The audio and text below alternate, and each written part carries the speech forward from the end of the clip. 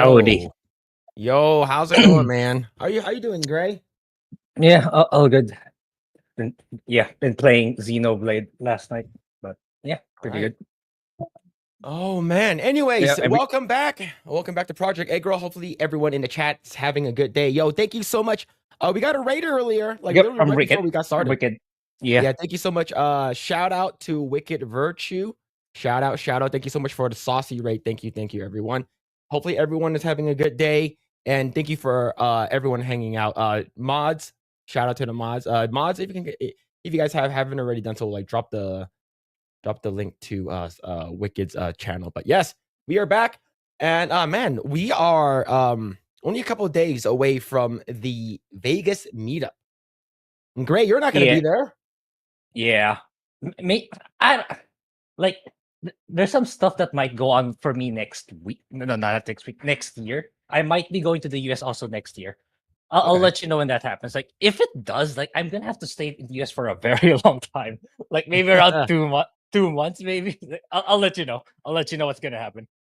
Yeah, man. Yeah. But thank you everyone for hanging out. Yeah, we didn't even we just got started. Thank you so much, Melodic Method, for the 10 gifted Thank you. memberships, man. Holy crap. Thank you, everyone. Thank you, Melodic Method, for the 10. Holy crap. Thank you. Lumpia Nation, yeah, man. Yeah, look, it's gonna be fun. So if anyone one of you guys are going to be at the Vegas meetup, I will be there. So make sure you guys are gonna be there. Make sure you go talk to everyone else first. All right. Then if you see me, just say, hey man, what's up? And that's it. You don't need to come and interact with me. I'm just gonna be there. You guys aren't there for me anyways. All right, you guys are going there to hang out with like the people from FNT and Geeks and Gamers. So, technically I am Geeks and Gamers, but I'm not the core crew. All right, I'm just the diversity Asian hire that sort of hangs out in the back, like in a sweatshop. All right, I basically make all of their merch. I basically make all of Geeks and Gamers merch. All right, basically for $1 an hour.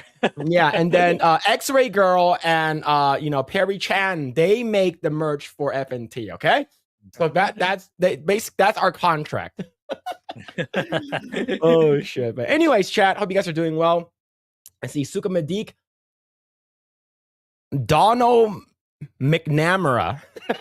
Fucking fuck that shit up. I definitely know it.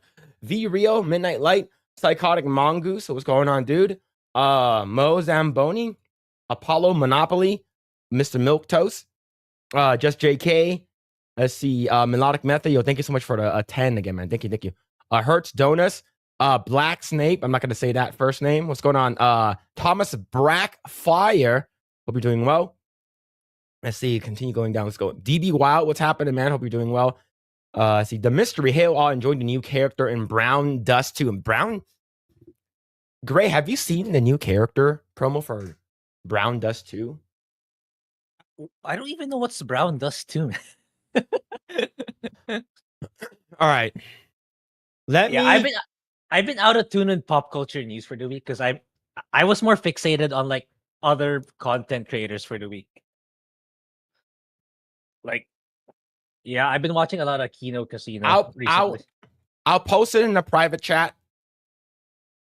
It might be too spicy for this channel. I don't want to get this channel demonetized, okay?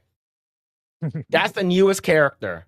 Okay, so that is one of the newest characters. Wait, did you send it to me on Discord? I sent it on private chat. Oh, private chat. Okay. Yeah, send it in a private chat. But yeah, what's going on, Kevin? Hope you're doing well. Adds his wonky eyebrow. Shout out. What's the game about? I have no idea. Who cares? It doesn't matter. Okay. It doesn't matter. What's the game about? Is the story good? Bro, are you even looking at the screen? Look at the screen, okay? McNamara? I thought it was some racist game. No, it's not. It is the best game, okay? Okay. It's the best game.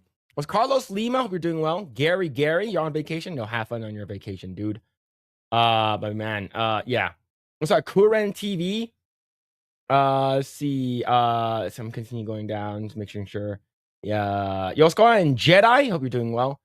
Yo, Hollow Ninja with the 2. What's up? And peace to all my fellow Eggrolls. Yo, Hollow Ninja, thank you so much for the 2. Thank you.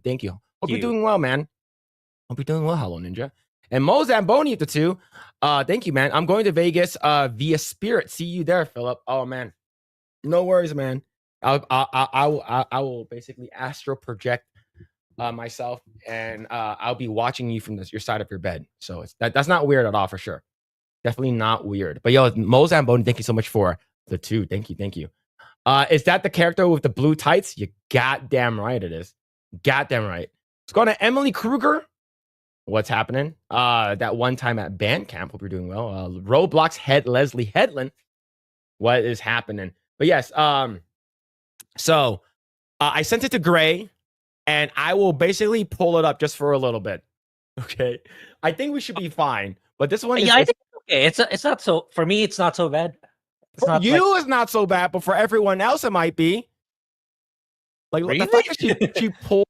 Oh Jesus, that's crazy, man. I don't know what this game is. I want to play it. That's why I'm asking. Is it action? Is it? I think it's. I think it might be similar to what's it called again? Fire Emblem.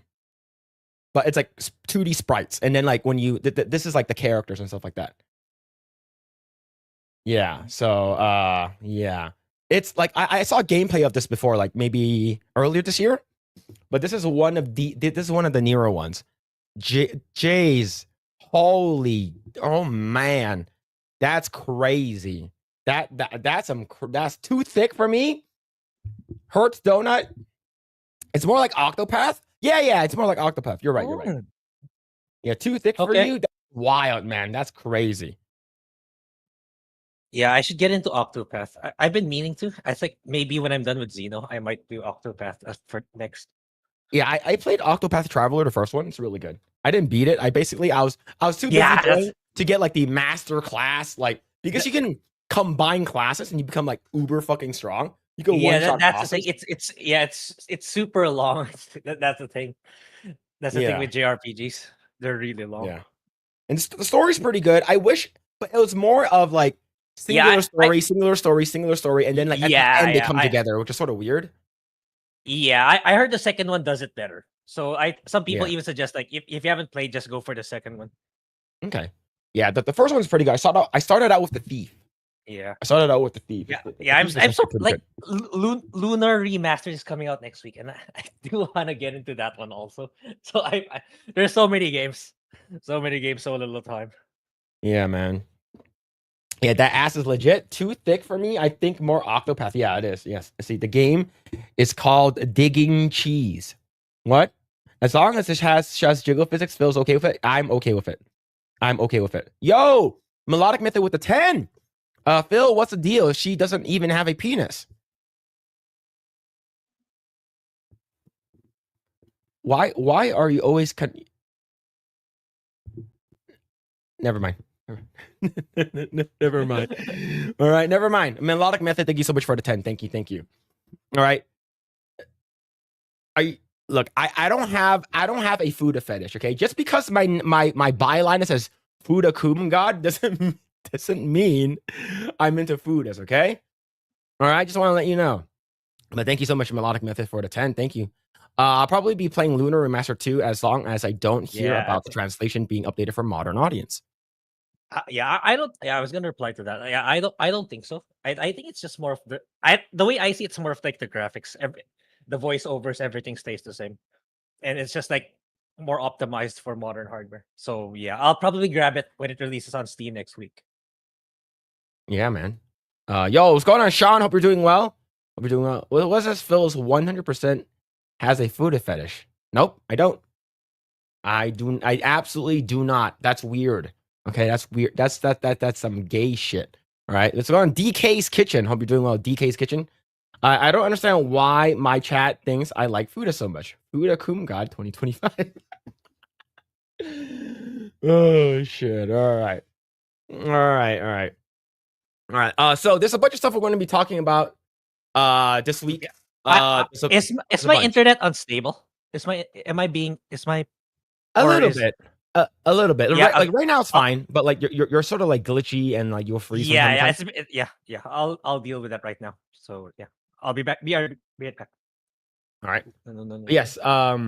There's a bunch of stuff that we're going to be talking about this week. I'm not sure. Grae will be back. I'll let him know. But like, depending on what's happening next Saturday, we might or might not go live next Saturday, but we will keep you guys updated. And yeah, it's pretty. Yeah, next week is going to be pretty wild. No, for my own personal channel, no Coomcast. I won't be on Epicverse stream. And yeah, I'm basically going to be in Vegas hanging out, and it's gonna be crazy. I'm not sure how many of you guys in the chat are going to be going, but yeah, I'll be going to the Vegas meetup, and I'll probably try to hit up the Texas meetup again, because I know that I do need to go to Dallas later this year for her wedding. So we'll see where that goes though. But man, it's pretty fun though. I love going to these meetups. I like meeting everyone, and it's crazy that people ask for my autograph. It's super weird, and I'm still not used to it. I know that a lot of people aren't going to be going this year. I know only several people. I know that Krista's not going to be there. I think Jay's not going to be there because I think they're doing a bunch of stuff for park hopping, so they're not going to be available to go. I know Jeremy, Ryan, Beardo, they're going to be there, but I'm not sure how long they're going to be there for. I know that Beardo says that he's there for like 3 days only, so I'm not sure if Jeremy's only going to be there for that long as well. I'm not sure how long Gary or anybody else is going to be there. Phil, only speaking for me and for your chance of having fun. Skip the next Saturday. Enjoy Vegas. We can go in a weekend without seeing sexy ass Phil and Grae. Yeah, that's what I'm actually considering. I'm probably gonna take that day off, and plus, I'm probably gonna hang out with family because I have a lot of family members in Vegas, so like I can hang out with them, and I believe it's like my aunt's birthday as well. So we'll see. Well, but yeah, mostly I might take that day off just to be sure. So I don't have to pack all of my freaking like my laptop, my separate screen, and like my host setup and stuff like that. So I might not do it.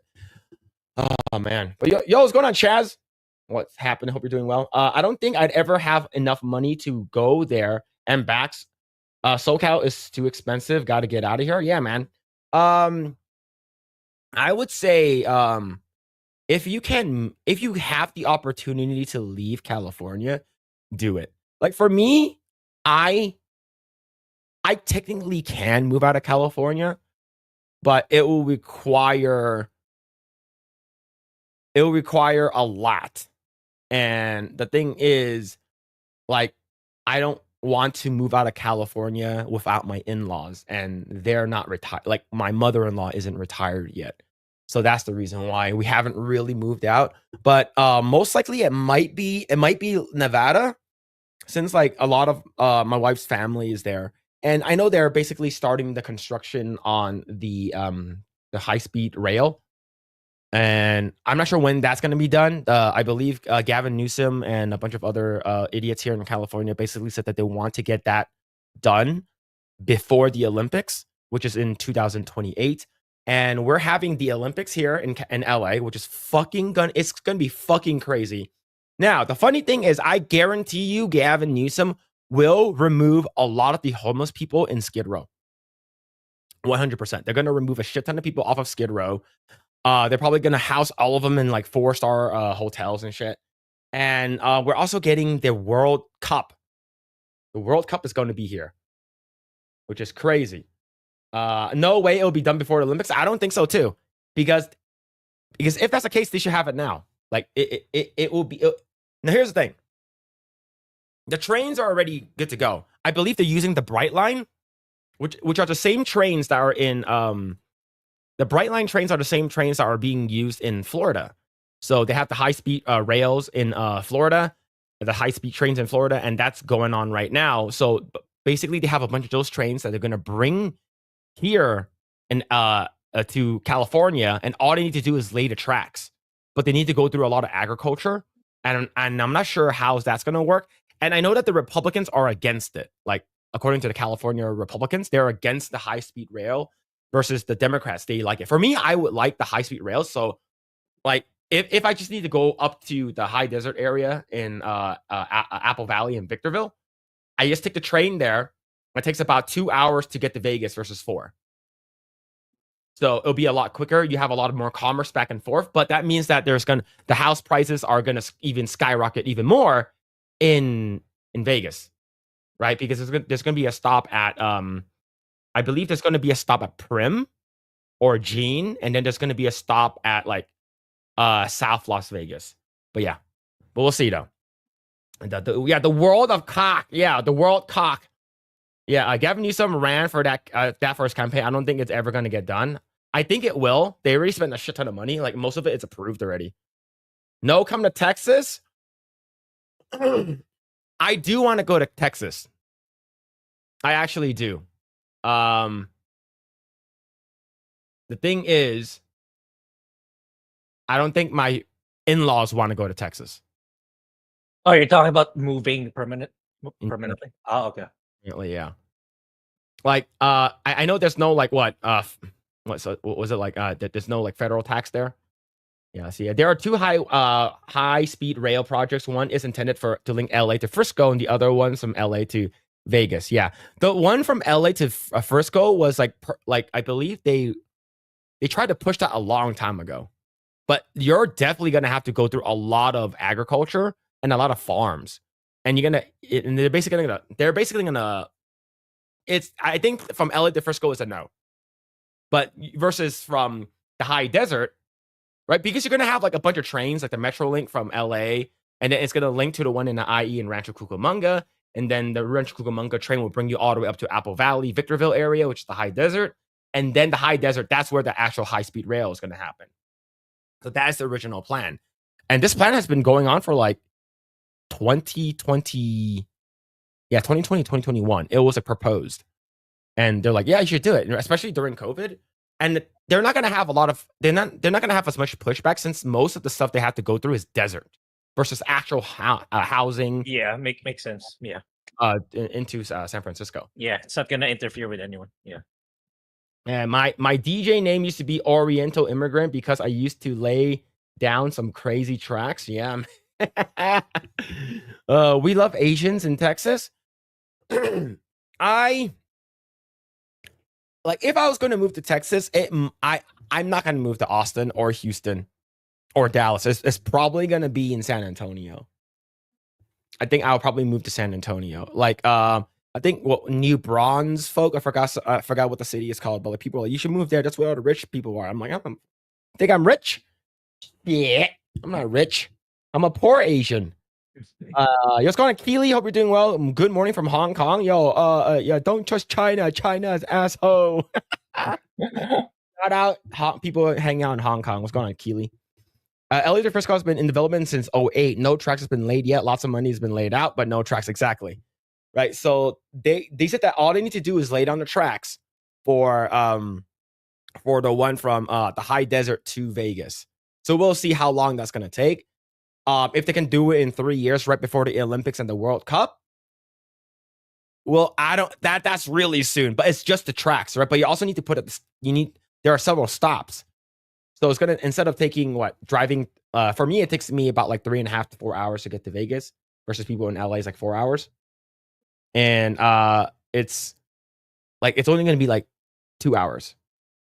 So basically, you can buy a house in Vegas and then work in LA, right? Because you get paid more here in California. And, the state taxes are a lot cheaper in Vegas, and you can save a shit ton of more money. So, but I think with that, I think the commerce there's gonna be more shit happening between Nevada and California. But we'll see. We'll see what's gonna happen. But yeah, man. What's going on, SD0? Hope you're doing well. Let's see. The LA to Frisco is being ran by the government. LA to Vegas is being ran by private industry. Yeah, the private industry. I believe Elon Musk and Tesla is actually part of that private industry that's doing the LA to Vegas. Okay. Yeah, because the Bright Line is actually a part of Tesla. Like it's sort of like, I believe, I'm not sure how much investment Tesla has in it, But it would be cool though. Feels everything's bigger in Texas, including Fuda's. I talked to my wife about it. All right. Let's talk about our first topic right over here. Grae, are you gonna watch this movie? Is it out already digitally? I'm not going to the theaters for it. Why not? You don't want popcorn to be thrown in your face? This movie is so good. It nears $500 million globally. Yeah. And the movie only cost $150 million. Ooh, nice. We're going to get more bad movies. Now, here's the thing. Yeah. I'm not saying this movie it's bad. I'm just saying that cohesively and story-wise is not for me, right? This is a movie for Minecraft Andes. This is a movie for Minecraft players, not for us. Mm-hmm. But people are saying that it's fun, turn your brain off. So it's a meme movie. And that's good, right? That means that we can get more movies that's more catered towards like I will want more Warcraft movies. Like a StarCraft movie would be really cool. Warcraft wasn't that bad when I watched it back in the day. It was I think it was okay. They were expecting to make break $1 billion because it was a lot of money for I believe it cost a lot of money to make that movie. I think it did really well in China though. So I think it did make a profit. It was like 800 million. But yeah, man. Yeah. So are you saying that you don't want to watch this movie? Why not, Grae?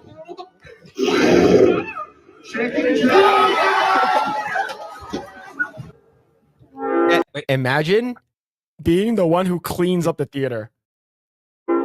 Wait, it froze for me. What happened? They threw the popcorn. They all kept throwing the popcorn. No, but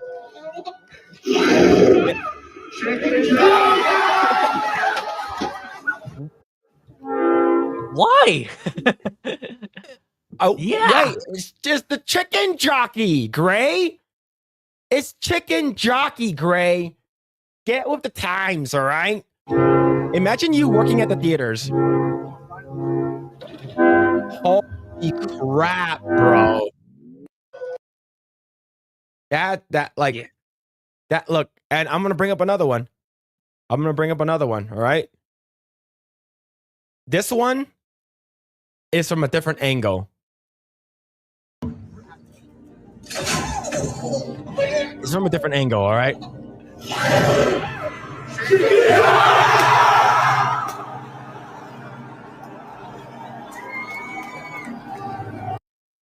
You saw this. I still can't believe there's an actual fucking chicken in the movie. This guy brought an actual chicken into the movie. What the fuck? I'm still fucking mind blown, man. Wasn't it like very noisy even before the scene happened? I don't know, man. Look at that shit. Of course, they turned on all the lights. They knew this was gonna happen.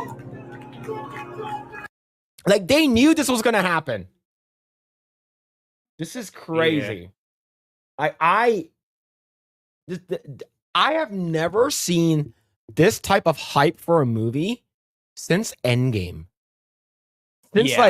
Since this might even top Endgame. I've never seen at least Endgame. Nobody brought like a fucking real. I don't know. I don't know what else they can bring into the movie. Yeah, I was gonna say that. Where did he hide it? He probably hit that chicken in his dick. I don't know. I don't know how he fucking bring that in. Look, but this is absolutely one of the most craziest things I've seen in the theaters. It's pretty crazy. Now, is it as crazy as this one, Tiger 3, that they started throwing fireworks in the theater? Probably not. I believe this is in India. But this is not for the Minecraft movie. But I can see them doing this shit, man. Imagine fucking watching Wakanda Forever. I mean, not Wakanda Forever. Fuck that movie. Infinity War, right?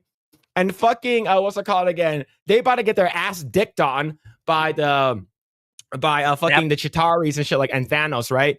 And then all of a sudden the fucking the Bifrost drops down, and Thor comes out. He's like, bring me Thanos, and then the fucking some guy lights the fireworks.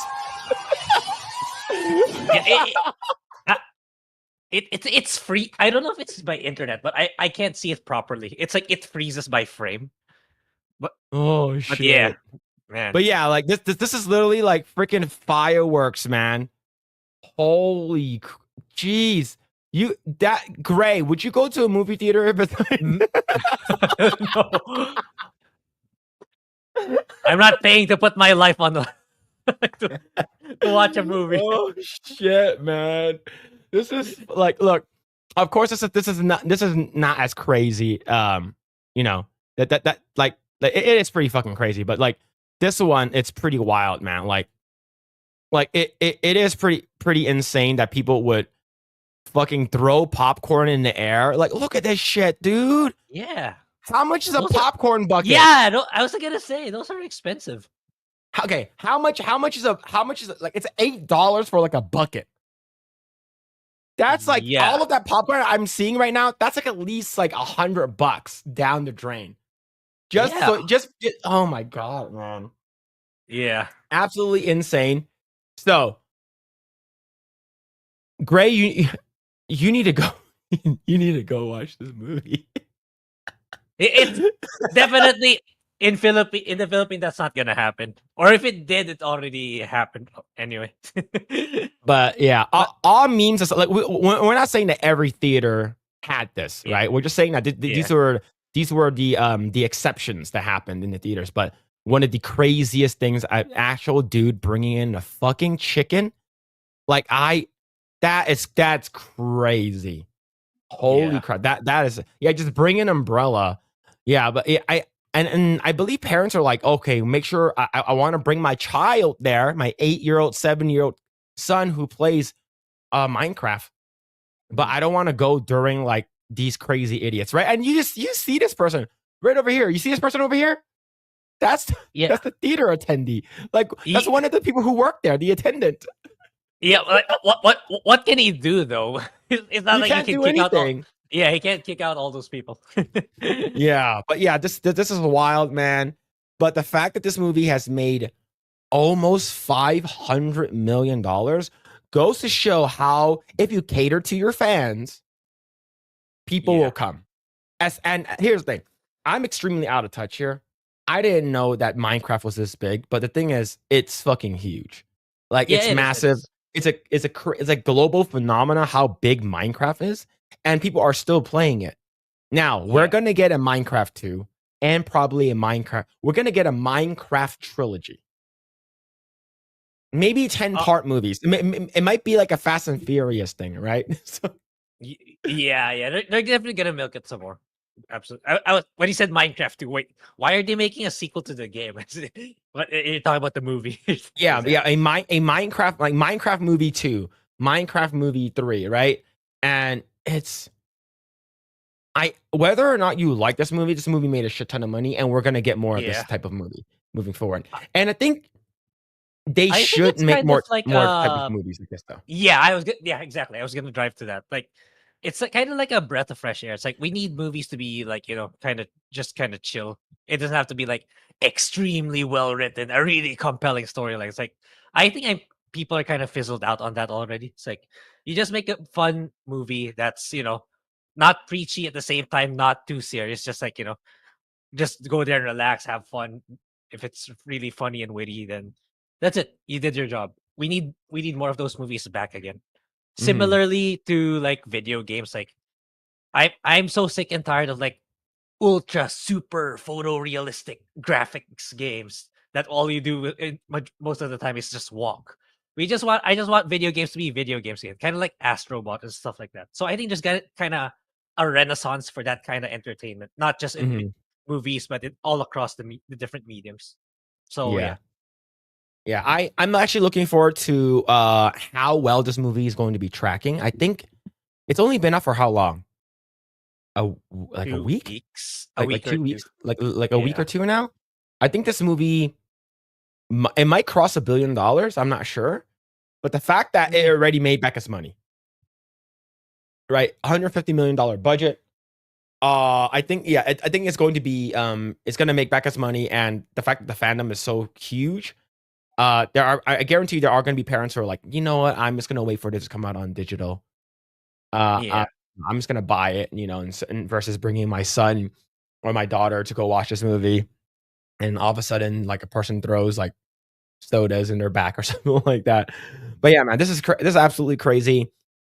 I might watch it. Probably not in the theater, but I might actually watch this though. Yeah, probably me too.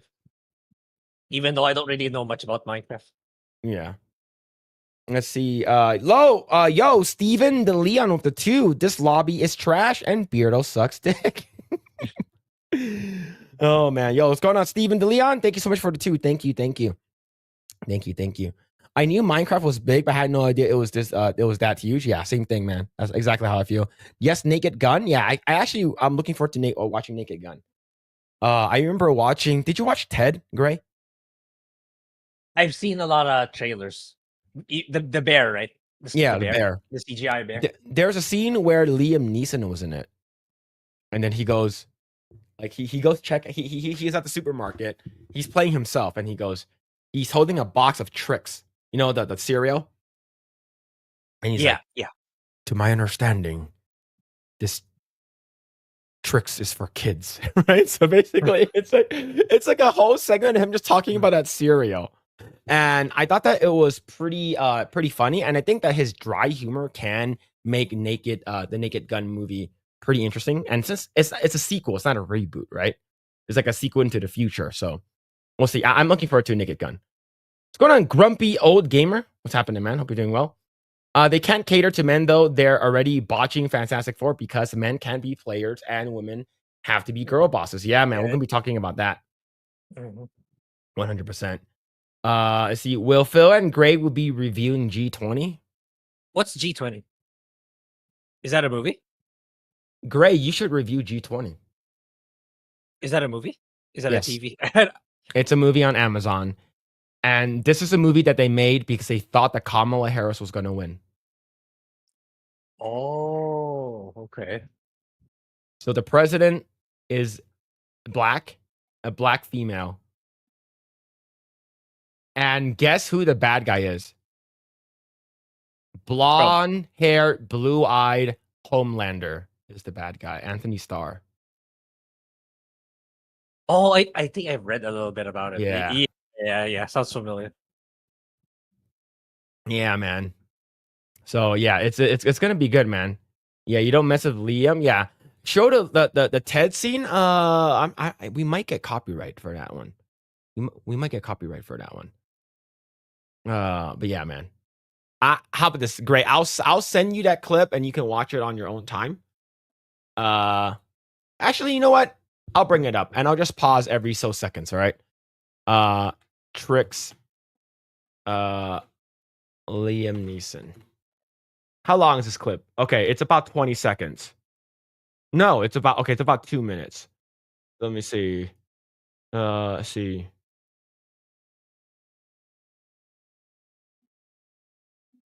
All right. Let's start over here. All right. Can you see this? Yeah. All right. So basically, do you know the premise of this movie? No.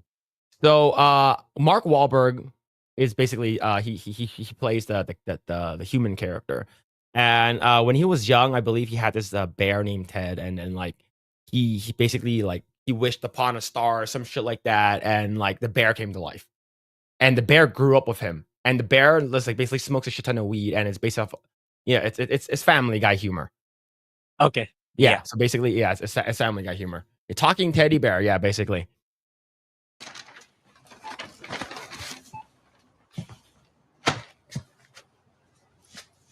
Hey. Hello. I'd ask a few questions about this breakfast cereal. Yeah, box of Trix. That's right. I've been led to understand that Trix are exclusively for children. So do you have Trix in the Philippines? Yeah, and Fruit Loops. I'm not a fan of it. Sorry. Okay, I- so do you know about the commercials? Have you seen the commercials for Tricks? Because if you haven't, then Okay. it won't really land for you.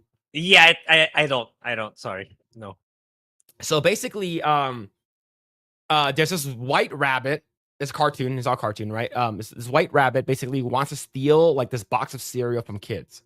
It's like and these kids always like outsmart this like silly rabbit, right? And at the end of the commercial, it's like silly rabbit tricks are for kids, and the kids eat the rabbit, and then the kids eat the cereal. All right. Okay. So basically, Yeah. this has been going on like since the early '90s, and it's maybe even the late '80s. It's silly rabbits tricks are for kids. It's basically that is the quote, and so they basically put that into this movie. Is that correct? Well, I mean, they say tricks are for kids in the commercials. And is that enforced by law? Not to my knowledge, no. So if I purchase these tricks, there'll be no trouble. No, you should be fine. So it's just like I think this humor can work for Naked Gun, right?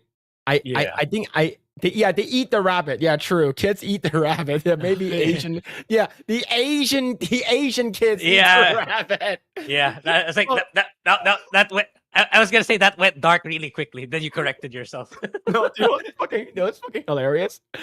Family Guy also made fun of Tricks. It's like, oh man, it's worse than that one time in the Tricks commercial in Japan or something like that, or in China. So what happened was like, oh, the city are so good. City rabbit tricks are for kids. And the rabbit's like, no, you share. And the rabbit kills the kids. He fucking breaks their necks. A meme commercial in China. Yeah, no, Family Guy did a cutaway. Okay. Family Guy did a cutaway. It's like, no, you share. Fucking kills the kids. I'll play that after this. It's so funny. You do understand that I myself am not a child. I was able to sniff that out. Yeah. Okay, I'm going to bring these back to my apartment. Yeah. You'll be okay. And I won't be followed. No, that's not in our budget here. Hey, I won't forget what you've done for me here today. I would prefer that you do. So it's like I think this humor can work, right? So let me actually look up the let's see, Tricks Family Guy. Oh, there it is. Yeah, it's literally 7 seconds. It's I think it's Tricks, Asian Tricks commercial. All right. so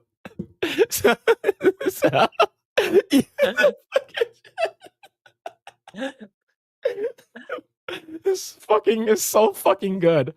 Silly rabbit, Twix are for kids. You shall.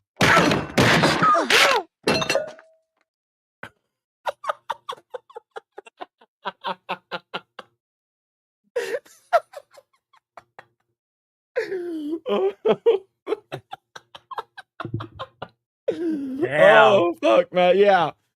So I thought that was shit. Was hilarious. Like this is like old Family Guy. This is like earlier Family Guy, which is like super good. Right. I love like classic Family Guy. I don't like the newer versions. Like it sort of became like a little political, like little in a political way where like it's not entertaining anymore. But yeah, man. So you guys should watch the Leslie Nielsen money bribe scene, and you can see that Liam will kill this role. Yeah, I think Liam will like actually do really, really good. What's here? That's Phil's family. Yeah, yep, true. Yep. And then afterwards, we ate the rabbit. Did I ever tell you I actually had a white rabbit? Like a long time ago? Okay, so so one day me and my sister were walking home from middle school. No, was it middle school? No, it was elementary school, like middle school, elementary school. And we were walking home, it's around like 6 o'clock at night. And going back home, and we see a white rabbit on the like running around. And then we're like, oh. And then my sister is like, Phillip, get it. And I was like, what do you mean get it? Like catch the rabbit. We can raise it as a pet. I was like, where the hell are we gonna put this rabbit? It's like, Dad has a giant fish tank, like a really big fish tank that's empty. You can put it in there. I was like, Dad's gonna be pissed. And he's like, so just get it, okay? I was like, all right, how am I supposed to grab this rabbit? And she's like, just do it how they do it in the restaurants. I was like, what do you mean? She's like, grab the rabbit and hold it by the ears. I was like, are you sure? She's like, yeah. I was like 8 or 9. I chased this rabbit down for like 10 seconds and I corner and I grab it. Grabbed it by the ear. And I was like, here you go, Kelly. This is my sister. She's like, okay. She holds it, brings it home. All right, puts it in the fish tank. And then we're like, oh shit, we need to tell Dad. And then she was like, let me feed this rabbit first. All right. So then after a while, we're so excited, we tell our cousins and they come in and stuff like that. And it's like, oh, does your dad know? Does grandma know? And then we're like, oh, I don't know. So what happened was we started feeding it lettuce, and then my dad basically comes in and he's like, yeah, I heard about the rabbit. You guys can't keep it. So this is about a week later. It's like, yeah, it's like, come on, let us keep it for a couple more days until we find it like a new home. All right. And it's like, all right. So during this time, like my sister had a crush on this guy named Vincent. He's like about 2 years older than her. And Vincent was like, I'll take the rabbit. It's like, yeah, like I used to own a rabbit and it was fine. Like, we'll take care of it. It's like, all right, cool. And we gave the rabbit to Vincent. And then about 2 weeks later, like we asked him, hey, how's the rabbit doing? And he's like, oh yeah, we ate the rabbit. I figured, because like when he said I used to have a rabbit, it's like, yeah, okay, what happened to it? So we asked, wait, what? You guys ate the rabbit? It's like, yeah, we met Vincent's grandfather before. So what happened was that while Vincent went to school, the grandfather grabbed the rabbit, brought to the kitchen, and fucking killed it and ate it. And then I was like, we're like, but it was supposed to be a pet. It was like, he didn't know that. And we're like, was it at least good? It's like, oh yeah, it was good. It was good. We made oh yeah, we turned to rabbit stew. I was like, yeah. So like the rabbit was pretty big too. It was like it's pretty big. I think it was our neighbors.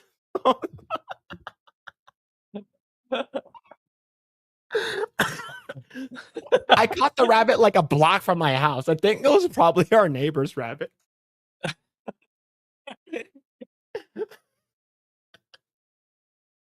They didn't like ask around. Your neighbors didn't like, hey guys, have you seen a white rabbit hopping around somewhere? No, here's the thing. We were told not to talk to strangers. Oh, okay. And here's the thing: whenever people like ring their doorbell, we don't ever answer the doorbell, even though we have one of those like stained glass windows where you can clearly see inside the house. Mm-hmm. So usually, like, if it's we get like freaking like Mormons coming at our door, we say, "Oh, so we don't speak English." Just close the door. That's what happens a lot, man. It's like, but yeah, it's that rabbit wasn't good. Yeah, so like it probably would have been better if we didn't catch the rabbit, unless an owl ate it or something like that. But yeah, man, we had that. Yeah, it was gonna get eaten eventually by someone or something. Yeah, was it good? Was it at least good? The important questions, yeah, a lot of bones for rabbits. And here's the thing, though, like it's not as much bones as frog. I think frog has a lot of bones, but like rabbits, they do have a decent amount of bones. But if you're making it into stew, like most of the bones are like the meats fall off the bone, right? And the soup is like extra sweet. And you cook it with carrot. Did Vincent eat the rabbit? Yeah, him and his family ate the rabbit. So yeah, it's like the moment he said we used to have the rabbit, like the first question I went, okay, what happened to that rabbit? It's like, neighbors, has anyone seen a white rabbit around here? Vincent's family? Nope. He just burps. And sure. Frog is so much smaller than rabbit. That's true. missing poster, missing bunny, rabbit, snowball. The funniest shit would be like, look, I just need to know whether or not this rabbit. It's like a Family Guy thing too. I just need to know whether or not this rabbit is if my rabbit's alive. You know, I just need information. Any information will do. And then it's like, are you? And then Quagmire was looking for his cat, and Peter was like, he's like, no questions asked. He's like, he takes his $100 from his hand. He's like, I killed your cat. He closes the door on him. I killed your cat. Oh fuck, man. Love rabbit barbecue. Never had that. Never had it. My uncle used to cook a rabbit during Easter in our family family gathering. Yep, they're eating the rabbits. Yeah, the minute I heard rabbit, I knew this was how this is gonna end. Yeah, man. Yeah. Traditional paella is either rabbit or has a way too many bones. Oh, okay. Did I say it right? Is it paella or paella? It's paella, right? It's like it's the double L's. It's a Y. Yeah, I think it depends where you are. I think paella is fine for us. Yeah. Maybe if you're in Spain, maybe they're more particular about that. Let's see. Did you did you eat his dog for payback? No, he didn't have a dog. Yeah, he didn't have a dog. All right. All right. Let's go and talk about this. This next topic right over here, which is huge, right?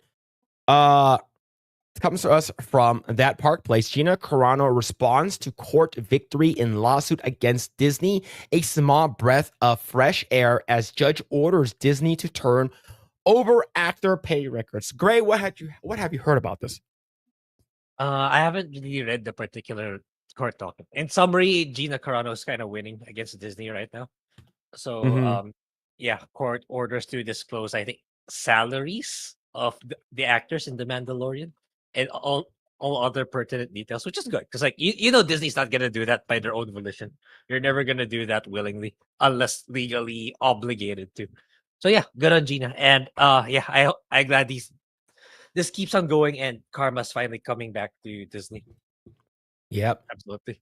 The legal battle between Gina Carano and Disney has just entered a new and potentially game-changing phase. Following a federal judge's decision to grant Carano's motion to compel, Disney has been ordered to turn over key internal compensation records tied to The Mandalorian, Ahsoka, and the Book of Boba Fett, and/or The Acolyte and the upcoming Mandalorian and Grogu film.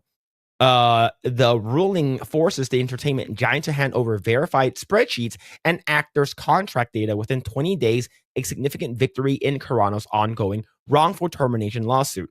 Now Carano, I'm a fucking idiot. Now Carano has responded publicly to the development with a calm but firm statement expressing both gratitude and resolve. This is a small breath of fresh air in a long, arduous process. I'm grateful to the court for moving so quickly. I look forward to details of my case becoming public and hearing my name, which will allow me to continue doing what I love without such brutal. And basically, if you want to read more of it, you can actually go to her X right over here. Brutal discrimination. I remain incredibly grateful for this opportunity to defend myself against this Goliath. So this is huge, and this is a huge W. Made a good, direction in my opinion. I think a lot of people believe this as well. But there are some people out there who don't really like Gina Carano, and there's unfortunately there are a good amount of them who are huge Disney shills because this article says the force was not strong enough. So saying that the force wasn't strong enough that Gina Carano might win against Disney. So there are articles right here basically countering with this this was a surprise for everyone. This was a surprise, but for a lot of people it's a good surprise. But for companies like this, Disney is a bad surprise to them, right?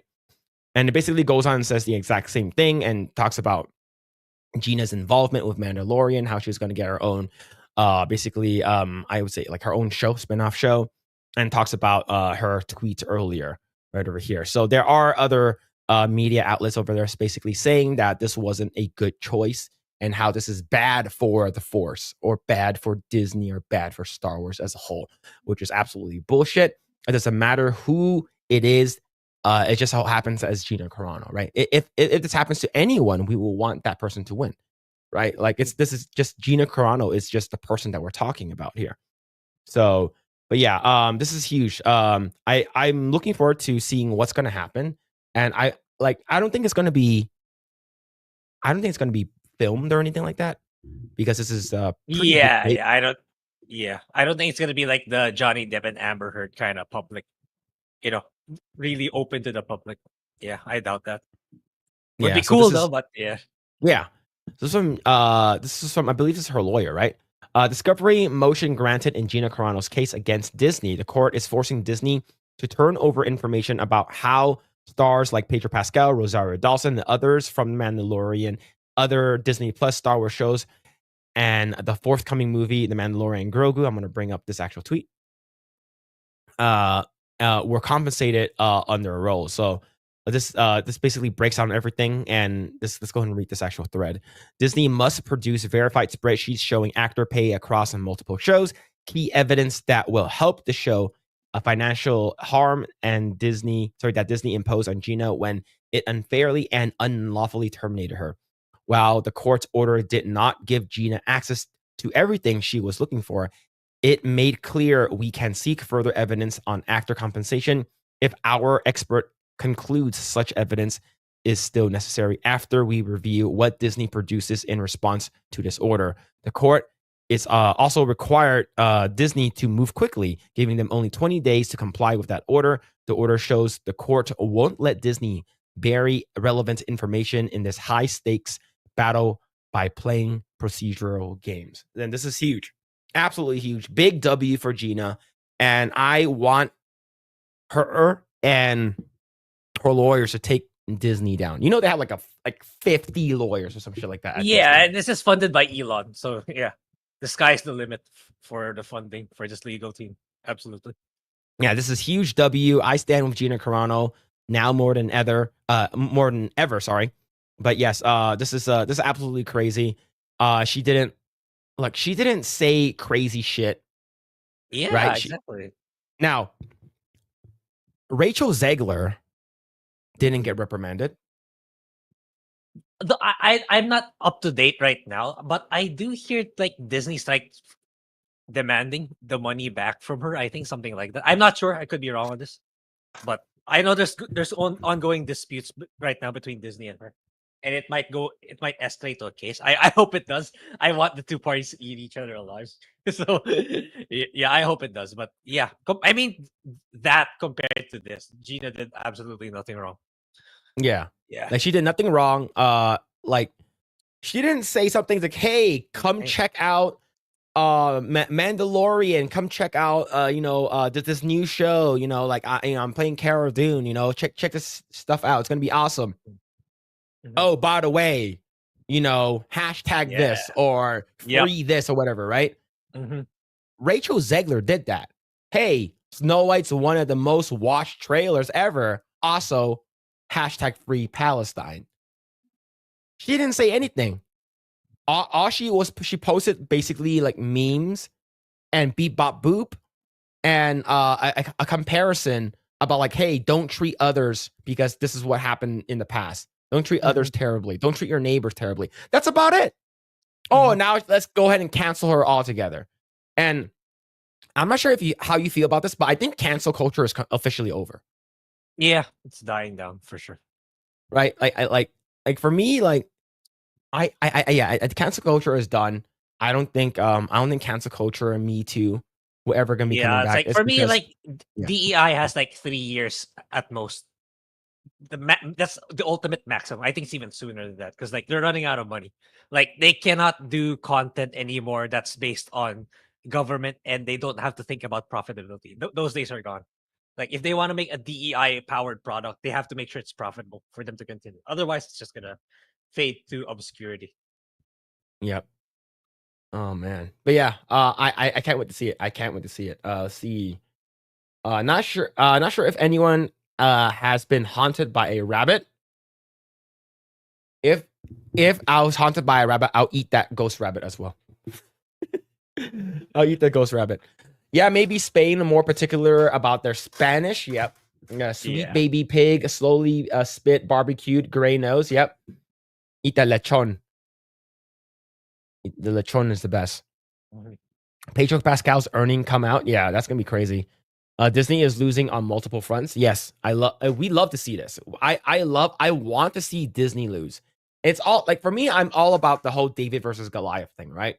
And you know, I want David to win. And it goes to show like how these like big companies, big corporate, like I guess monoliths, especially with Disney like owning a bunch of shit, they Yeah. do not care about anything else other than money. But the fact that Gina I'm not even Carano brought in Yeah. Gina Carano brought in a lot of very, very like strong, like if you want strong, confident female characters, she's one of them. And you Yeah. guys, like she's actually physically capable too, not just in the TV shows, but she's badass in real life. She can kick a lot of Yeah. dudes' asses in general. You Yeah, it's actually like had a legit person and you screwed her over. Yeah, I'm not even sure if I agree if Disney wants to make money, given what they're doing with all their recent entertainment. Yeah, they get lucky sometimes with Inside Out 2, Moana 2, but in terms of their like the ones that they're really pushing hard, their mainline stuff, it's still it's still mostly woke shit. It's Like they in my opinion, I think they want money. Ultimately, they want money. But there are people who are like middle managers, like, yo, if we go with this woke shit, like we're gonna make a lot of money. Like, just think about it. A lot of the woke people are like millennials, and all of them have money. It's like, no, they don't. yeah, Not all of them have money. like And so you would think by now this should be like Disney should have learned already, but no, like given with recent news, they still haven't. Or at least if they do, it's like Bob Iger, what the fuck are you doing about it? If you keep saying that we're not a woke company, but you're not doing shit about your woke staff. I don't know, man. I don't know what the guy wants. yeah, yay, love Gina, yeah, absolutely. And meeting her in person, saying that she's like, oh, she's a terrible person. She's awful. Like she deserved to be canceled and stuff like that. I'm just like, and then I meet her in real life. It's like everything that you said about her was complete lie. And the thing is, I already know that. But meeting her in person, it's like she's so nice. Mhm. Like there's no way in hell like what you were saying is like has any merit. So like these people are just liars. They just don't like her. It's because you're on the different side. And we're gonna talk about that. Like people who all like supported one thing and all of a sudden switch sides is because they interacted with someone on the side that they don't believe with. They don't understand or they do not agree with. So she's gonna win the Californian labor law is on her side. And if she doesn't, then something evil is going on. Hope she didn't sign up for Disney Plus. Yeah. Remember the whole Disney Plus thing, Grae? Even just hey, you signed up for Disney Plus and you died. You died and you signed up for Disney Plus. You can't sue us. Yeah. Yeah, man. Just That's to crazy. show, their values, their moral values. Yeah. Yeah, man. See, Disney Plus will have to add another $2 to the subscribers. Yeah, good, man. Yeah, good thing you don't have that anymore. I'm not subscribed to that. Yeah, don't forget Richard Ziegler said, "I don't want your business." That's true. And now her movie, where is her movie right now? Yeah, I've been hearing some rumblings that like Disney's like having a legal case against her. Like it's that bad already. Like I really hope it does happen. So you see two dipshits eating each other. Let's see, Snow White.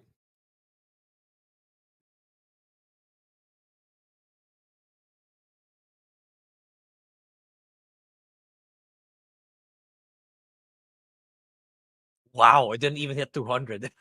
Holy shit. Not even 200. My God.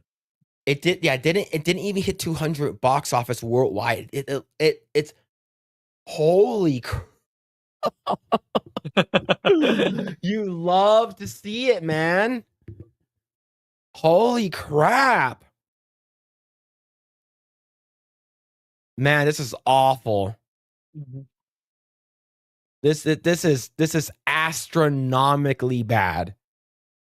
Holy, not even $200 million. And this movie cost, they're saying that, okay, they said that this movie cost $180 million to make, right? Like, Yeah. Like this is what the Access Media said. This is what those fucking mainstream media said. This movie only cost $180 million to make. It didn't. If that's the case, it didn't even make that much. It didn't even make back its money. Yeah. And we know that this movie Production cost alone. And if Yeah. you believe that it only costed that without the reshoots and stuff. Yeah. Oh my. Yeah. Yeah. So we do know that the actual numbers from Valiant Renegades about like 300 million something. Yeah. Around 370, right? That 330 to one I 370. believe. That one I believe. Yeah. Yeah. So let's say we give the mainstream media benefit of the doubt. It didn't even break its budget, not including marketing, promotion, and even what's it called again? Paying the theaters, because the theaters basically eat up like 40%. Yeah. So man, this is bad.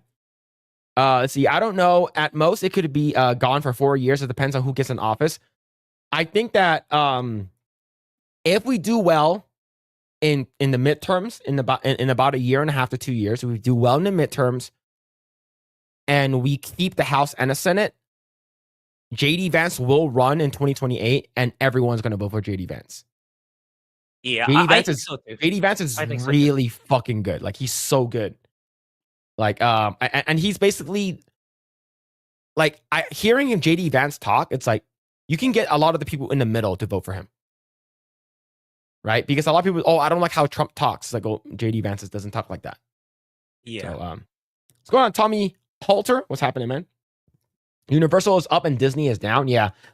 Next year, I like, people ask me if I'm like, hey, are you going to go to MegaCon? I might legit think about going to MegaCon because I want to go to Epic Universe. I want to go to Epic Universe. I've been seeing the feedback. It sounds really good. Yeah. Yo, Mitchell Fields with a 5. Thank you, man. Speaking about rabbits, there is a rabbit Monty Python and Holy Grail reference in Skyrim. Grae, you need a greater than 8 gig GPU. Yeah, I'm working on that on June. So yeah, I'm not getting a Switch 2. I'm getting a new PC. I'm getting a new PC with a 4070 Super, I believe.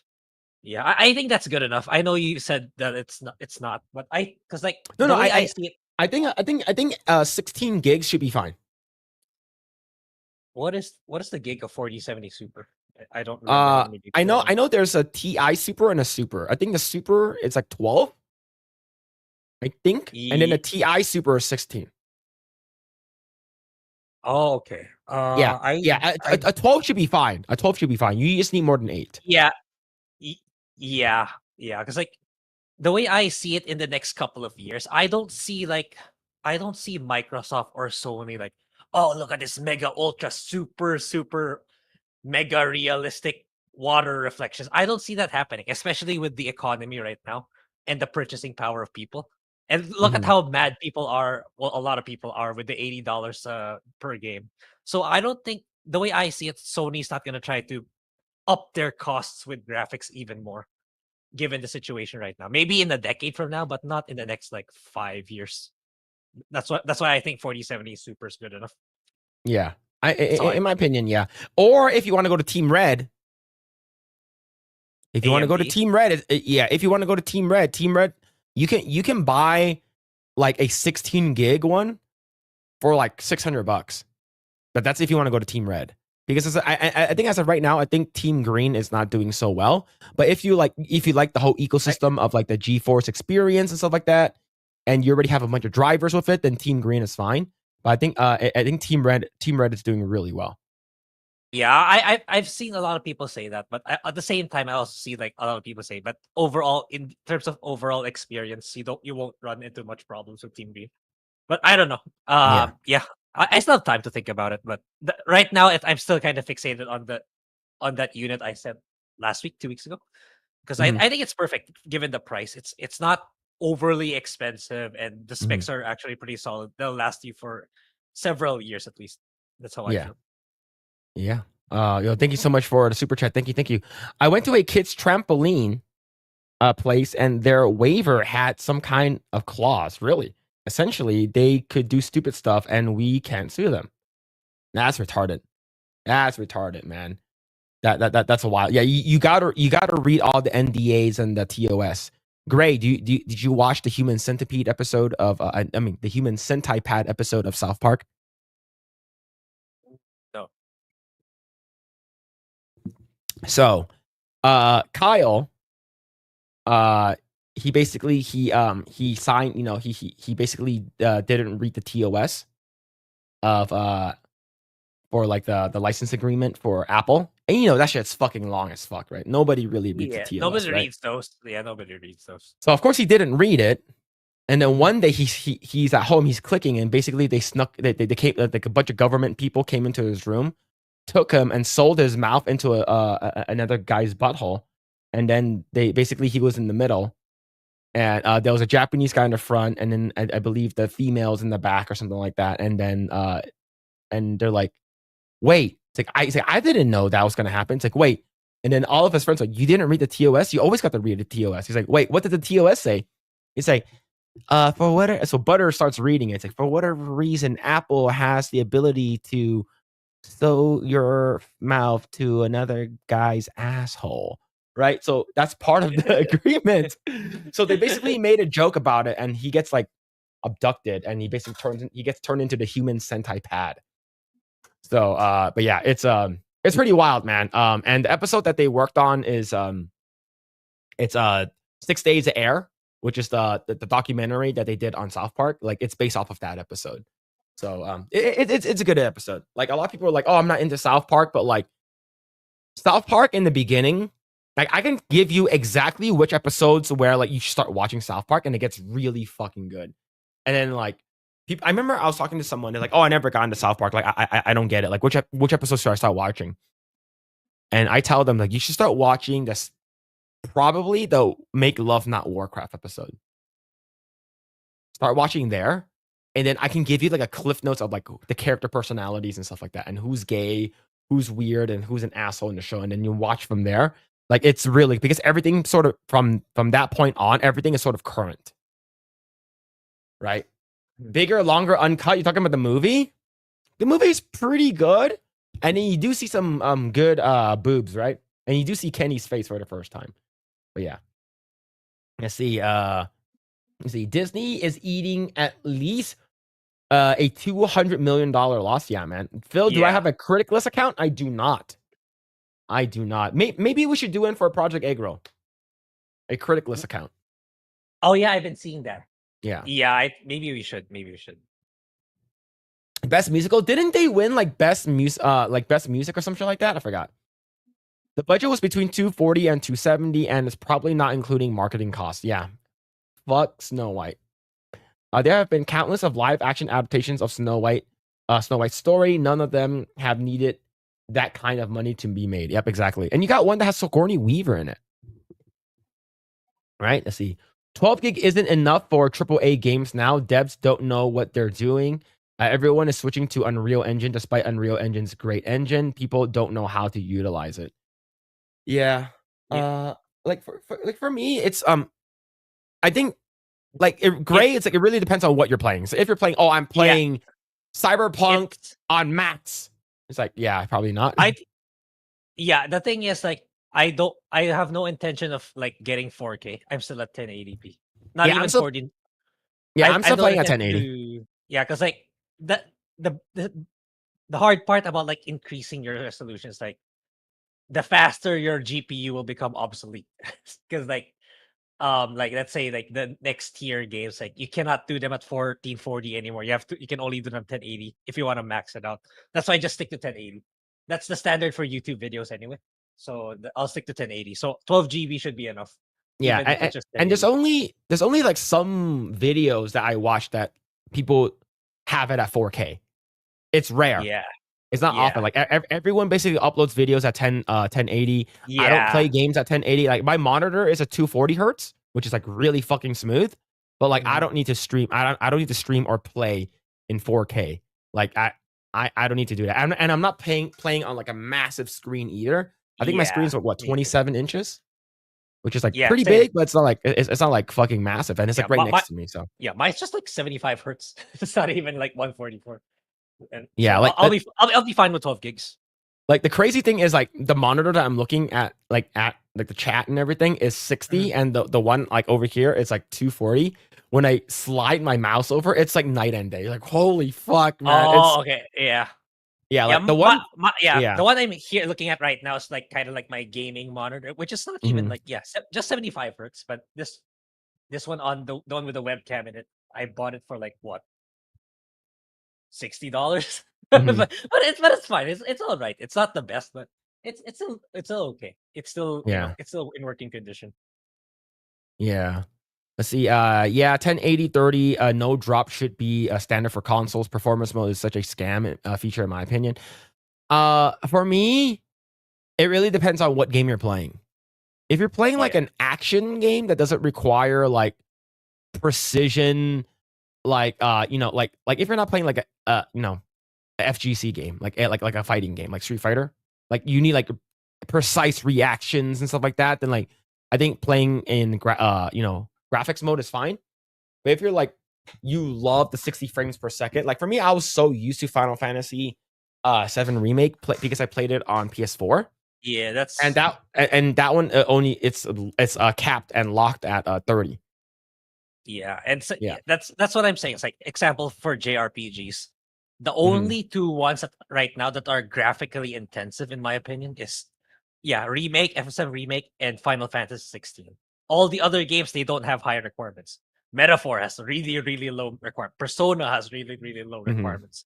So it's like those really high graphical fidelity games are so few right now. And I understand given the economy now. Like they cannot risk those kinds of projects anymore. They should focus more on like the scope of the game and the gameplay. So that's why I'm not really inclined to get the ultra high end video cards, at least not yet. I'm not inclined to get the 5090 and stuff like that. You don't have like $4,000 to spare? Right?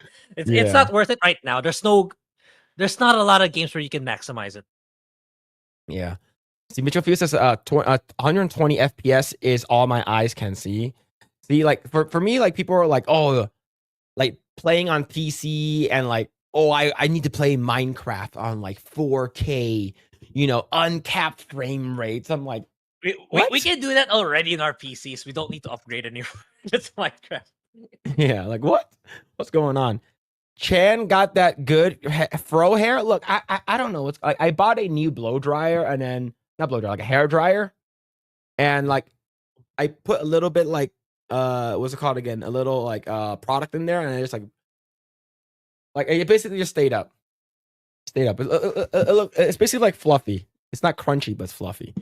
But yeah, what's going on, Raul and T? Hope you're doing well. All right, let's talk about more video game news.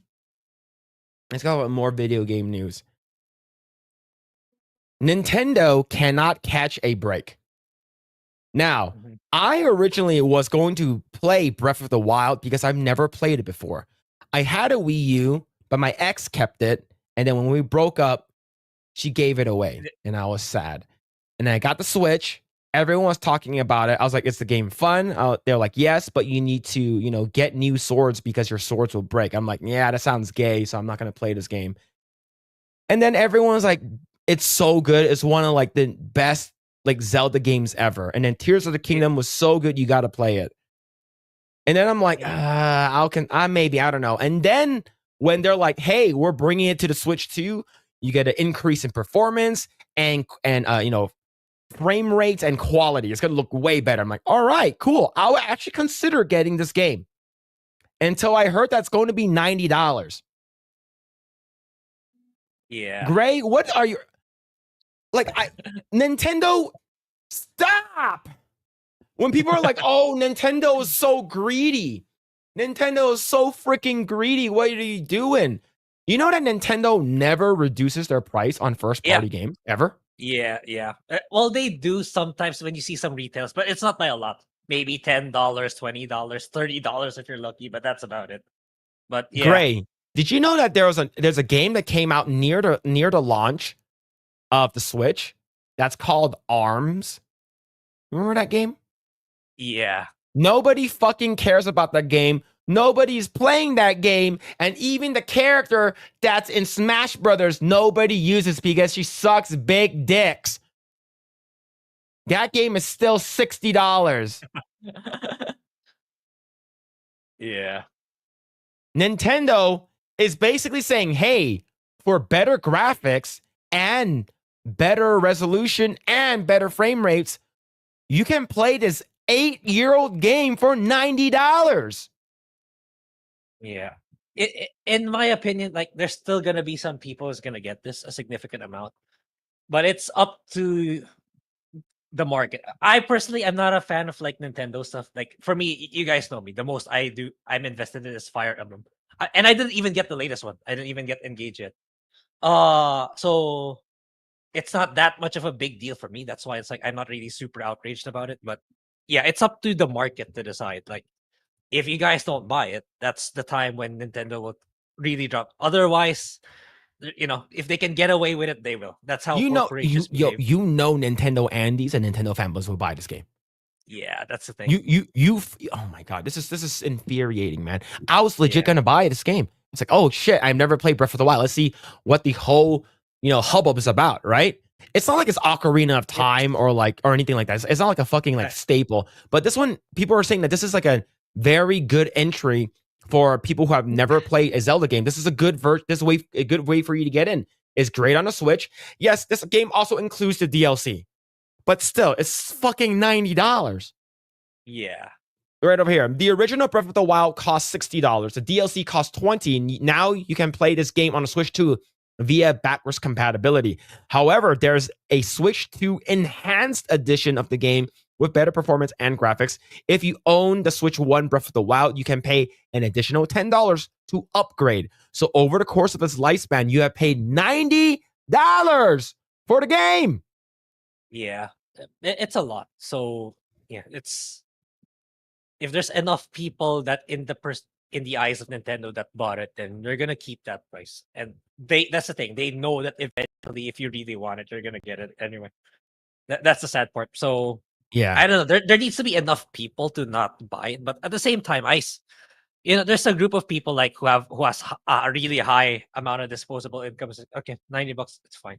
$90 is okay.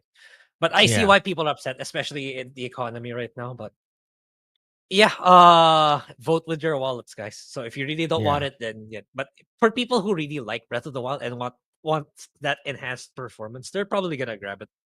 That's how I see it. See, if you do not have the original, Switch 2 Breath of the Wild costs $70. However, it does not include the DLC, which is now 8 years old with the game, which would be an additional $20. And again, that will cost a total of $90. Now, people are in the chat saying that, yes, this game is, given how great this game is like, people are saying this is one of the latest and greatest Zelda games ever. Like, people are saying that this is like, this has been the best Zelda game since Ocarina of Time, since Wind Waker, right? But remember, there are other consoles that gave you a free graphics upgrade and a free performance upgrade if you upgrade it from the PS4 to the PS5. Like we were talking about Final Fantasy VII Remake. If you had Final Fantasy VII Remake, you can get a free upgrade to the Final Fantasy VII Remake for PS5. But if you want to buy the new game in the intermission intergrade with Yuffie, then it's an additional $40 for the Yuffie DLC, right? But you get a free upgrade. A lot of these other companies that's not Nintendo give you free upgrades and free, like, hey, quality of life. Here's a bunch of like free shit. No, not Nintendo. Remember, $60 for a game that nobody plays. Okay, nobody plays ARMS. Oh, what's your favorite Nintendo game? ARMS? No, nobody fucking plays this game. All right. Now I can justify like Smash Brothers, Mario Kart 8 Deluxe, like games, Mario Party Jamboree, right? Like those games that like people go back to over and over and over again. Zelda, I get it. It's one of the biggest IPs that Nintendo has, but $90. The reason why this is frustrating isn't that it's $90. It's because this will pave the way for other developers, for other companies to make their games this expensive. You're basically going to pave the way. And this is, GTA 6, $100. Deluxe edition, $140. Ultimate Uber edition with big dicks, $200 for GTA 6. And people will buy it.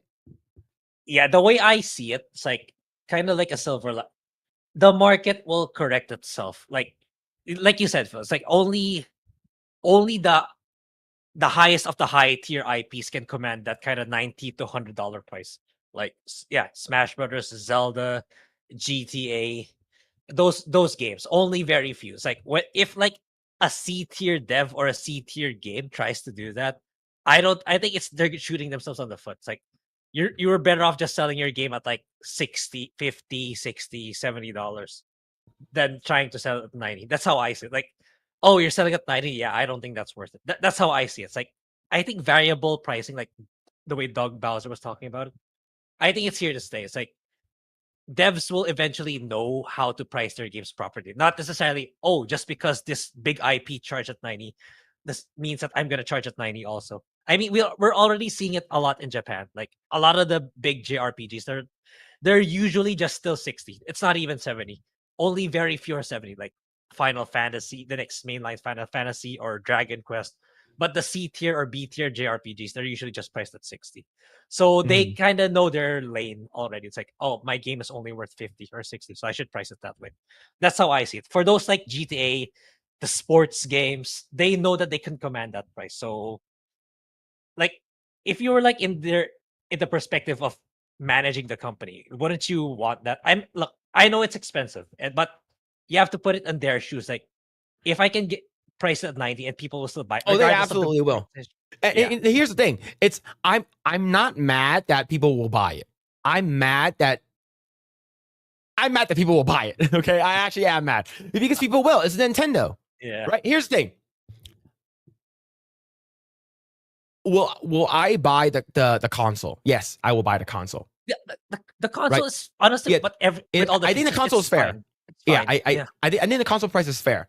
Yeah. Well, let's say if someone bought me the console and I didn't buy it myself, and they didn't buy me the bundled edition with Mario Kart World, would I buy the $80 Mario Kart World? Yes, I will, because I'm a dick eater too.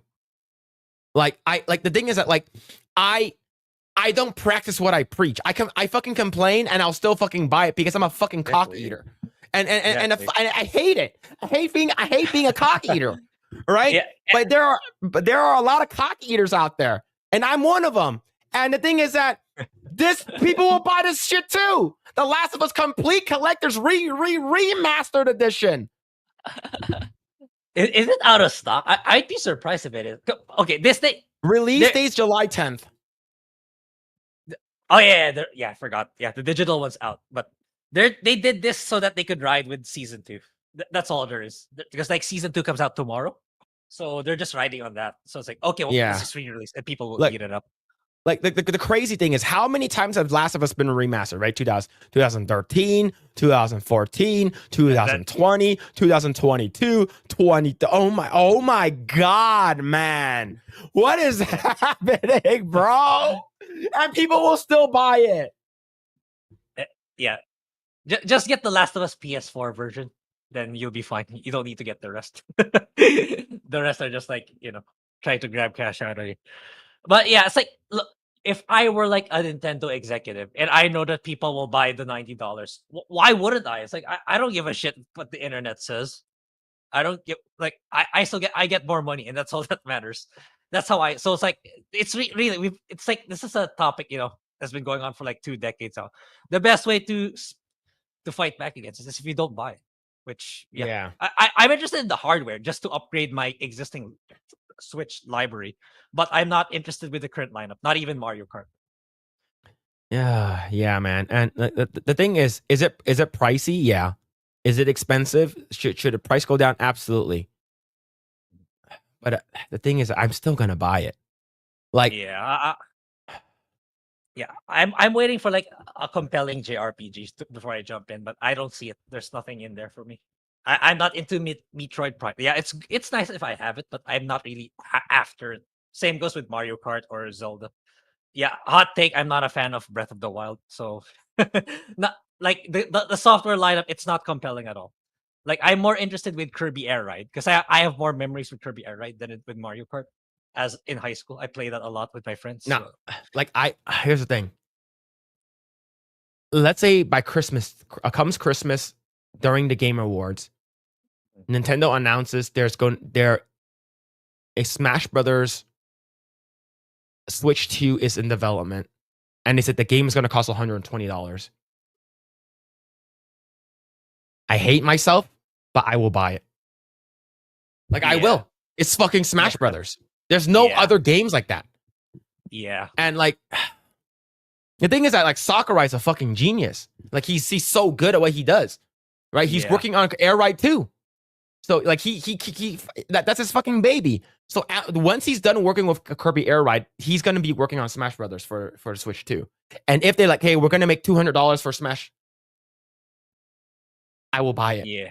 Because I'm a fucking cock eater. I won't, chat. Don't worry, I won't.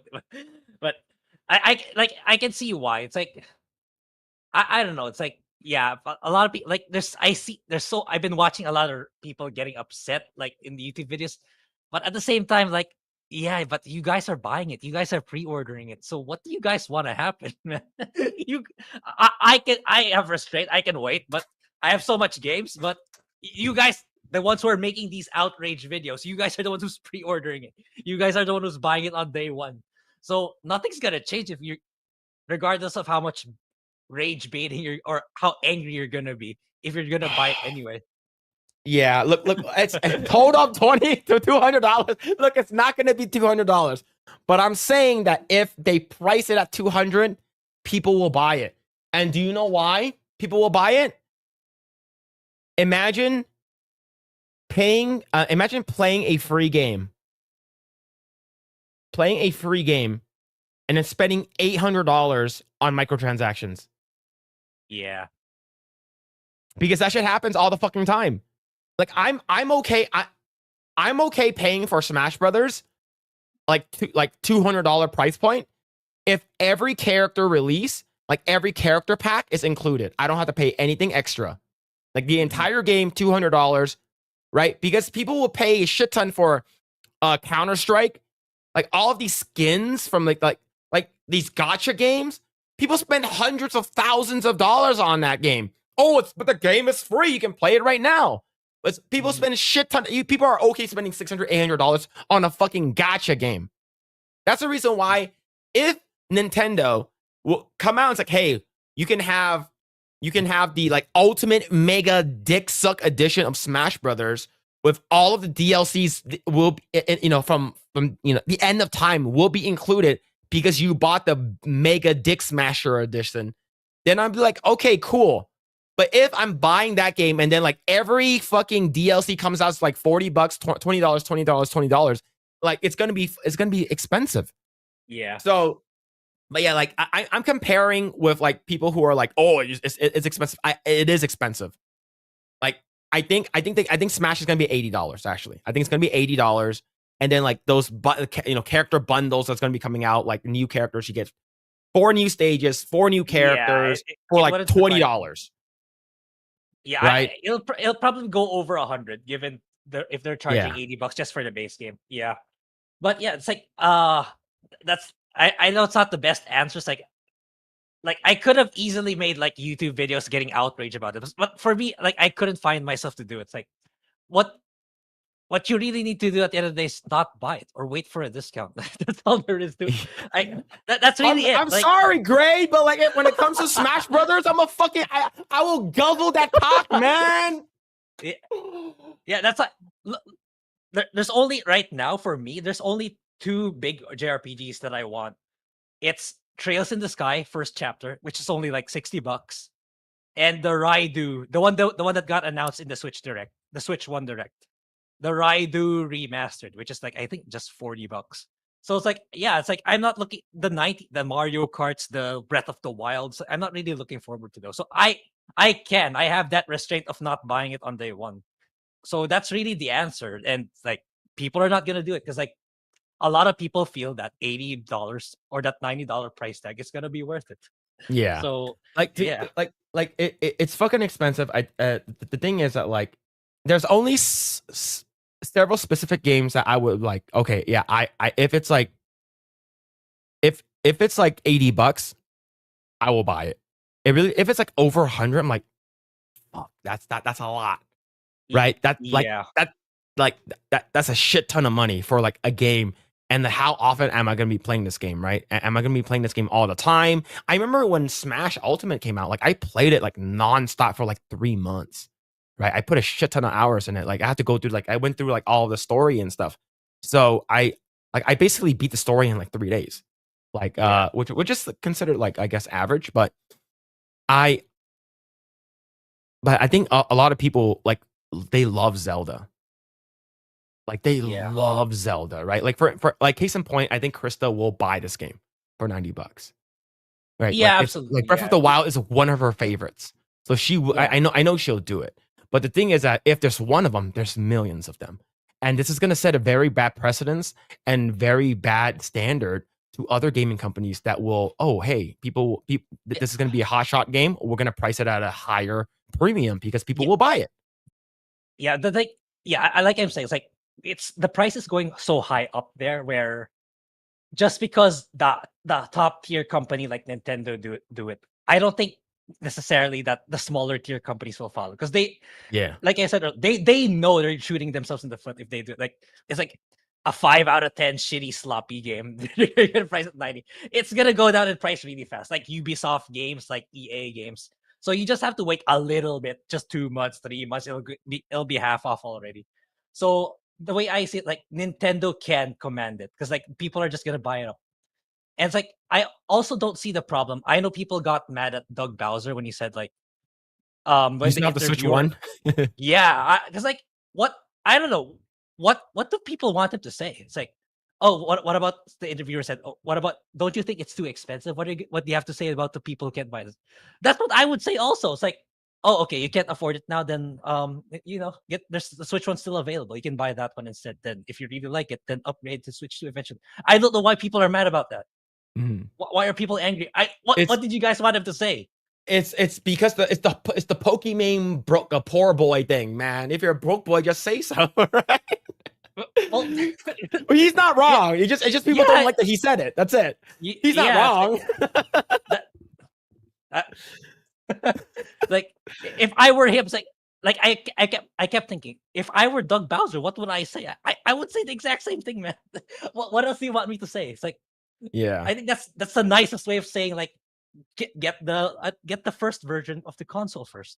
Then if you can afford it eventually, and if you really like it, if you want to switch it, then upgrade.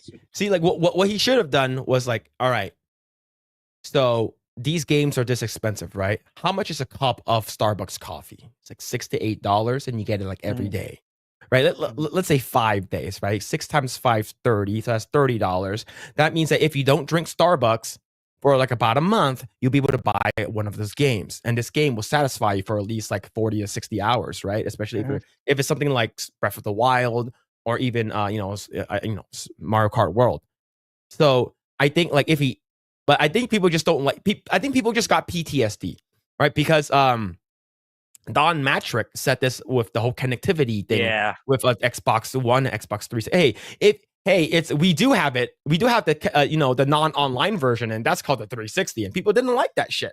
Yeah. So I think this is like a PTSD thing. It's like, oh fuck, this motherfucker. It's like, so I get it, but I think that people are still going to buy it, and like for me, I think like I'm gonna buy the console anyway, so might as well just pony up the $500, $50 extra just to get the Mario Kart bundle. I think that's a good deal.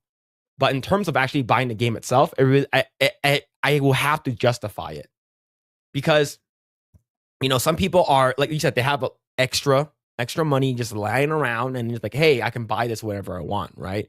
Some people don't. Like they live off paycheck to paycheck. It's like, do I eat this month or do I play this game? Which one's more important, right? Like, I'm working like 3 jobs. Do you think that I have enough money to buy a Switch? Like a Switch 2 for that matter? Like, are you serious? So I get it.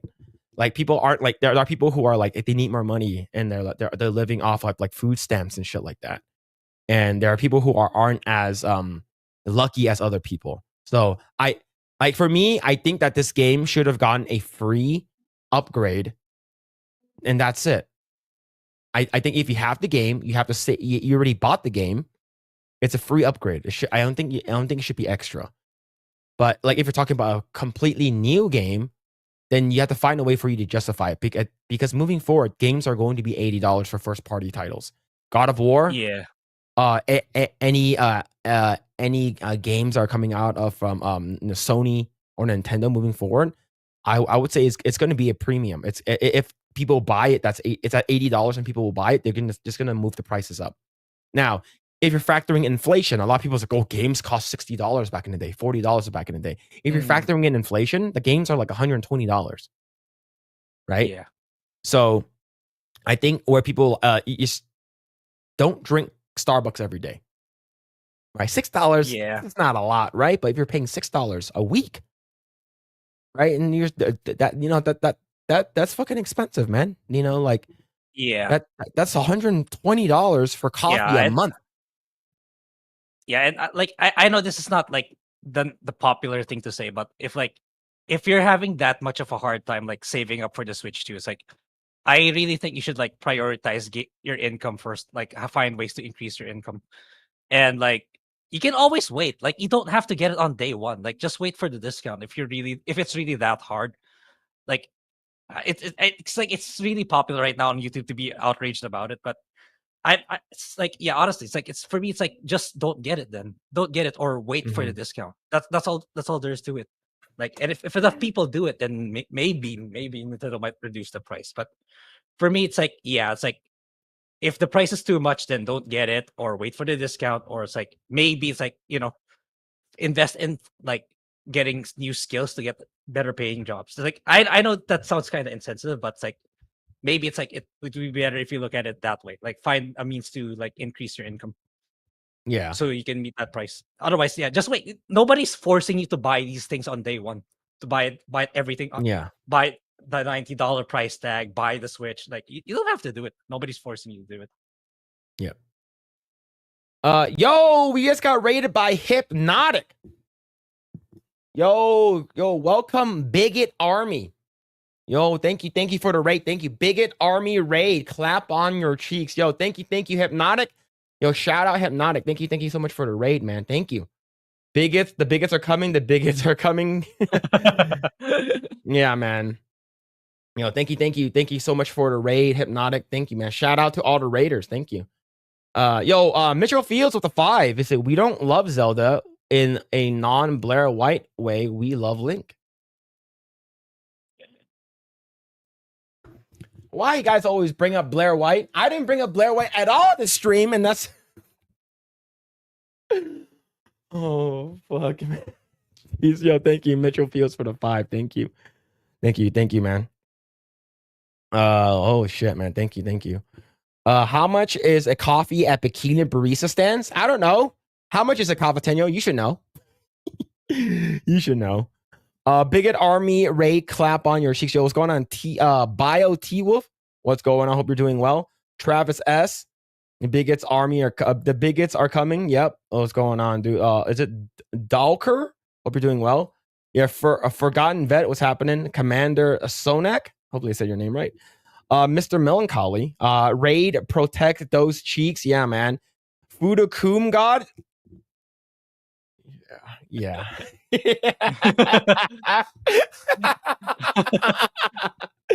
Yeah.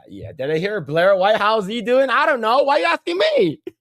Why are you asking me? Oh shit, man. Trump, the 47th anime hero. Bigot raid army. Yo, thank you. Thank you so much, Hypnotic, for the raid. Shout out to the Bigot Army. Shout out. Hopefully everyone's having a good day. Yo, Eric Jenkins with the $4.99 super sticker with the hippos. Yo, thank you for the $4.99 super sticker. Thank you. Uncle Grae sharing sound financial advice. Yeah, that's true. That is true. Yeah, I know I'm gonna get if I made a solo video about that, how much backlash I'm gonna get. No, I think people will agree. People tend to agree with you. Now, if you are making a video about but how much people shouldn't censor video games like me. Look, I didn't know. Yeah, I found out about it through our editors. Like, hey, Phil's getting ratioed. I was like, oh really? What's it about? That's the only time I found out about it. I watched that clip. No, I wa- but I here's the watched it. thing though. Yeah. People like, do you know what the average of amount of time people watch that video? In terms of like overall, like the video is about 18 minutes long. Guess what's the average time that people watched? The average amount. I'm assuming it's a minute. 50 seconds. Yeah, they didn't watch 50 the entire seconds. thing. I wasn't even talking about the actual content yet. In the first 50 seconds, I was like, we need to start gatekeeping our hobbies, is because we'll have these freaking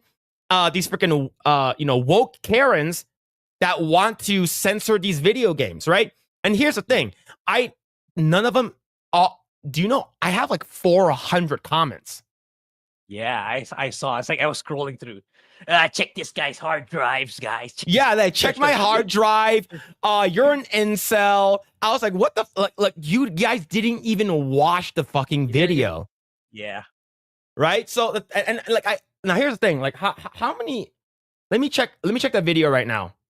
I got like heavily ratio, which I'm fine with, okay? Yeah. I have 28,000 views on that video. I have 159 likes and almost 500 comments. Yeah. Right? So for me, I think it's the Reddit army. It's the Reddit bot army that did that. Yeah. So chat, if you guys don't know what I'm talking about, there's a game that came out last month called No Mercy. It actually got delisted. Yeah, it got delisted. Now it didn't get delisted from Steam. It got delisted from developer. You can still actually download the game if you go to the developer's website. It's just not on Steam anymore. So with that said, it's a degenerate game, basically about marry, fuck, kill, that game. And then this guy's like, oh, I fuck everybody, and it's about like sexual assault and shit like that. It's a fucking degenerate game. It's a game that I would never play. Now, the fact that I knew that it's getting heavily people basically came out of nowhere and started like saying that, oh, you need to get rid of this game is because it's harmful to women. And for me, I fucking hate censorship in general. Yeah. So I about 11 minutes into that video, I said, fuck it, I'm gonna buy the game. Because I know this game, I have a feeling this game is gonna get taken down. Given how much I would say how much people that's been coming out and saying that this game needs to get removed. Right? Women in gaming and bullshit, right? So at the end of the day, like I basically said that like this shouldn't happen. Like we shouldn't have these people dictate this. It's because if that's the case, you're talking about how you can hit women in video games, you sexually assault women in video games, all that shit. That means that they have an ability to remove games in the future because it worked. Because they came together and it worked. If that's the case, GTA 6, GTA 5, any games in the future, shit. You might not be able to play games anymore. It's because you have these assholes who are fucking these woke Karens that are ruining it.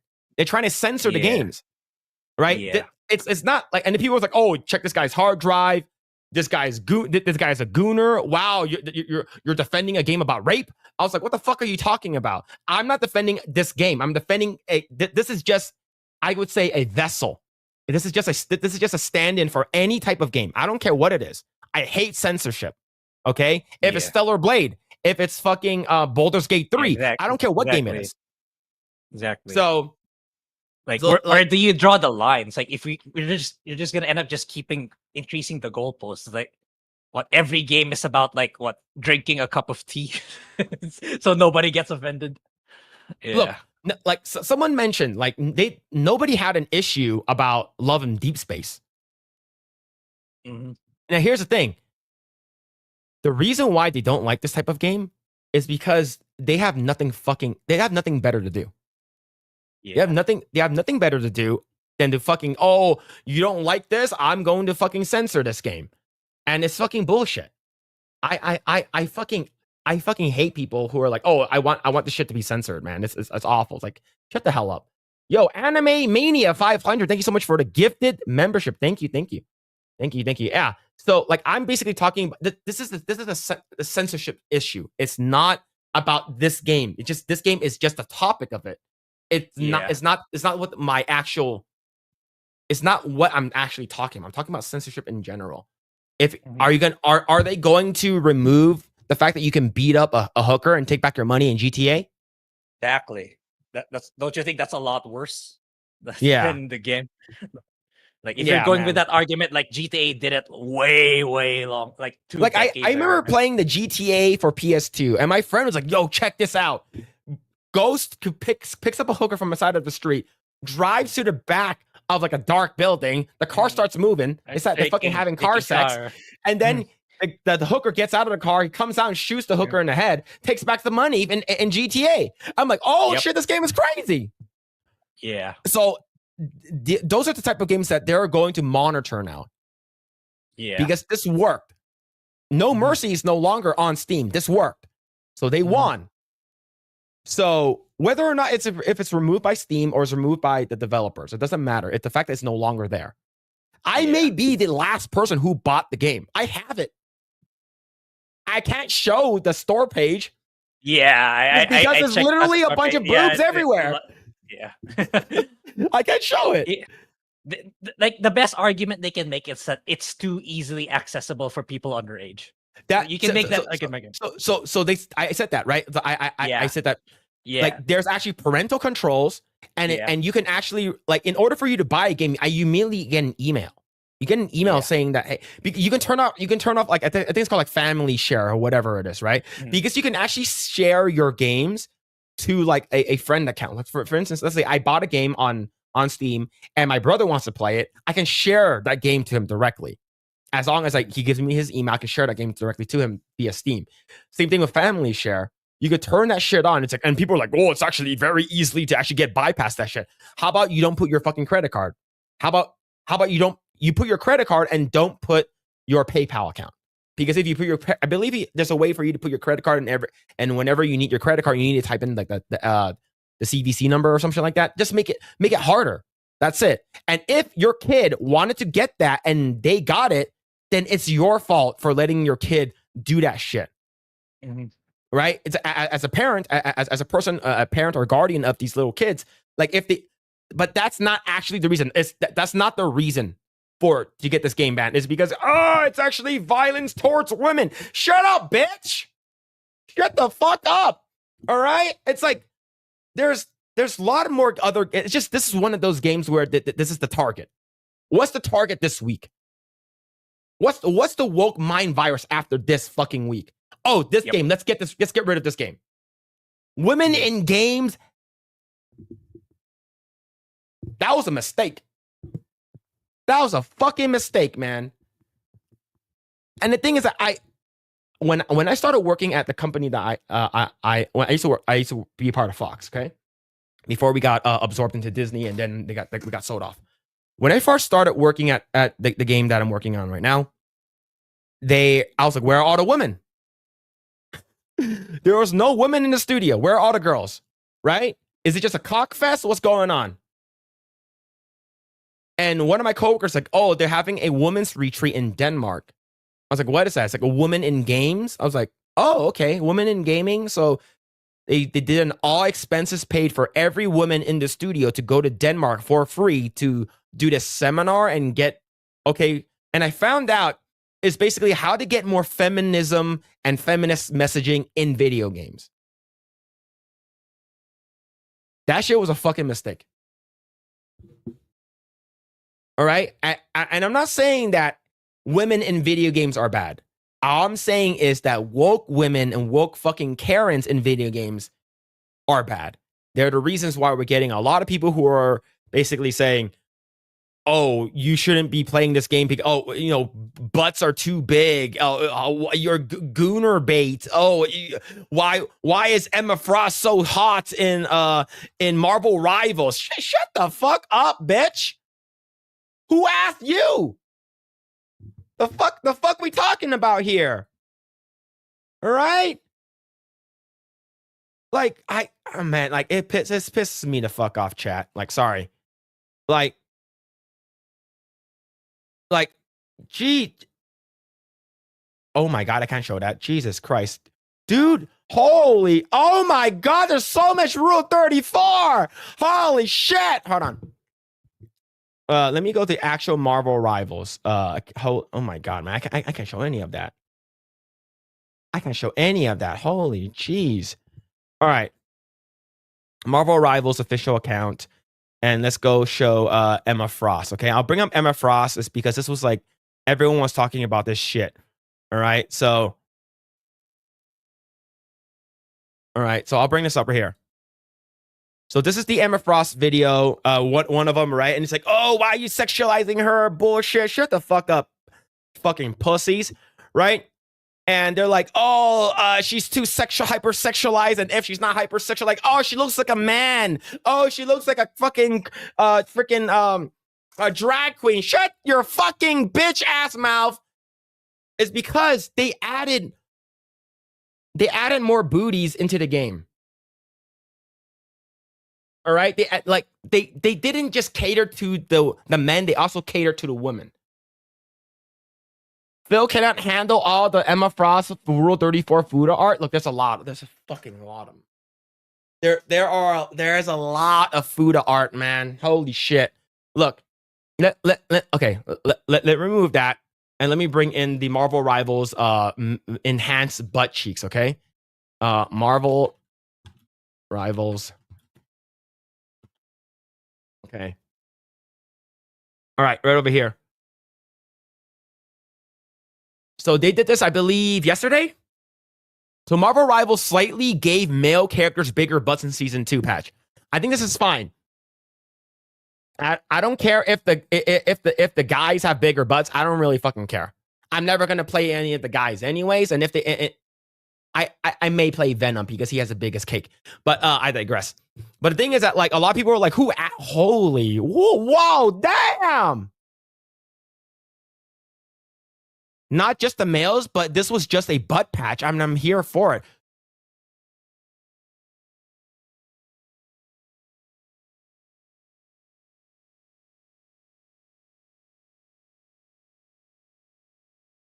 Man, I really need to play Marvel Rivals. Oh man. That has to be a mod?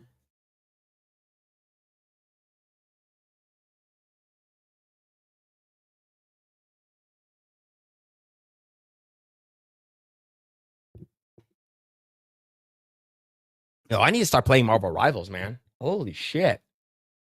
That's crazy. Oh my god, man. How am I going to play with one hand? Look, I've done many other things. I could drive with one hand and masturbate with the other. Okay, I drive my Tesla around, put on autopilot, and just fucking start cranking it. Oh fuck, man. Is that Psylocke? Yep, it's Psylocke.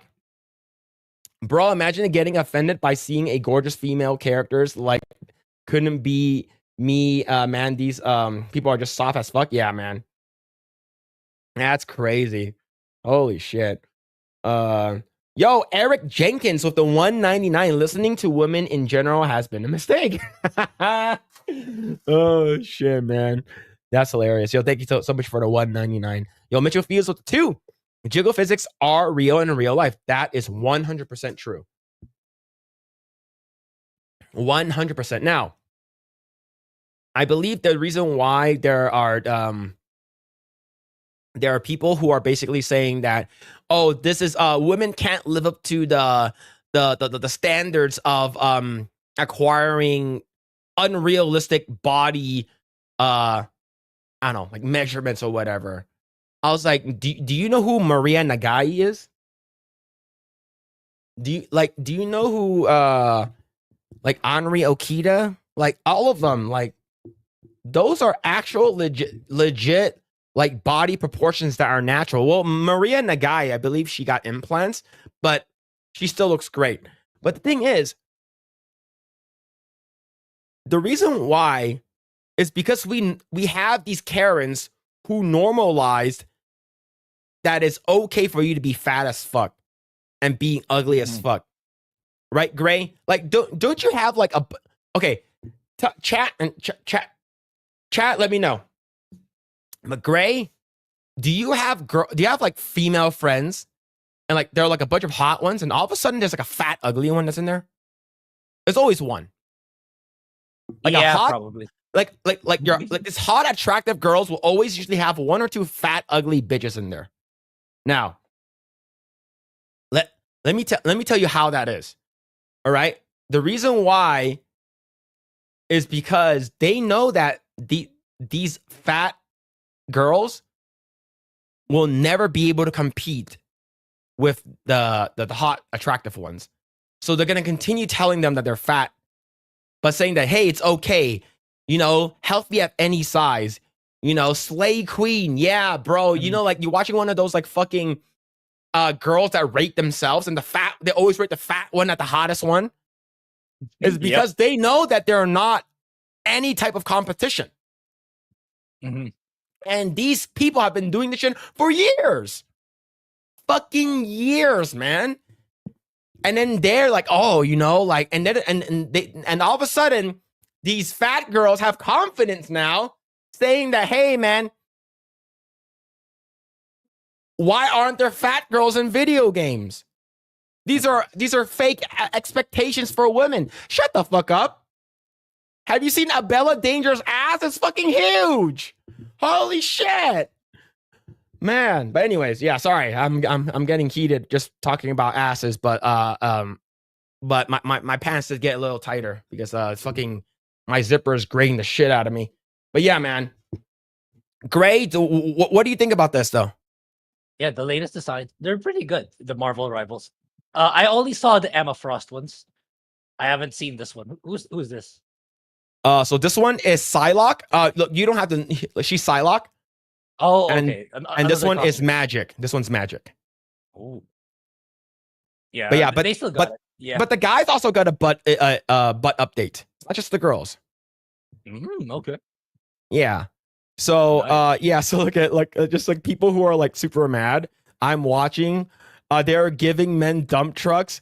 No, this is not edited. They really did. Look, holy goddamn, man. The fucking T'Challa got fucking cakes. Holy shit. Looks like the American studio that got laid off, nothing bad happened. Looks like the game's getting better. Remember, like there's a studio that got laid off in the West for Marvel Rivals. Looks like it's just getting better, not worse, apparently. Yeah, and that's why this game is doing really, really well. Yeah. Right. The new patch that came out with Emma, like people were like complaining about like how like she's too sexy or whatever. It's gooner material, it's degeneracy. Fucking Melanie Mac went off her she fucking stopped taking her pills again, and all of a sudden started to say that this looks like a drag queen. Yeah. Nah. Coming from a person, look, I have nothing against Melanie Mac, but she has no proportion. She's basically a stick. That's the reason why I have a feeling that she's going after these gooner stuff. And let us goon. Who cares? How's this affecting you? Oh, I guess, you're going straight to hell. You're going to hell. You know what? Yeah. I don't care. Yeah, it's like when the DEI started to die, these ultra diehard Christians started to come back. Oh, this is not good. You're good. According to Bible, blah blah blah blah blah. It's like you know the types even back then, even back when like the internet wasn't prominent. Those people who attack video games they're making a comeback now. Now that the wokeness is gone, they need something to get outraged over. Yeah, man. Like for me, I just think that I'm just so tired of people saying that, oh, you shouldn't play this game. Oh, you basically like shitting on people just because they want to play a video game. Like, look, bro, you don't have to interact with it, right? Like right over here. This is what she said. Emma Frost looks like the post-surgery large man in drag. Meanwhile, the other woman in the game actually looks like women. It's painfully obvious what they're doing here. China is still with the transgender psyop on Americans. They're just glammed it up and people are eating it up. Emma Frost had a svelte feminine frame before this. It's mind-boggling that anyone who isn't an alphabet advocate is excited about masculinization. going on here. Easy bait, and looks like they succeeded. You look great at me. Like if it was really a psyop, like yeah, you wouldn't see these, man. If you know, like if Sweet Baby got their hands on the, you're not gonna see Black Widow or Scarlet Witch looking like that, or Sue Storm looking like that. No way. They're all gonna be obese, fat, black binaries. You know it, man. If Sweet Baby got their hands. I mean, look at South of Midnight. Holy shit. Sweet Baby to the max. Yeah, and of course you have a lot of people who are like, "Oh yeah, you're right. Look at this. This is how this person looked." Like, Yeah, "Oh yeah, you're right." It's like, if you have look, a big following, you expect the comments to have her. yeah, you know, her she's dedicated gonna followers. have her simps. Okay, she's gonna have her simps. Yeah. Look, this is all, of course, opinion. Right? This is all opinion. It's okay for her opinion to be wrong. It's okay. All right, you don't have to play this game. I'm not sure she's ever played this game. But she doesn't have to play this game, okay? Look, maybe the reason why she looks like drag, maybe it's her blue lipstick. Maybe it's, for me, I'm not a big fan of her hair. I like her hair. Yeah, I like the other longer. one, the one where you kind of see her cleavage more. I like that one better. The alternate black costume. That's weird. I thought you could say the one you could see her teeth more. I thought that's what you were gonna say. The fact that you say, "Oh yeah, the one you can see her cleavage," I'm like, cleavage, huh? What? Where's that? Right? So I was like, Grae, I thought you talked. Look, the fact that they gave her jiggle physics on her thighs. Yeah. You seen that one, right? Where she's walking. Oh, I haven't seen any animations. Oh, we're gonna see it again. Hold on, let me see. Hold up. No, that's just fucking no. What the fuck? Why? Oh my god, that's a lot of twerking from Venom. I don't need to see that. All right. But yeah, it's basically her like intro animation or something like that, where she's like walking and her thighs like jiggle. And like, it's the first time in my life where I'm like, hey man, you know, a good death would be like getting your skull crushed by her thighs. All right. So but yeah, man, it's okay, so let me go down. Let me actually bring it up. I'm trying to look at all of these images. Hold on. Okay, so there's, all right, hold up. Like I'm going through all my likes right now because like there's so many. Okay, here it is. Found it. Okay. So here's the Emma Frost one. So look, look at her thighs. Like look at this. I'm gonna I just be sure. Just so Grae could see this. I'm gonna slow it down. Look at her, the jiggles on her thighs. Yeah. Yeah, man. Like this doesn't hurt. Holy. Look at this pose. I'm gonna slow it down, baby. Like you can see the shading like jiggle. China knows exactly what they are doing. That's a man. Shut up, B man. I'm gonna unmod you. I'm gonna unmod you. All right. Oh shit, man. But yeah, so basically Yeah, I think I can see people making that argument. She looks like a man-ish in the first, but the second one, the one in the black outfit, it's you kind of see more of the feminine side, the more feminine side in that one. Yeah. But yeah. Overall, it's not a trans. It's not a trans character. Yeah. A 6 next to a fat girl is an 8 instantly. That is true. 100%. And here's the thing. Do you know who told me this? I was in 5th grade when I was hanging out with my at that time my best friend's older brother, Ray. I was hanging out with him. He said, let me tell you a secret. And I was like, do you want to get a girlfriend? I'm like, yeah. Start being nice to fat girls. I was like, why? He's like, every fat girl always have hot friends. I was like, really? It's like, yeah, just think about it. Girls usually hang out together, and in the pack, in the flock of women, there's always one fat girl. So make friends with a fat girl, and they have hot friends around them. And then I noticed that, like, immediately when he told me that, I was like, oh yeah, you're right. Like every hot, like every like group of chicks, there's always one fat girl in there. And there was one. And then like there was like every group, there's always one. You always see it now. So I'm like, man. I mean, here's the thing though. Sometimes that fat girl is also hot. When I say fat, I'm talking about like when I'm saying fat, I'm not talking about they're like fucking obese. I'm talking about the bigger, like the biggest one in that group. Right? Every like let's say every girl in that group is like super skinny, and then one girl is a little bit thicker. She'll be considered the fat one.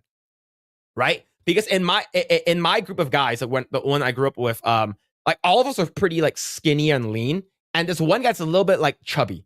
He's considered the fat guy, even though he's not. He's not actually fat.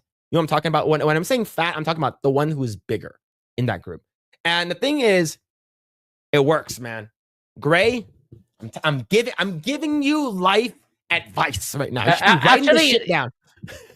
Actually, I already need that advice like since like high school. Like people have been saying that. High school. I knew it in like before middle school.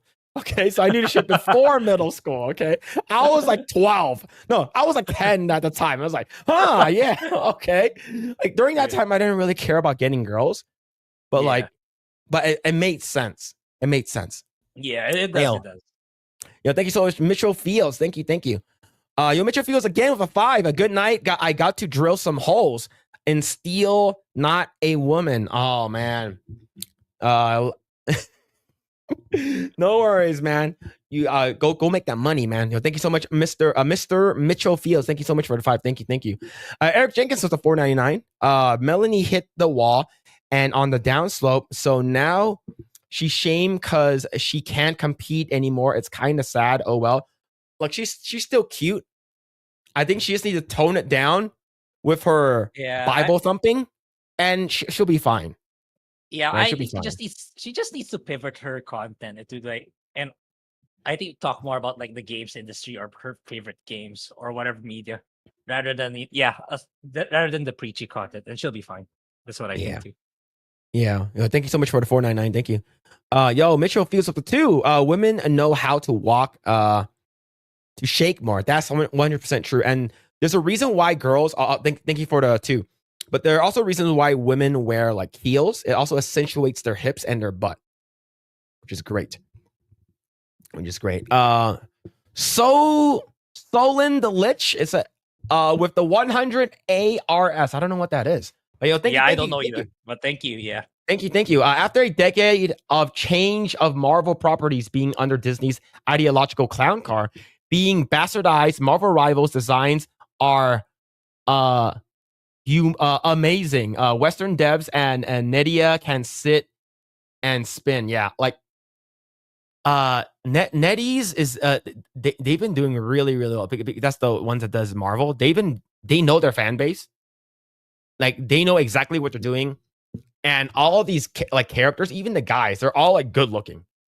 Like there's no ugly character in this game. Now, let's say they come out with a really ugly character. Probably nobody's going to use them, even though that character maybe is like S tier. I don't think anyone's going to use it. But thank you, Solon the Lich. Thank you for the 100 ARS. I don't know what that is, but thank you. Holy shit, man.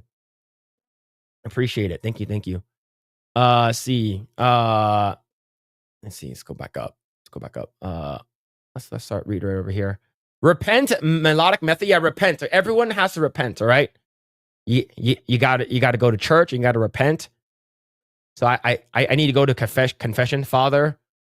Forgive me for I have sinned. What are you confessing? For my love of food I need to stop. I need help. And he's like, oh, I can't help you with that.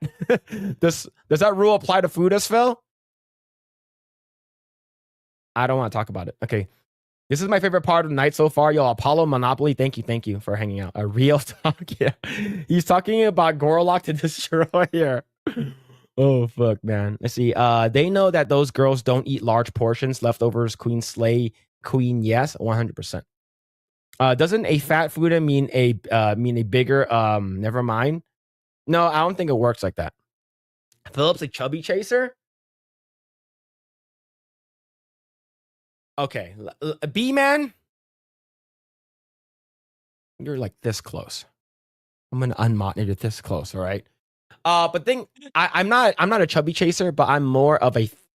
I prefer girls who have meat on them and they know how to eat.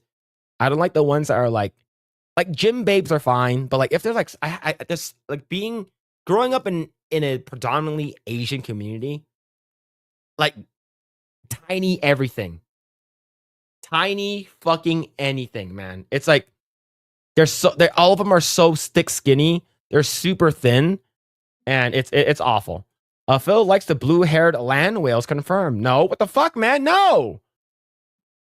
What's going on, Vex? What's going on, Dingus? Hope you're doing well. Women are highly social creatures. We get one of them talking you up, and they all look at you better. 100%. Even if she's a chunker. Fucking shit, man. But some fat girls are rude. Yeah. Yeah, there are. Because do you know why they're rude? Because the fucking skinny bitches let that shit get to their brain that they're better than the skinny bitches are the hot girls, right? Like the skinny girls or the hot girls lied to them, lied to these fat girls saying that they're 10s, when in actuality they're like 4s at best. And that's the reason why they garnered up so much fucking confidence that they're saying that, oh, I'm a fucking 10. No, on Tinder or some shit like that. Oh, I'm a 10. Fucking interviewing them on the streets. Oh, what do you rate yourself? Oh, I'm a 10. You know, I'm a 10. I remember watching like Blind Date or some shit like that. And like, there's this fat girl that shows up, is like, and like the girl, like he eventually, like the guy, like basically just like declines her immediately. And then she's like, and then they're interviewing her. It's like, well, he's not gonna be able to touch these double D's. I'm like, bitch. I'm surprised that you can't even walk, man. That girl was like 500 pounds. Oh wow! I was like, that's heavy. Only double D's at 500 pounds, bitch. You should have like fucking E cups or H cups, man. At fucking 500 pounds. That means that if you lost all the weight, you have no boobs. Sorry, I'm getting mad. Gotta fails the chubby chaser. No, Dave, it's not it. It's gone and Goodrich. Hope you're doing well, man. Phil, big girls need love. We're learning so much about Phil. Oh my god. Yeah, it also reminds me of like the clip we watched a long time ago about the Lizzo thing. Remember the guy was interviewing, oh, what do you think of Lizzo? It's like, oh, she's really beautiful. Then when he switched it up, you look like Lizzo. He got smacked on, right? Yeah, 100%, man. Yeah. Immediately, he's like, what? Oh, what do you think about Lizzo? She hot? Oh, yeah, Lizzo hot? Yeah, she hot. Oh, yeah. Oh, man, thanks, man. You look like Lizzo, too. And they immediately fucking flip out. Right? And here's the thing. It's always, what's the saying? It's always the fridge always it's always the fridge protecting the snack or something like that. Oh, fuck, man. Oh, shit. Oh, man. Let's see. Phil loves chubbies. By meat, he means fat. Have you seen his AI creations? Look, okay, Rabnad is not here to defend himself, so I have to defend myself, okay? Rabnad is the one that likes the super thick girls, okay? She wants the ones where, like, whenever he asks for AI generations on Coomcast on Wednesdays, he's like, hey, can you make them super thick? Like mommy jeans, super thick, like ripped pants. I'm like, the fuck? He is like very specific too. Like, and then I showed him a picture. It's like, what about this? Like, no, thicker. I'm like, what the hell is happening? Holy shit, man. So yeah, it's not me. It's not me. All right. So tonight we learned new things about Philip's taste in people. Fat whales, men with thunder thighs. He's truly a gooner, isn't he? I'm not liking this. Philip likes to play Godzilla in bed. Nope. I don't know what you're talking about. Phil likes girls that have meat between their legs. That's just being gay with extra steps. You know what? I'm gonna remove that byline. You know, my title. I'm gonna remove that. Oh shit, man! The day I speak in Hutties, I will date a fat girl. Hopefully, I said that right. 500-pound. That's the girl's baking bread. Yeah, man, it's bad. Phil likes his woman like he likes his oatmeal, thick and with giant food of penis. Oh man, you see, is it Oradan Royce? Why in my day they used to make fat chicks wear wide load science file? Oh my god, man. Well, have you ever heard of a game called VR Kanojo from Illumination? Look it up. Okay, no, never heard of it. I'll check it out. So, yo, Tommy Halter the 199. Stay being edgy, never conform to appease the weak. True, 100%. As someone who's here for nearly every Coomcast, it's not Rabnat, it's 100% Phil. No! DB mad? What the fuck? It's not. No, it's not. You're about to lose your mod status. Yeah, I'm going to unmod you too. Oh my god, man. Yeah, it's not Phillip. He adds huge and fat to AI. I got your back. Look, I add big ass, big hips, and big boobs.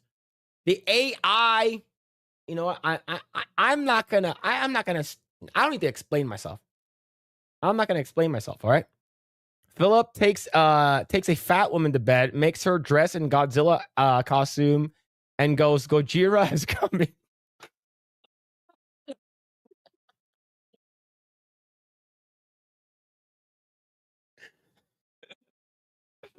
Oh, fucking hate you guys, man. Yeah, Coomcast, that's wild, man. Yeah, I do it. I've been doing it almost every Wednesday, but not this Wednesday. I'll be in Vegas, so not this week. Yeah. Oh man, do fat people not have big butts, big boobs, big hips? They usually do. Not all fat people have big butts. I've seen girls that are like fucking exceptionally obese with no ass, and it's a fucking shame. And it's like, look, if you're gonna be fat, at least be thick, like thick into ridic. But man, Phil is stripping people of their knighthood. Yeah, I'm gonna remove everyone. Everyone's mod status is gone. Oh shit. Phil, your wife is a very patient woman dealing with all your Californian kinks. Look,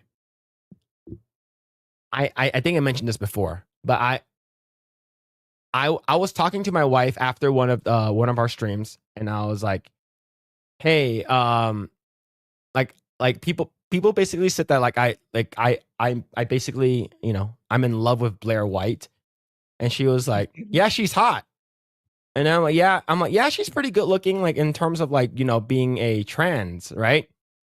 And then like, but out of all of them, like she's like the best looking one, but and she immediately responded with, are you okay with her little dinky though? I was like, absolutely not, of course not. And she was like, yeah, she still has that. I was like, because my wife is a huge fan of Blair White. Like she watches her stuff all the time. But yeah, yeah. Anyways, yeah. You know what? We got to move on to a different topic now. We got to move on to a different topic. Okay, we've been on this topic for way too long. We've been talking about me being a food lover for way too long, and I don't want to hear any more slander from the chat. Okay, I don't want to hear any more slander. All right, you know what? To sort of like fix everything, I'll bring. There we go. Yeah, there we go. Oh, look at this chat. Look at this. Oh yeah. What? Yeah, we're not talking about Fudas anymore. We're talking about this new character that's coming out for Brown Dust 2. It's a good game. All right. Do you know this why it's called Brown Dust? Yes, it's called Brown Dust. Yeah. Do you know why it's called Brown Dust? I have no idea why it's called Brown Dust. Do you know? It's like whenever it's like the first thing is A fart? Why does it come down? All right, see, there it is. There it is. So see, like, I'll always distract the chat. Distract the chat with big asses, all right? Nobody, see, there it is. It's working. It's working. Oh man, this is an actual like the fact that the way she lifts her butt cheeks up is absolutely insane, man. Yeah. Holy shit, man. But yeah, this is crazy. This is absolutely crazy, bro. Yeah, four Phil is getting spit roasted tonight. Yeah, immediately distract the chat. distract the fucking bigot army and the people here from all like everyone who's still hanging out. People just basically, you know, putting in some defamation. I'm gonna put a defamation lawsuit for everyone in the chat. All right. But yeah, get you guys distracted by this. All right. Get distracted by this. All right. There it is. There it is. Yeah.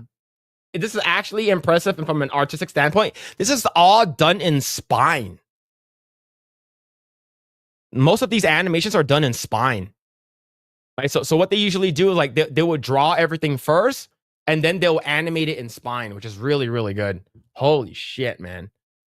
Who is she? I don't know. Queen of Beirut. She's the Queen of Beirut in Brown Dust 2. All right.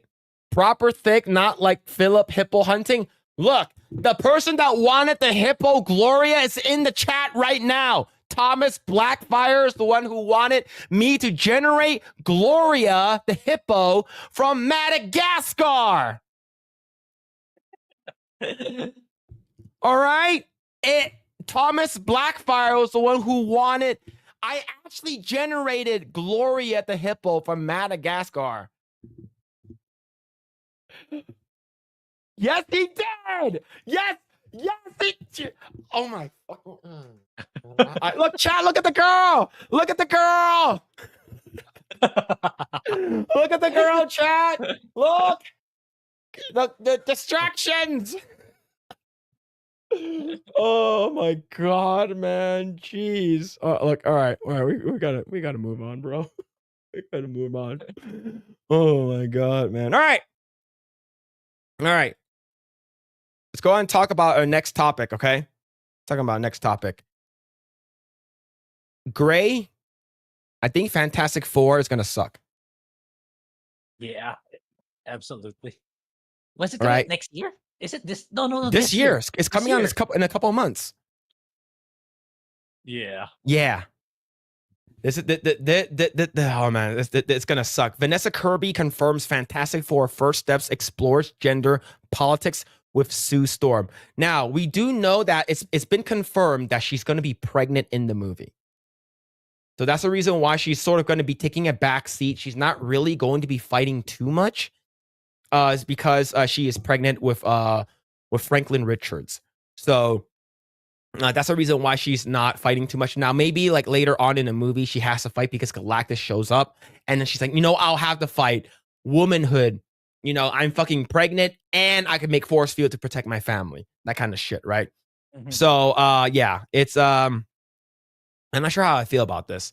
See, Vanessa Kirby confirmed that Marvel Studios' upcoming Fantastic Four explores gender politics with Sue Storm.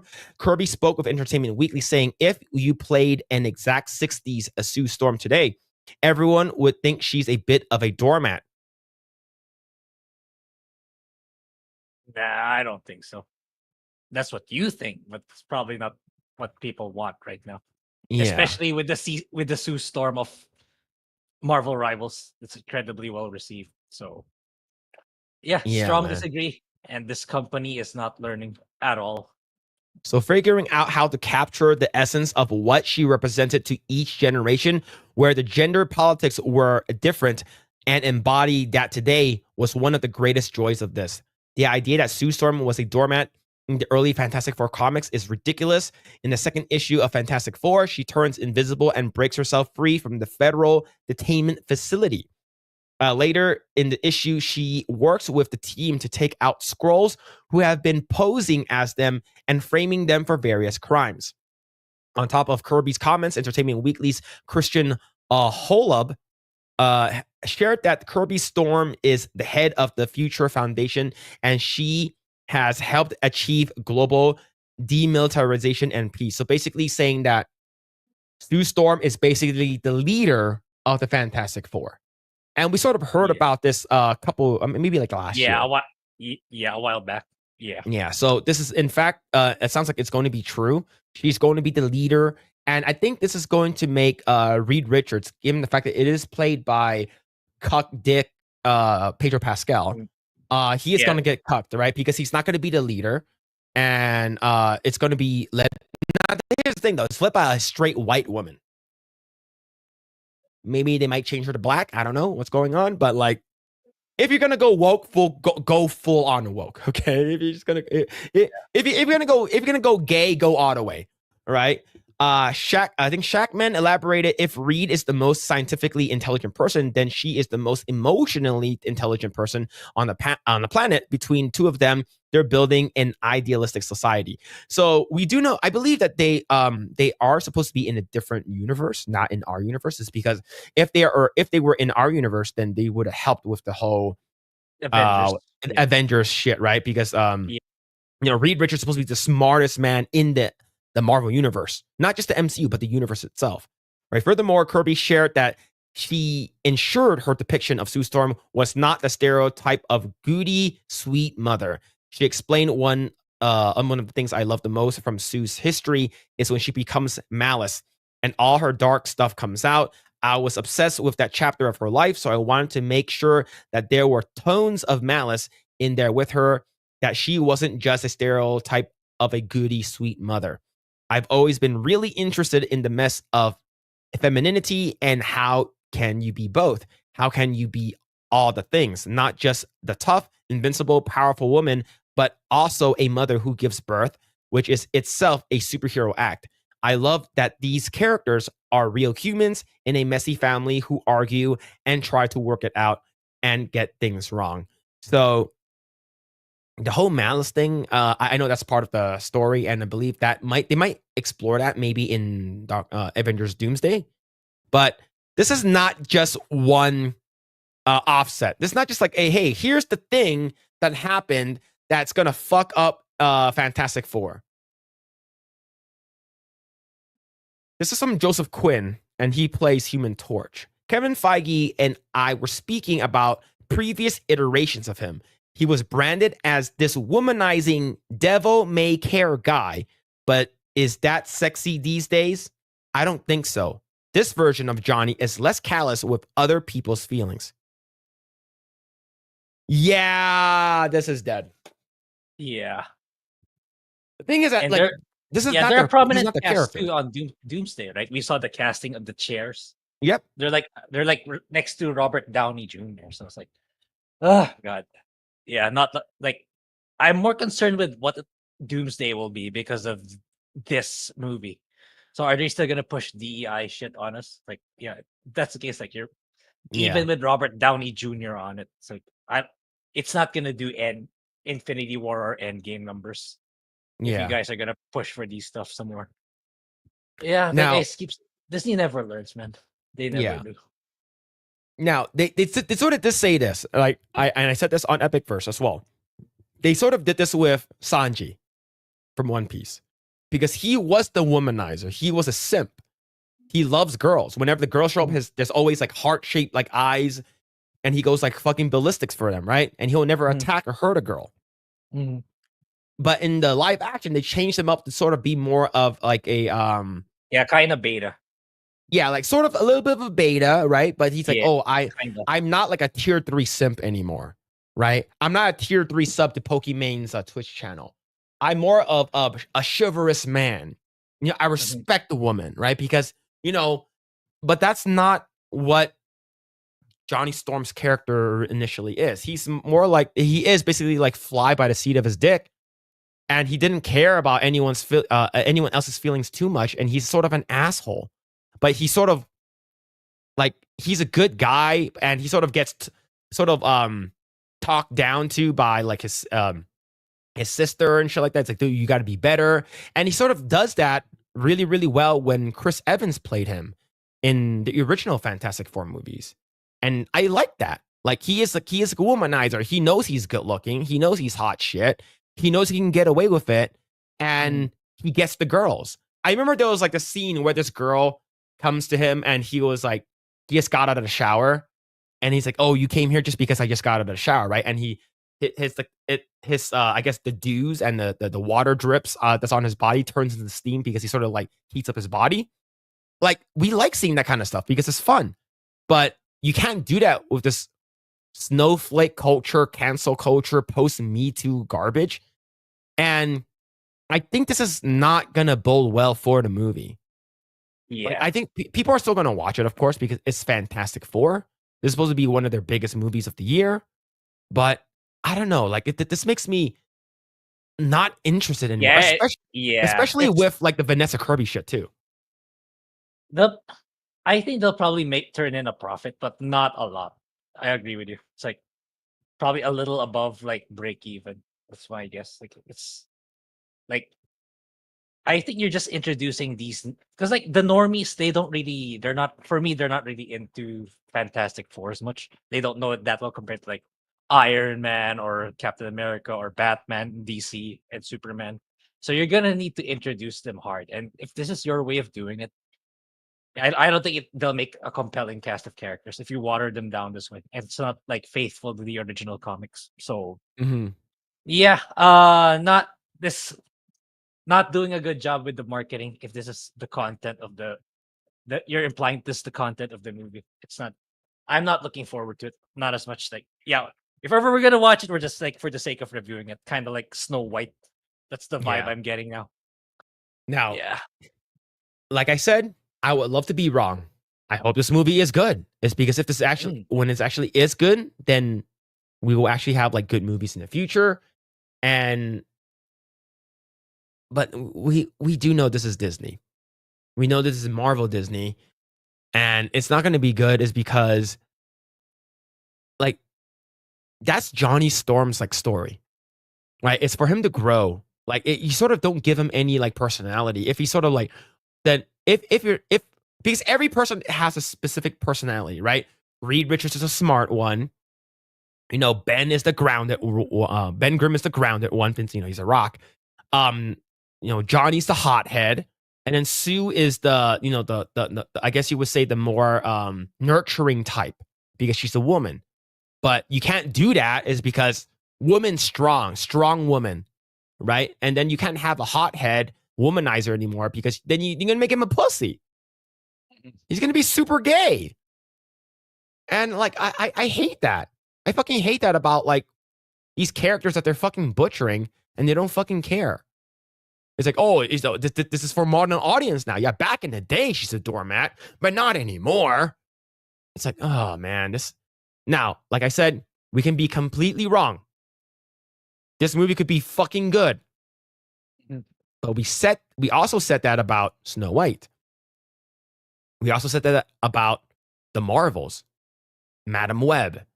And we have been right all the time. The only time we've actually been wrong was One Piece. We thought that was going to be sort of hokey and weird and not good. Yeah, and probably Fallout. I know it's divisive. Fallout was a lot better than I thought. I thought it was going to be really bad and sort of woke, but it was actually pretty good. Yeah. And they have this, they have Thunderbolts, and they have Doomsday, and then the following year after that, they have the other Secret Dick or whatever, Secret Wars or whatever. But yeah, man, like if you're gonna remove like their core personalities, and you're gonna make Reed Richards a retard now since he's not supposed to be the leader anymore, it's actually gonna be Sue Storm's gonna be the leader. It's annoying. Yep. Let's see. Let's go and read some comments. Let's see. Let's see. This sucks. I actually like Fantastic Four characters. They are the classic archetype peak American family. I can't see them being written properly in our time, to be honest. No, they're not. And the fact that you got like Ben Grimm's voice is like, you think he's gonna sound more gravelly, like like his quote is "It's clobbering time," and his voice is so like regular. It's gonna sound He's saying it's clobbering time, mate. Oi, cunts. It's like it's gonna be so stupid. I'm not saying that he's Australian, but it's gonna sound so dumb since he doesn't have the gravelly, deep voice anymore, right? Because I think he should have done some sort of like voice acting, like for Ben Grimm. I changed my mind. Pedro was a great cast choice for this version of Reed. Yep, being a little pussy. Think of it that way. Yeah. Yeah, I wonder if he's gonna get the golf club tomorrow when season 2 releases for The Last of Us Part 2. Imagine if the first episode he just ends up kill. Well, I forgot it's tomorrow. Like they end up killing him. Yeah, I imagine it's in episode 1 or 2. It's got because like it's especially if they're stretching out like because like I know season 2 is like only the first half of the second game. So like season 3 is the second half, which is weird. Which it's an odd choice. They didn't really have to stretch it that long. So apparently Yeah. they are. So yeah. See, the time of emotional intelligence is just made up of a term like woman and gays feel special. Yeah, emotional intelligence. That's retarded. That's retarded. They will never do her sexy outfit in like the comic. Absolutely not. Nah.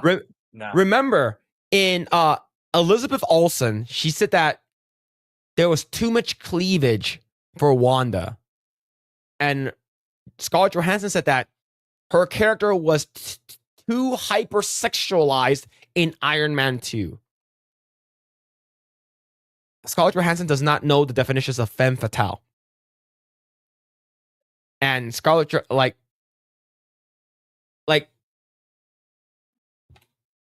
I'm gonna bring up Scarlet Witch. Like, do you think that they over sexualized Scarlet Witch? Like she has too much cleavage? Nah. In the MCU, nah. Right? I believe I think they watered them down. Like, so basically she said that, oh my God, I'm zoomed in way too much on her titties. Hold on, let me zoom back out.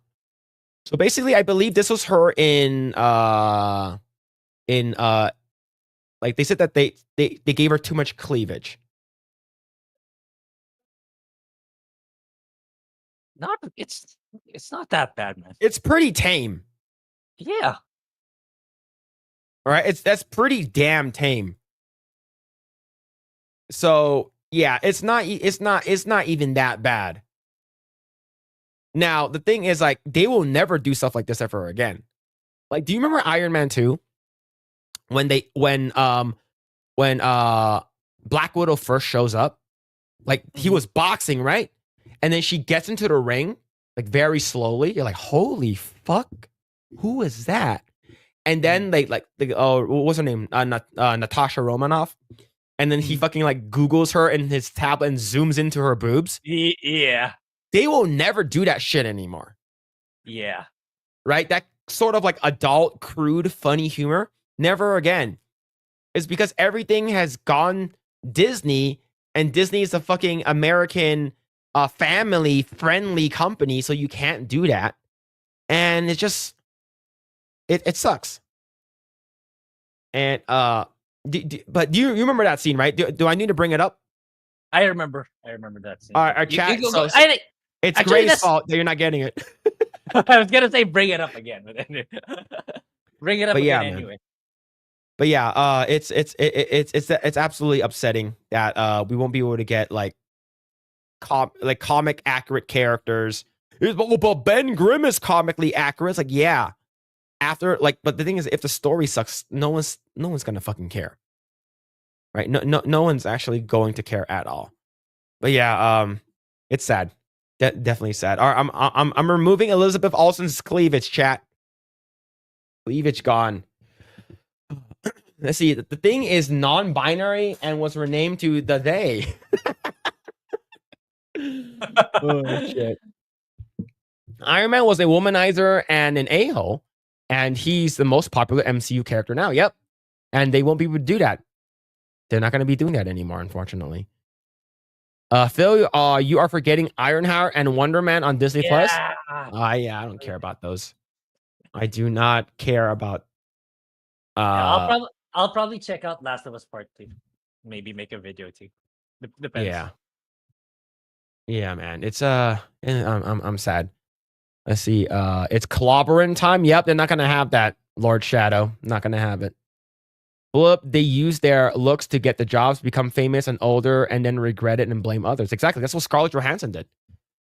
Yeah, I think that's what they all do. It's like, they start off like at their prime, they go on skimpy outfits or even nude in their movies. And then suddenly when they get their millions, they saw the light and they don't want to do it anymore. How like, how convenient. So it's like whenever Yeah. when you get the bag, suddenly it's an evil thing. Yeah. It's also the same thing with like Robert Downey Jr. saying that like they will never be able to do what's it called again? Tropic Thunder anymore. And the fact that Ben Stiller fucking apologized for that like a fucking pussy. It's Yeah. like, oh jeez, dude. Like fuck that. That was like one of your best movies, man. Like just like own up to it. Yeah, man. Yeah, we won't be able to we won't be able to make that kind of movie this time around, based off of the environment and the culture that's in Hollywood. But that, I love doing that. Say something like that. Why the fuck would you say, I apologize for being racist? Like, shut the fuck up. She's literally got her tits done to show them off. Yeah, why hide them? Exactly. Why? Iron Man in the comics was a player. Yep, 100%. A Scarlet Witch. I thought you said Scarlett Johansson. No, both Scarlet Witch and Scarlett Johansson. Scarlet Witch. Elizabeth Olsen said that they sexualized her too much in Age of Ultron. Like she got like too much cleavage. Yeah, I even get the feeling these two actresses had like nude movies or were 100%. Yeah, right. I believe. Elizabeth Olsen was definitely nude in a movie, and same with Scarlett Johansson. They were both nude. There you go. It's like, so what's your cleavage is like nothing compared to portraying that scene in other movies. What the hell? Yeah, like I could basically go onto like, never mind. I don't want to say it. I don't want to say it. But yeah, never forget that Scarlett Johansson said that she voted for Trump in 2016, 2017, and then walked it back. She has to. She has to. And the thing is that she can't, like, here's the thing. Scarlett Johansson is Jewish. Right? Has she ever once said anything like, like for, what's it called again? Jewish people? I'm not 100% sure. But like it's she has to they're a slave to their audience. They're a slave to Hollywood. And now now that Trump is like in power, like they can't really say too much because like most of the country or more than half the country voted for him. What's wrong with thick females? They sell great. Exactly. Mm-hmm. Right? 100%. And that's what China and Korea are going to capitalize on for the next few years. Yeah, Scarlett Johansson was nude in the film called Under the Skin. Yeah, she wasn't just nude. Go. She was full frontal. She's like full nude. It's like that false preaching. Oh, we shouldn't sexualize women. We shouldn't objectively look at women. By the time they get their money from doing it, it's like if you're really that remorseful, then return all the money you made from those movies. Then let's see if you still hold the same principles or standards. Like yeah. It's like it's really annoying. Like, just because you got your bag, you can start becoming like you feel like you're a better person compared to everyone else. Yeah, get the fuck out of here. And I believe Scarlett Johansson, the reason why she did this movie, I believe the reason why is because she said that she wanted to sort of immortalize how she looks before she got pregnant. So yeah, that's hey, good on her. Good on her. It's a win-win. Definitely a win-win. Mia Khalifa, yep, that's true. She's a jewelry designer, chat. Nothing else. Did you see that clip? No. let me find it. I have to make sure I be very very careful. Mia Khalifa jewelry designer. Let me see if I can find it.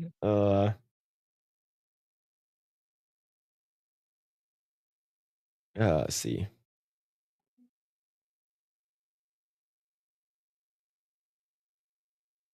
Can I not play the audio? Hold on. Let me look it up on YouTube. Give me a second. But yeah, but Grae, you know who Mia Khalifa is, right? Mm-hmm. Oh, Or do you Oh. want me to pretend who's Mia? Who's Mia? Who's that? Who's that? Who's that? Who's that? What are you talking about? Who is that? All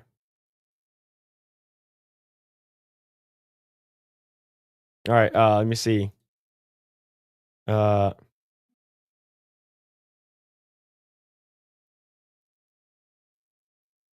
Okay. All right, so this is this is like a short. Let me see if we can bring it up. All right. What's your name and where are you from? Hi, I'm Mia Khalifa. I'm from Lebanon. What do you do for a living? I am a jewelry designer.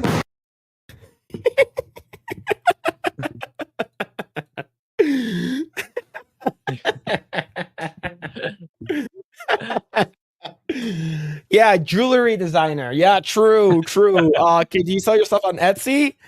Yo, you sell your stuff on Etsy? That's crazy, man. That's crazy.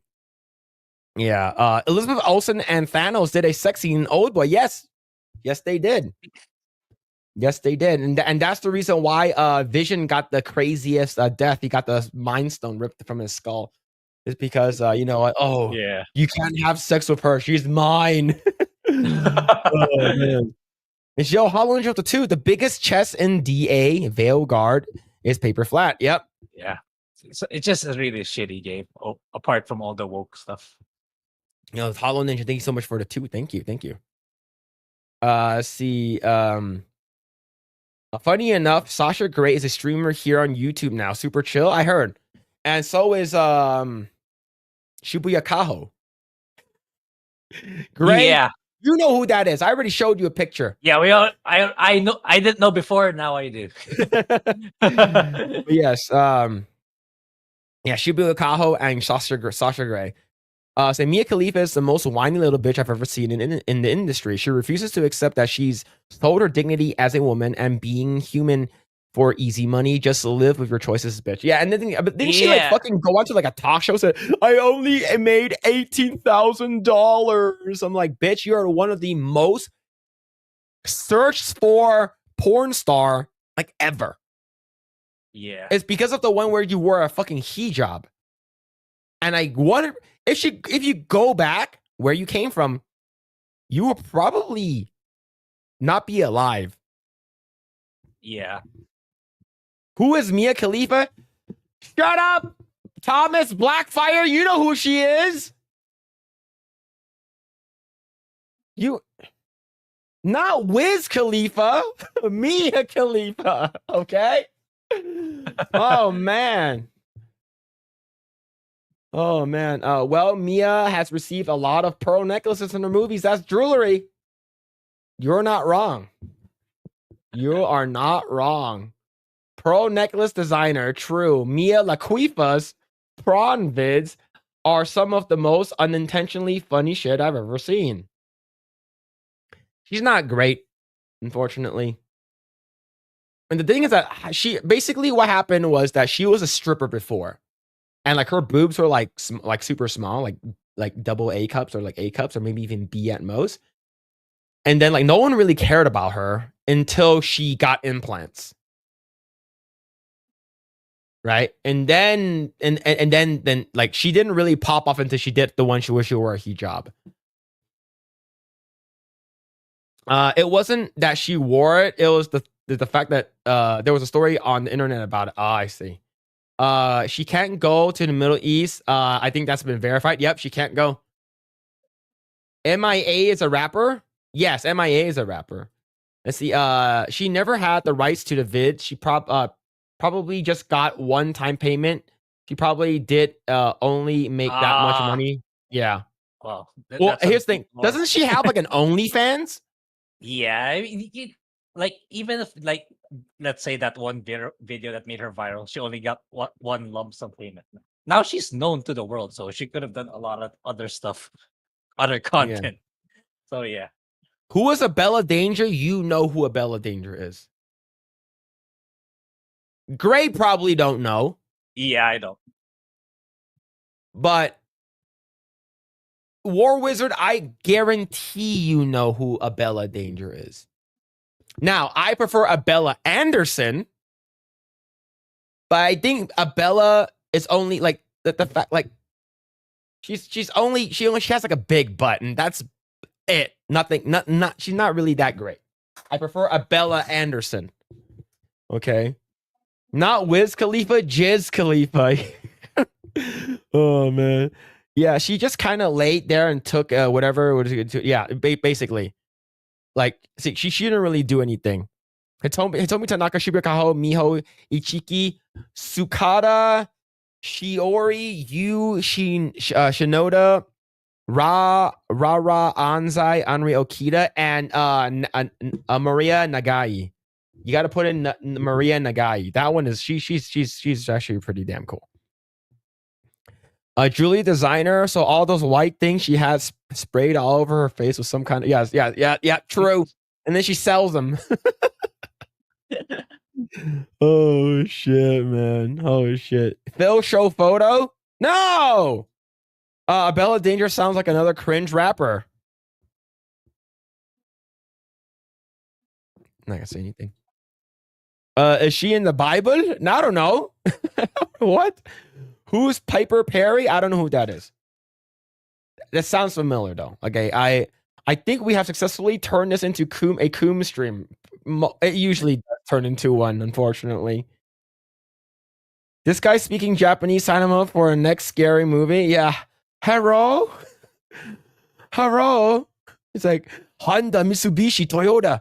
She went back to OnlyFans after she got dumped by the sugar daddy. She found because they couldn't commit to a porn star. Wow, imagine that. Exactly, man. Makes notes through research of Bella Anderson. Bella Anderson, I believe, did she was in like a I believe like there was either a music video or like a TV show that Bella Anderson was in with Donald Glover. Oh, okay. Yeah. So Childish Gambino, right? Jesse McCartney or Zac Efron, which teen did you guys want? That's sort of gay. Jesse McCartney or Zac Efron? You're not asking me, right? You're asking the chat. Phil, what are your favorite fatty prawn stars? Carmela Bing, before she got really fucking fat, was great. Because she got really, really fat. Like she became like a BBW, which I didn't like. I remember it was her and like Gianna Michaels back in the day. They used to do a thing together. And like all of a sudden, like she got really fucking fat. Like disgustingly fat. And I stopped, so I stopped watching. I mean, I stopped basically searching her up. I think I always had a fondness for Gianna Michaels. He is a chubby chaser. Guys, do not believe him. Oh my god. A Coomcast is anywhere where gooners gather to celebrate culture. 100%. 100%. I'm Stray. I did not type that. Who typed that? Who? Jesse McCartney or Zac Efron? Who typed that then? It came from your account. I didn't type that. No way. All right. We're going to talk about. He said Comcast, like the company. Yeah, Comcast. True. My cousin snuck on my laptop. I don't think so, man. I don't think so. I don't think so, man. I was hacked. Grae, what's your favorite BBW? What's a BBW? Big beautiful woman. Grae's like, I don't have one. Yeah. I don't have one. Oh man. Grae, look, Grae's super innocent here, okay? Grae's like super he's a sweet summer child, right? Oh man. It's like an obese woman. Yeah. Yeah, man. I'm not sure about that. Yeah. Yeah. So your cousin typed that, and when you went to the restroom.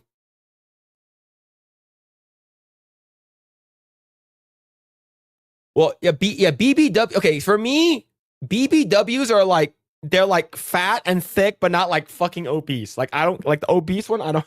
Those are, Yeah. those are gross. Just check. Abella Anderson is hot confirmed. I told you. I will not. She's Latina. Like she's cute. She's super cute. She's super cute. All right. What's your favorite porn star teeth, Grae? Okay. I need to ask: is there a porn star who doesn't have any teeth? What? What? Are there porn stars with no teeth? I don't think so. She's Jewish, even better.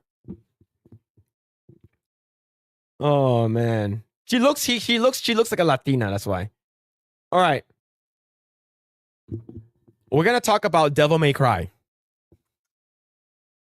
So last week when was it early this week? Yeah, early this week when I was on the Geeks and Gamers locals, we were watching WWE, watching Raw, and I was like, "Who's that cringe guy in the back, like behind the announcers, that's wearing a Devil May Cry outfit?"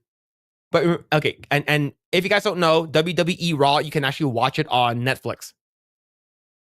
So I was like, who's that Indian looking dude that's wearing a Devil May Cry outfit? That's sort of weird. And then all of a sudden, they're like, look, it's Addy, the guy who freaking worked on Devil May Cry. And it's him. And he was like, that's like sort of cringe. Pretty fucking cringe. And a lot of people were saying that, like a lot of the woke people were defending Devil May Cry, saying, "Oh, the show is actually really good, the animation's really good, and how it's like we should have more of this." Like it's actually really, really good. Let's go ahead and praise the shit out of this. But most recently, these woke fucks did a 180. Oh, really? Yeah. What happened? So Adi Shankar, I think that's how you say his name, sort of started like posting a bunch of images of Asmongold with just a smiley face on his account. Sort of weird. Weird. You scroll up, another one, sort of weird, like a stalker. Yeah. And another one, and finally posted this. This character was based off of Asmongold in the show. Ah, okay. Yeah. This was based off of Asmongold. That's why the no teeth and everything. He's a podcaster. And so if you actually go into it, you scroll down, Asmongold responds. He's like, "I've never been more excited for season 2 in my life." And Asmongold watched it. He said it's okay. He watched like 2 or 3 episodes so far. He said it's all right. It's like a 5 or a 6. Has Asmongold played DMC? I'm not sure. Or any. I'm not sure.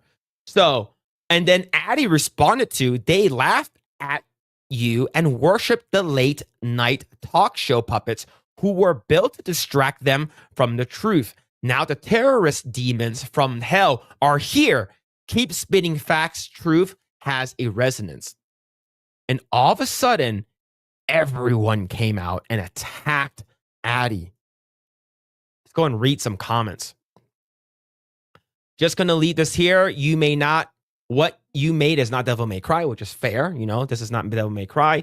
India's with you, Shar, full support fighting woke mind virus. You don't have to acknowledge the pile of cockroaches with the webcam, right? Why did you turn demons from a world where it's basically talking about it? W. Addy, people who are defending Asmongold. There are a lot of people. You're right here. You are such a fucking loser. No one likes you except for incels. Fix your heart, man. All of a sudden, people who were glazing DMC, saying that this is a great show from Netflix for Devil May Cry, all of a sudden hate him. Right over here.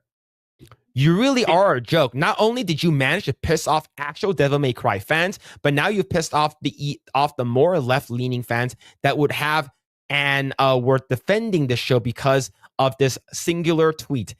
And by the way, I don't buy this right-wing actor doing so. Basically, this guy's not technically wrong here. Like, basically, yeah, he basically saying that, look, you're gonna get a lot of shit from this for basically talking about Asmongold and basically saying that how right here you're so full of shit. And then Asmongold was right. Let's go. Basically, people are glazing Asmongold. People are actually saying that he's good, and people saying he's legendary. Then right over here, do you realize he called Arabs third world monkeys? Essentially, bad take. Basically, calling him out, saying that, bro, you need to stop. Like, why did you have to bring Asmongold into this? Why are you talking to him? People are mad at Addy because of this. This is crazy. Now, this is where the woke mind virus comes from. It's a collective a hive mind that does not dictate, or not dictate, does not fucking adhere to what they actually believe in, right? A week ago, they were like, yes, this show is great. Fuck America. Americans are bad guys. And the fact that one of the bad guys that actually invaded hell and took out the demons right before he died, he was praying to God. He was praying to Jesus. He had a cross on his hand. Right? Yeah, screw America. Yeah, the demons are actually, Palestinian people. And all of a sudden, just because of this, 180. This is the woke hive mind at its, like, this is basically the core of them. So what do you think about this? Wait. Yeah, it's so confusing, but they're mad because Asmongold is in the season 2. He will be in season 2. No. So this one was actually this is like episode like 1 or 2 or something like that. Like, it's in the show, the first season, right? Okay. Asmon, this is joke. He's joking about this, right? Whether or not he's joking, he's never been more excited. And this is Addy basically saying, hey man, like, you were actually right. Like, your character is right in the show. Like, he's correct. Now the demons are after you and stuff like that. And basically it's taking a weird turn because he Addy is not like I'm not sure where he is politically, but he's definitely not conservative or MAGA leaning. So people, the fact that like in the show they portrayed the American military to be bad guys. Yeah. So that's good. Yeah. That's a good thing for the left wokies. And the Absolutely. Wokies. And all of a sudden, the fact that he's been glazing, he's been talking to Asmongold and Asmongold responded is what pissed them off. It's because they don't like Asmongold. Yeah. They fucking hate him. Yeah. So, like, there's a lot of people that came out and basically, like, who are defending him. Gross, brother. The fact that you know nothing about DMC IP and every character in your show is written out of character. See, all of a sudden, people are like, fucking actual speed. All of a sudden, people are basically saying that you suck. Yeah. While last week, they were sucking his dick. Yeah. They were. This is the epitome of woke. Yeah. Yeah, this is crazy. You hijack DMC, just name it, inject your own political bullshit. Fuck off. Right? This guy doesn't give a shit about children being bombed. By the way, isn't your show message about how fucked up that is? I guess it makes sense you don't care and have any morals considering whose inauguration you just went to. DMC deserves better. Holy shit. You're both losers. Oh my God, you're one of them. See, all of a sudden, they are freaking the fuck out. See, I used to think you were cool. Like, when's the last time you showered? Like it's fucking crazy how brainwashed these woke fucks are. Blue Sky, they're mad too. Yeah, obviously, yeah. Right? Grae, can you read this? Is that a name? No, it's like Okay. Yeah, it's weird. He put a letter E on it, and just learned that Adi Shankar, the showrunner of the Devil May Cry anime, is a Trump supporter and friends with Asmongold. He cameos in season 1, so that's a big nope from me. Yeah, no one would even have known that it was inspired by Asmongold, man. No, Asmongold wasn't a cameo. Addy didn't reach out to Asmongold. It's like, hey man, do you want to be a character in my show? Yeah. it was just sort of modeled after him, but like, see, because Asmongold doesn't wear a backwards captain, but do you know who does? Moist does. Charlie does. So I think it's a mixture, but it's actually based off of Asmon because of teeth. The teeth is like obvious, right? So if you go down, go fast, lose cash. Imagine looking up to a dude who needs to wash down a drink of water with soda to mask the flavor of all the bacteria in his mouth.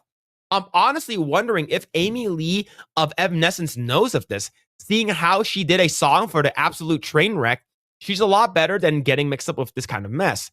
Kind of makes me glad I never watched past the first few eps. Castlevania, knowing the guy behind those shows, is a piece of shit. He's way more involved in the DMC than Castlevania, and he's also many really good people worked on that. Worked on that. It's completely fair where you put your line, but especially when it comes to producers and showrunners, for me, there's an element of don't punish a country for a dictator they didn't vote for. Fair enough, but DMC is definitely a no watch for me. That's fair. The first 2 seasons of Castlevania are great. Haven't finished yet, so can't speak for 3 and 4. 3 and 4 fucking sucks dog waters.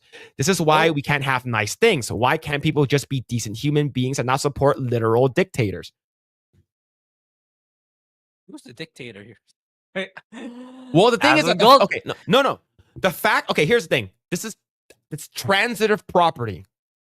Asmongold is basically, he supports Trump more than he doesn't support him. So just because of that, like, Trump didn't vote for Donald Trump. I mean, Trump didn't vote. Asmon didn't vote for Donald Trump. He voted for him the first time, but he didn't vote for him the second time, and he didn't vote for him most recently. Mm-hmm. But he agrees with a lot of things that he's doing. He doesn't like a lot of things that he's doing, but he agrees with a lot of them. He likes deporting all the illegal immigrants and stuff like that. So the fact that Asmongold agrees more than he disagrees with Trump, and Addy is basically talking to Asmongold, by the transitive property, Addy is a fascist, and he caters, and he's basically he loves Trump as a dictator. Damn. Fucking insane. This is absolutely wild, man. Like, I don't fucking get it. Yeah, I didn't know this was going on because, like, I was following other stuff this week. But yeah, you're right. It's like, this is wokeness personified. Like, they don't really have a fixed principle to stand on. It's like whatever's like the next thing to get outraged over, and this is it. Turns out this is it. Yeah. And like I said, like last week, they loved this show, right? Because the whole like, you want to be an American idiot, and then while playing that song, like the U.S. is like, excuse me, bombing hell, killing demons, but we're just demons. We're not evil. We're actually we're good guys, right? Mm-hmm. And now everyone is hating him. Now Blue Sky is hating him. Everyone, yeah. Like, so this is the woke mind virus, right? Yeah. What shall we hate on this week? Asmongold, we always hate him anyways. We used to love Addy, now we hate Addy. Yeah, even the audience sees Addy was trying to appease. It's gone now. Even that's gone now for DMC. So what's left for DMC? Yeah. But yeah, man. See, like, look at this right over here. Hitler and Stalin linked up, I see. 155 likes, man. Right, here's another what the fuck is this, man? Of course you have Yu-Gi-Oh! Yeah, this is like, look, it's just like it doesn't matter. Like it doesn't really matter. It's because these people, it's who can they cancel next? Who can they go? Like who can we target next? But yeah, it's absolutely woke mind virus, like you said, personified. And I think this is funny. I think this is funny as fuck. Like, it's like Addy worked so hard to appease that woke crowd for this DMC that all it took was one tweet to Asmongold and he lost it all. Yep. Yeah, it's funny. Yeah. Oh man. Yeah, it's like Netflix is good at getting anime licenses from Japan, but do not let them make their own. That's how I see Netflix. Like, don't let them make their own. Like, let them like get it from Japan and then show it on their platform. Because like I opened Netflix to watch anime. They have a lot of good anime in there, but they never co-developed it in any way. They just licensed the thing. So just Netflix just keep licensing anime. Do not make your own. Yep. All right, let's go ahead and read some chat. Let's see. Eric Jenkins with the 199. What would you rate Elsa Jean? I didn't know who that was until I looked it up. She's sort of cute. Yeah, I think she's pretty cute. I would give her, like, out of 10, Sapphire Howl. Is that her stage name? Oh, she was in Playboy first. I would give her. I haven't seen her. I'm looking at blurred pictures of her because there's a lot of not blurred images. I would give her like an 8. She's cute. But yo, thank you for the 199. Thank you. Yo, Hollow Ninja with the 5. Asmongold and the Critical Drinker are too powerful. They live rent-free in some people's head. Those two can flop movies and games if they don't like it. That is true. Yeah. That is 100% true. But yo, thank you so much for the 5. Thank you.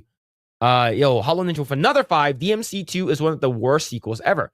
The only thing good about the game was that they had Dante's best character design, but DMC 3 probably the best. Yeah, I haven't played any Devil May Cry games. I might actually play it. Yeah, you can get them mostly for cheap. No, especially even 5 when it goes on. I have 5 on my backlog. I got it for sale, like $15 for the special edition. Yeah, they go for very cheap. Yeah, I'll probably check it out. Can you play? Is it on PC? Yeah, it's on Steam. Okay, they're on Steam. You Hollow Ninja with another 2. Metal Gear Solid 3 greatest prequel and sequel. Yeah, I need to play Metal Gear. Yeah, when it comes out. Yeah, I'll probably wait for the remake instead. Yeah, thank you for the 2. Thank you. All right, let's see. Who is Elsa Jean? I just found out who she is right now. Literally just found out. Let's see. Let's go ahead and go back up. Let's see. Netflix's Devil May Cry was one of the worst abominations I've ever witnessed. That little shit tried to claim that he's the creator of Devil May Cry. Yeah, if you actually look at the Adi Shankar when he was at WWE, it was sort of cringe. Look at this. Yeah, it's like creator of Devil May Cry. The creator of Devil May Cry. Fuck off. Holy shit. This was absolutely cringe when I saw it, man. I even said, I was like, yeah, this me is too. cringe. Me too. It's like you're making it worse, man. They just said he producer or like whatever of the Netflix anime. Devil May Cry. Yeah, Netflix anime or the first trailer killed it hard for me, and then this made it a whole lot worse. Like, oh god, man, the cringe doesn't end. Yeah, man, that's pretty bad. Let's see. There's a DMC show. Yeah, the Devil May Cry show is on Netflix. Yeah, it's on Netflix. Do not watch. Even though I didn't watch it, but I highly discourage people from watching. Let's see. Lord and I like the way they did it to where the last episode was stylish. Look, are you talking about the show? Are you talking about Devil May Cry? The new Devil May Cry is like the original DMC anime was stylish on its own. Oh, I never watched the original. I didn't know they had an original. Yeah, I only found out there was an original one when this one was about to premiere. Like people would say, "Oh, the old one's better. The old one's better." Very likely, especially if it's Japan who developed it all the way through. Yep. Yeah, terrorist demons and the versus the original storyline is obviously weaponizing the right wing talking points too, though. Yeah, that's true. Let's see. See, woke backlash. Yeah, a nice contradiction in terms up there with military intelligence. That's you are correct. See, Asmon seems like he's on the take. He's on take though, similar to Shapiro and Tim Pool. He's on the take. I'm not sure if I read that right. Let's see. Bro, all of the half-ass politics he put in this dog shit show is so it could have any kind of relevance whatsoever. He shit all over everything he touches. Yeah. And that's it. All it took for him to ruin all that was to tweet Asmongold. So even that audience hates him now. Yeah, the wokies love you one minute and they hate you the next. Yep, exactly. Same thing with like I'm not gonna compare Adi Shankar to like J.K. Rowling, but that was basically what happened with J.K. Is because J.K. said one thing they didn't agree with. Same with Adi. Adi talked to one person they didn't agree with, and most importantly, Bill Maher. So real time with Bill Maher. Bill Maher basically had on Kid Rock, I believe. I forgot how most recently, and then Kid Rock's like, "You want to go meet Trump at the Oval and have dinner with him?" And he's like, "All right, sure, but like just letting you know, I'm gonna be me. I'm not gonna go easy on him." So Bill Maher recently went to the White House and had dinner with Trump, and like I watched the entire 18-minute video that he basically talked about his interaction, and he's like, Trump was a regular dude.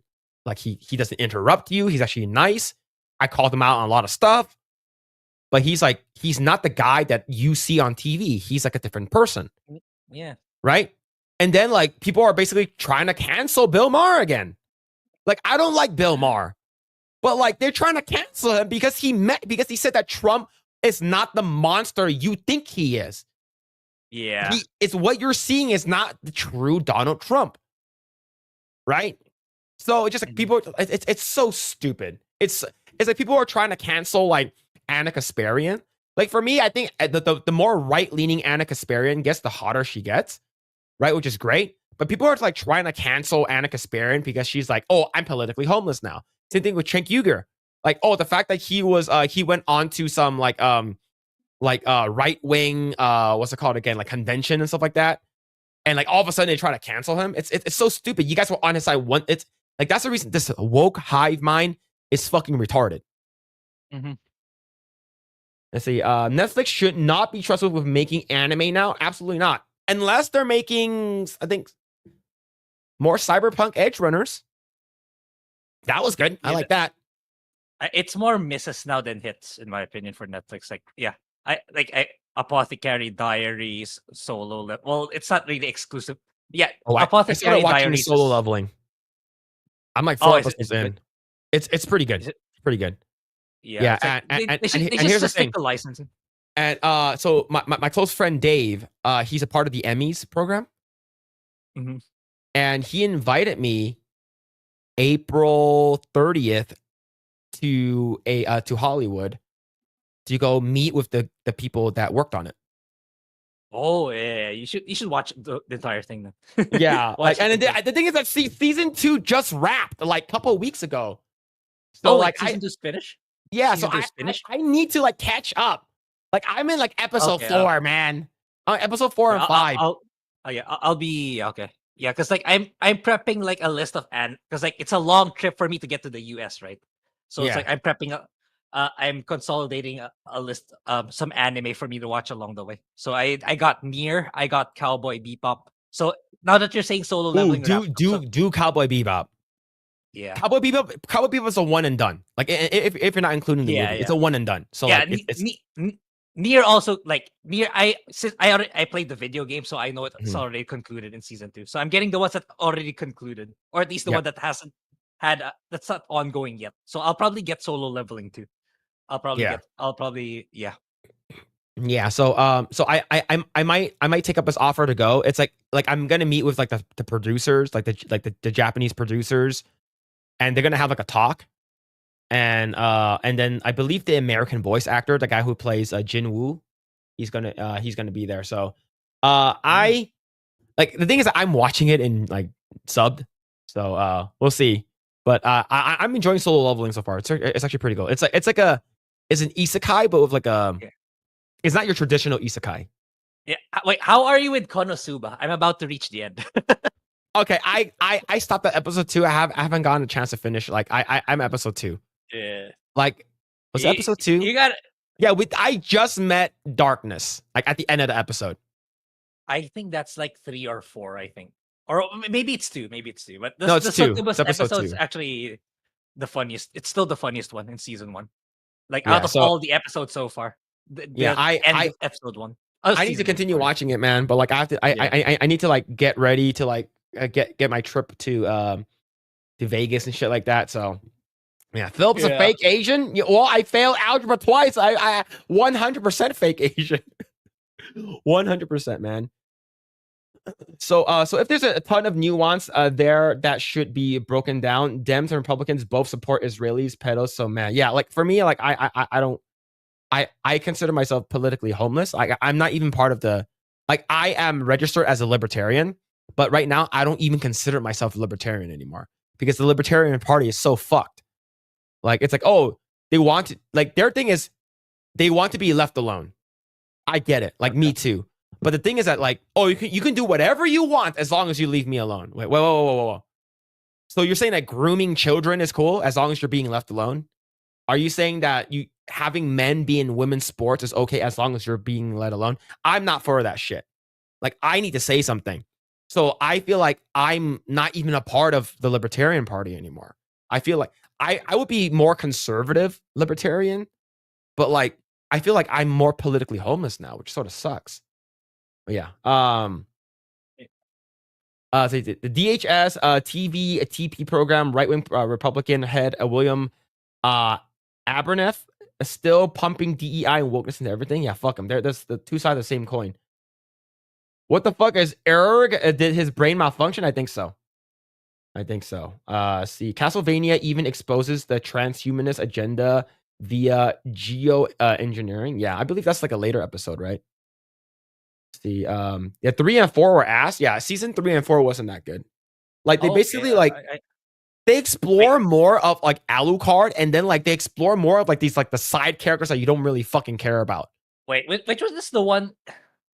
Where I ended Castlevania is when Alucard adopted those 2 Asian hunters, but in the end he ended up killing them because like they tried to kill him. Well, they're having like a threesome, right? Yeah, but then I believe they were like, I forgot. Like, did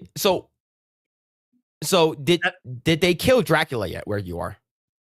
oh yeah, they did it. So you're season 3 because the adoption is season 3. Oh, okay, yeah. The ending of that was like, yeah, because like they were trying to they kind of betrayed Alucard, so Alucard ended up killing them. Then he put them outside for display. That's where I ended. I didn't watch after that anymore. Yeah, I have never watched Castlevania Netflix series. I rather just play the game. The first 2 seasons are actually good. They're actually pretty good, of course. Like, and then like the 3rd season, you're sort of like, why is the girl sort of like stronger than Trevor? You know, like I'm not sure how I feel about that, right? Because Trevor's a badass, you know. Yeah, he I is. see. Neocons, neolists both work for transhumanism and transhumanist political party in America. Yep, just fucking primary them. Get them out. Is Phillip's buddy a Chinese Indonesian or a Chinese Filipino? Chinese Filipino. I'm in the Philippines right now. He's a Chinoy. Yeah, see the window. It's bright. It's very bright. Fantastic profile picture, by the way. Fantastic. I love 2 things about your profile picture. See, rumors are Addy wants to adopt Berserk. No, Berserk's already done, and it's already done again. It's being they already did it twice, so you don't need to do it again. Yeah, that's wild, man. Nope. See, all of these crazies found each other in the internet, obsessed about being online in the upper echelon. Thought they were the voice of the people. Nope. Absolutely not. Fuck Netflix. Netflix loves to ruin video games and anime. They do. Yep, they do. It's more misses now. Before it's like 50-50, but now it's like 80-20. 80% likely they're gonna mess it up.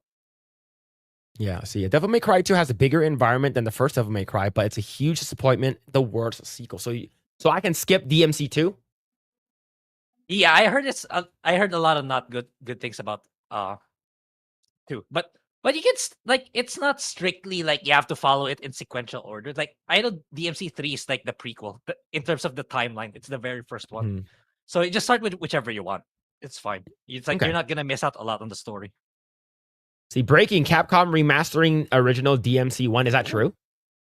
Well, let's search it right now. Oh, shit. If that's the case, then that'd be fucking awesome. Addie is no Joanna Rowling. That's true. Good day from TSN. Is it Tennessee? TSN. It's going to Flex 316. Hope you're doing well. It's going to Shield Wall of Dragons. Shout out. What's going on, dude? Hope you're doing well. Joanna Rowling has more talent than that Addie Knob. Yeah, that is true. That is true. Fuck Bill Burr. Yeah, Bill Burr's an idiot. Oh, I just trust anything I see on TV. He's like, shut the fuck up. You're an idiot.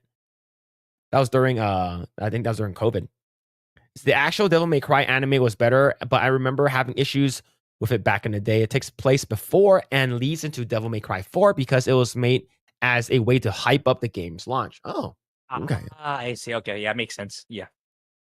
Let's see. Yesterday, I read that Prime is going to be adopting all of the written material from where Crouching Tiger, Hidden Dragon came from. Really?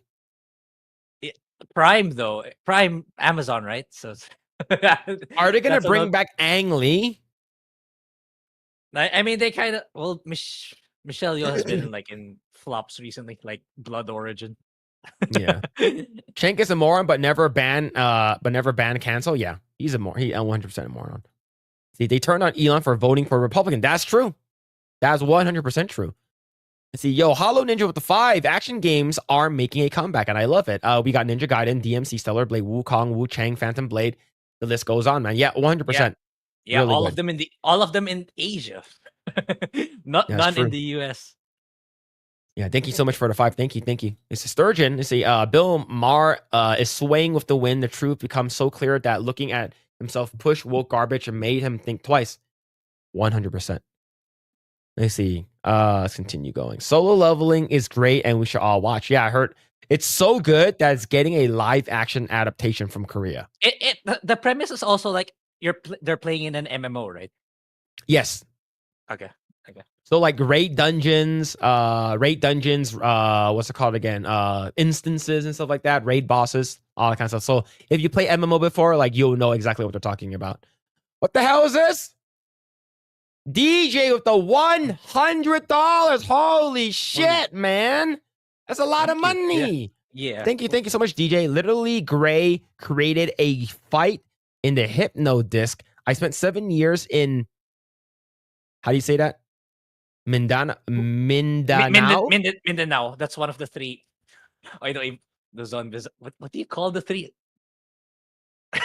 I'm being a stupid moment. Like, because like the Philippines is divided into 3.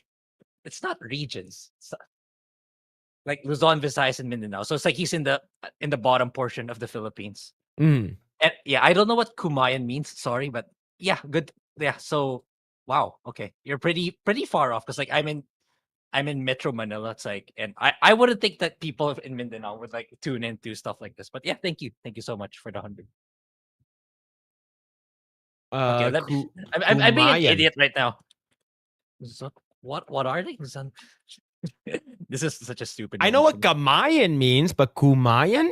I don't know what that is. And definitely Grae does Kumayan. I know what Kamayan is. Kamayan is like eating with your hand. Right? You have like a bunch of food. They're regions. They're actually. Oh, okay. Holy shit, man. But $100. Thank you so much, DJ. Thank you. Holy shit, man. Thank you. Thank you so much for that. See. The creator of Devil May Cry is Hideki Kayima, who was the director of Resident Evil 2 98. Oh shit, really? And that's one of the best of Resident Evils. Holy crap. See. Phil, you need help your father. You need help your father? My father? I need help my father. Yeah. What happened? What happened to him? Nothing happened. Nothing. I can't hear anything. Oh shit. Hey Phil, Konosuba has a great OVA episode right after season 1 and 2. Konosuba movie is considered story arc and must be watched between season 2 and 3. Okay. Oh shoot, I missed. I'm in season 3 already. No, you got to watch the OVA. Yeah. And the movie. Yeah. Thank you. Holy shit, man. Thank you, DJ, for the 100. Thank you. Tell Grae to watch Hellsing. Yeah, Hellsing is good. There's an anime, right? Or do you mean Van Helsing? No, Hellsing. the anime. Like it's basically a guy with like a fucking big ass hat with like a sword and shit. Pretty cool. Let's go on Agent Orange. Hope you're doing well. Hail Phil, Grae, and chat. Sorry, I'm like, oh no, no worries, you're right on time. Sub over dub, yes, always sub over dub. And Yes. that's I'm watching Dragon Ball. Dragon Ball, I'm okay with the dub. Castlevania Season 4 barely even has a coherent story, but it has pretty action scenes. Castlevania Nocturne is complete dog shit. Yeah, that's the one Yeah, I didn't. I didn't bother with Nocturne ever since the way that director spoke when people got mad about Annie, or was it Anna, the one they race swapped? Yeah. Anna or Annie. Yeah. Let's see. I want to terrafill on ramen noodles at 22%. Look, ramen is Japanese, all right? I'm Chinese. You're Chinese or Japanese? Oh man. See. Solo leveling abridged clips are so good. They have a bridge already? Holy shit. That's a lot. That's a lot of stuff already, man. Grae owes everyone in chat a bonsai tree. Maybe an emote so that everyone can get it. I bought my mom a bonsai tree. I told her to water it every day, and then it's like dead. Yeah, they're not cheap either. They're like $150. Yeah, it's like I think my mom used to buy those too. I'm pretty sure it ended up dying. See, I bought. Imagine buying I bought. It's like Daniel-san, you must cut tree. You must cut the bonsai tree and use the midori. What was the fucking the fucking dojo. The Miyagi-Do is the right way to do the bonsai tree. Yeah, it's like that's my thing about Chinese beliefs. Like everything, literally every single thing you do, it's for good luck. It's for good fortune or good luck. That's like whatever it must be for good luck. That's always what it boils down to. Good luck, good fortune, prosperity. It's always it boils down to that. Every single activity you do. Yeah. See, the first Devil May Cry, the third Devil May Cry, and Devil May Cry 5 are amazing. Goated. Devil May Cry 4 is great. Yeah, DMC 5, like I know what happens is because I watched gameplay of it. And it's pretty cool.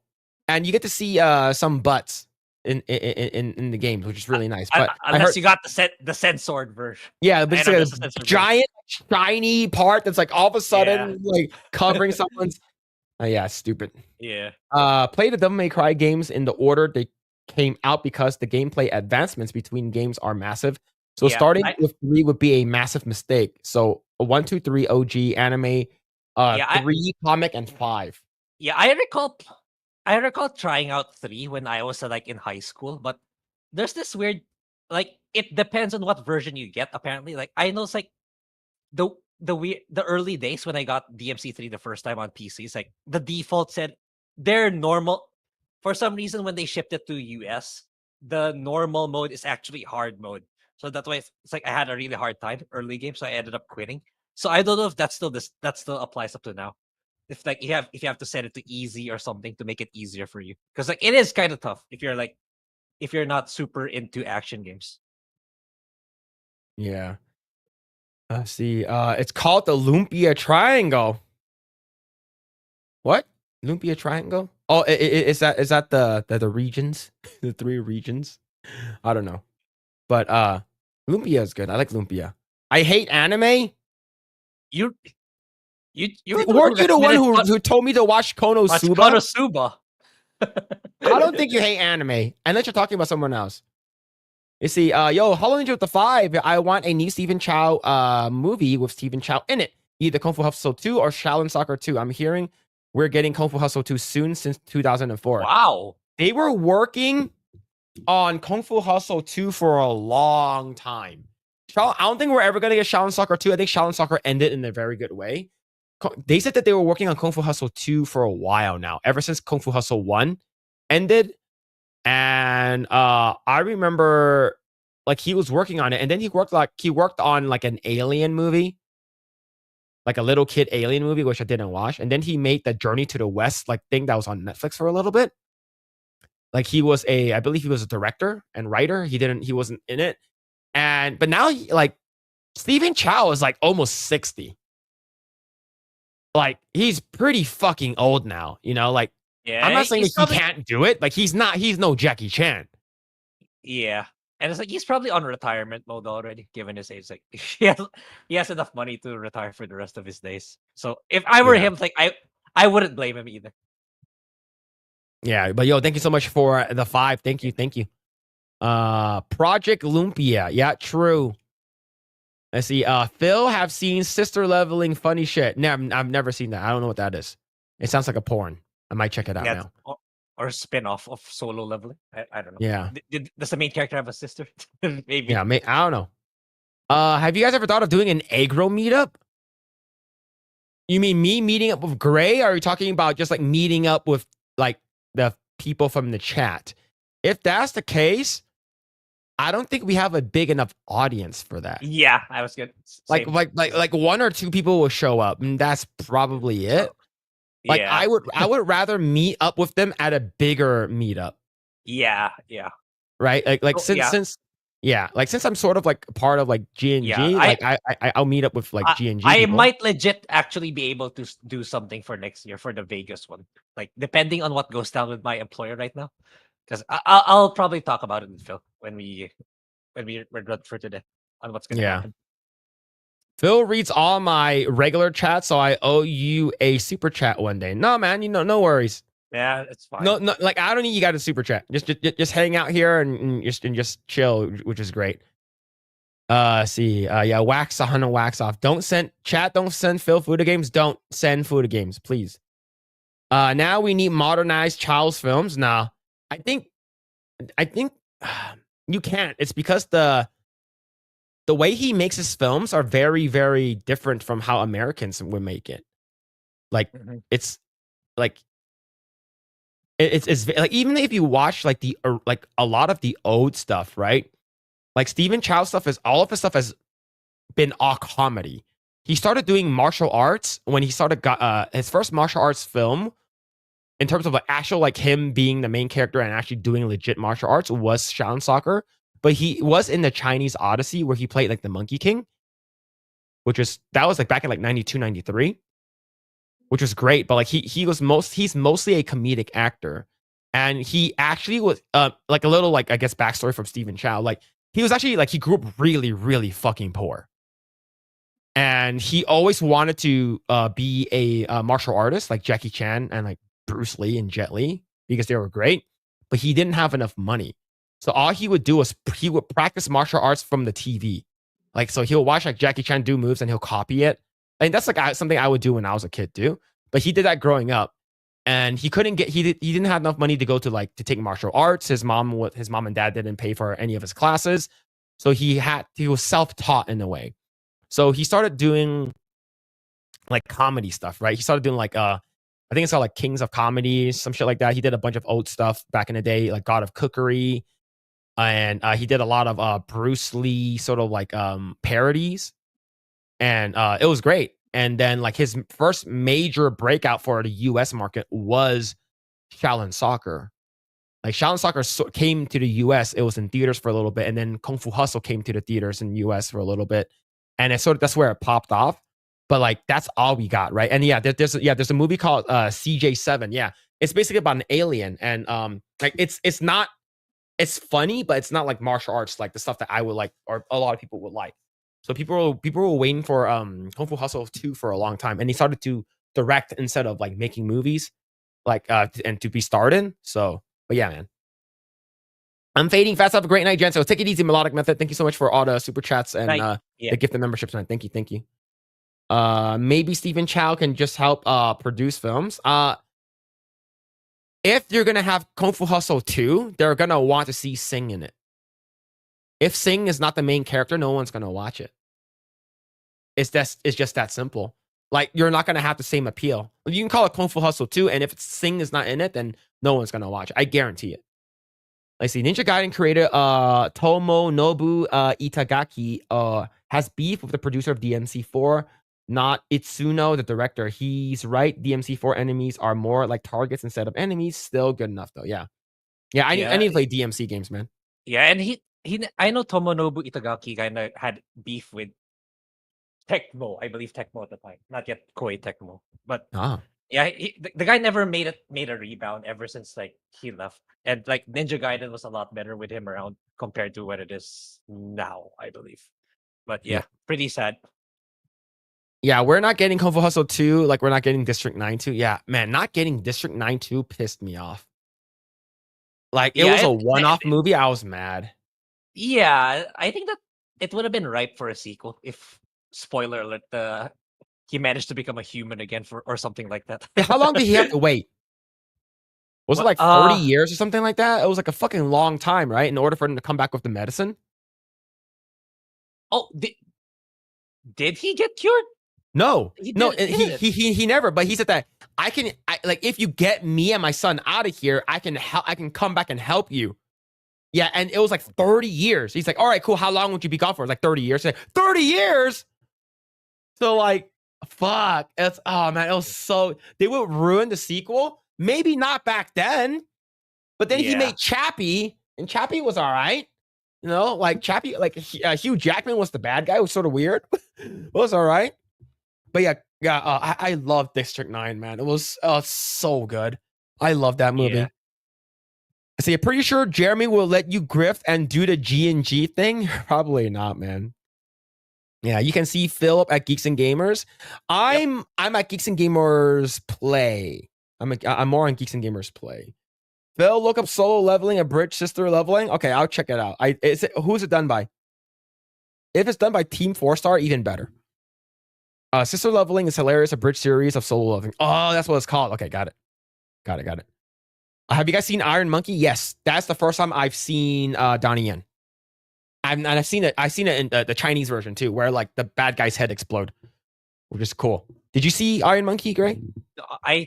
Yeah, I think we talked about this long before. It's old. Yeah. It's like mid 90s. It says Steven Chow hasn't acted since 06. Yeah, that's a long time ago. Itagaki created Dead or Alive. Ninja Gaiden. I'm not sure with Dead or Alive. But here's the thing, though. He But- did but- help with the But a lot of the Ninja Gaiden characters are in Dead or Alive, so maybe he Maybe, helped. maybe. Yeah, I think maybe he helped. I don't know. I Yeah, got to but do research. you're not gonna see the hot women anymore in Ninja Gaiden 4. It's like it's kind of Microsoft kind of controlled it already. So yeah, you're just gonna see that new character and Ryu. No more hot chicks in your Ninja Gaiden games. That's sad. Yeah. Let's see. Since he sued, he started a new game company and created action games, but company hasn't dropped anything. Yeah, the game that he came out with in the Wii, I believe, the Devils, it didn't take off. It wasn't well received, but he hasn't able to rebound ever since. Yeah, not getting District 9 haunts me to this day. Yeah, bro is still a fucking prawn, man. Still fucking prawns. He's still a prawn. Holy shit, man. That's sad. Team Ninja created DOA, but like, did he work with? Oh, okay. According to Hollow Ninja, he did. Wait, let's click his. Yeah, he Okay, he did. did. He made both. But yeah, Okay. I hope they make a comeback. See, I enjoy Elysium and Chappie, but District 9 is by far the best of these movies. Good God, I do miss the original movies. Yeah, it's so good. Like going back to watch District 9 is still really good. Still Yeah. really, excuse me, still really, really good. All right, we can talk about like two more quick topics.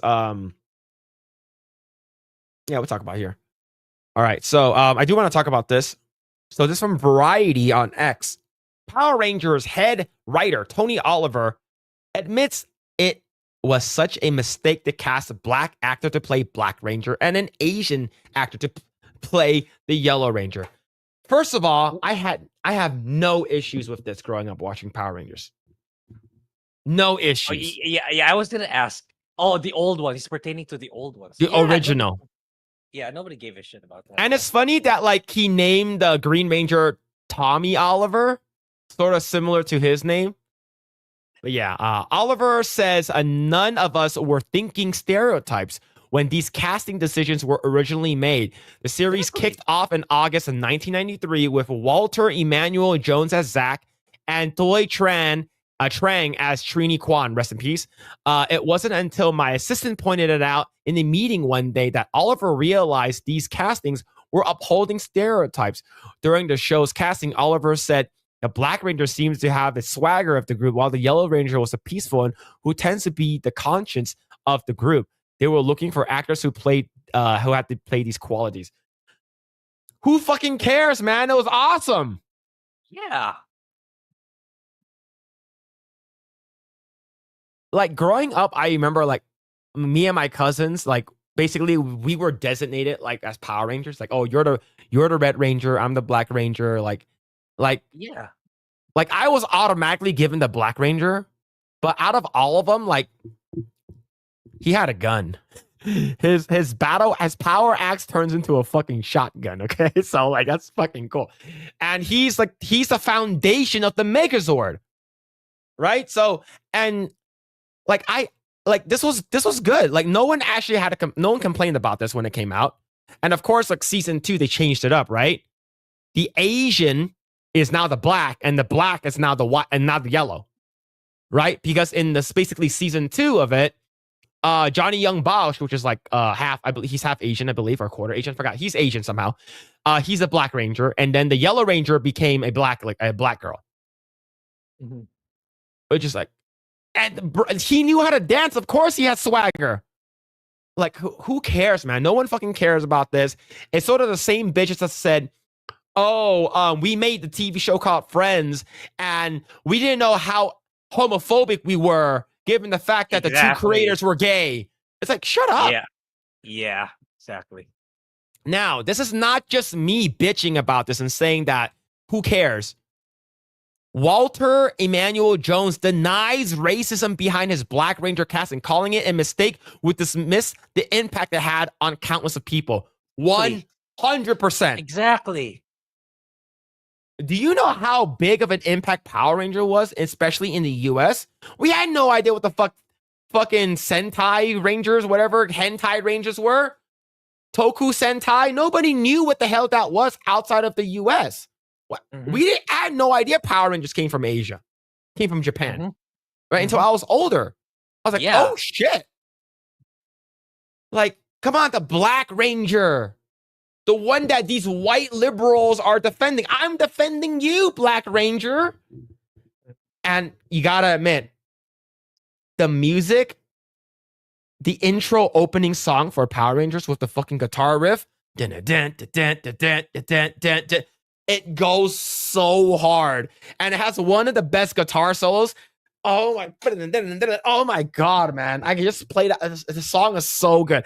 I had no right being that fucking good.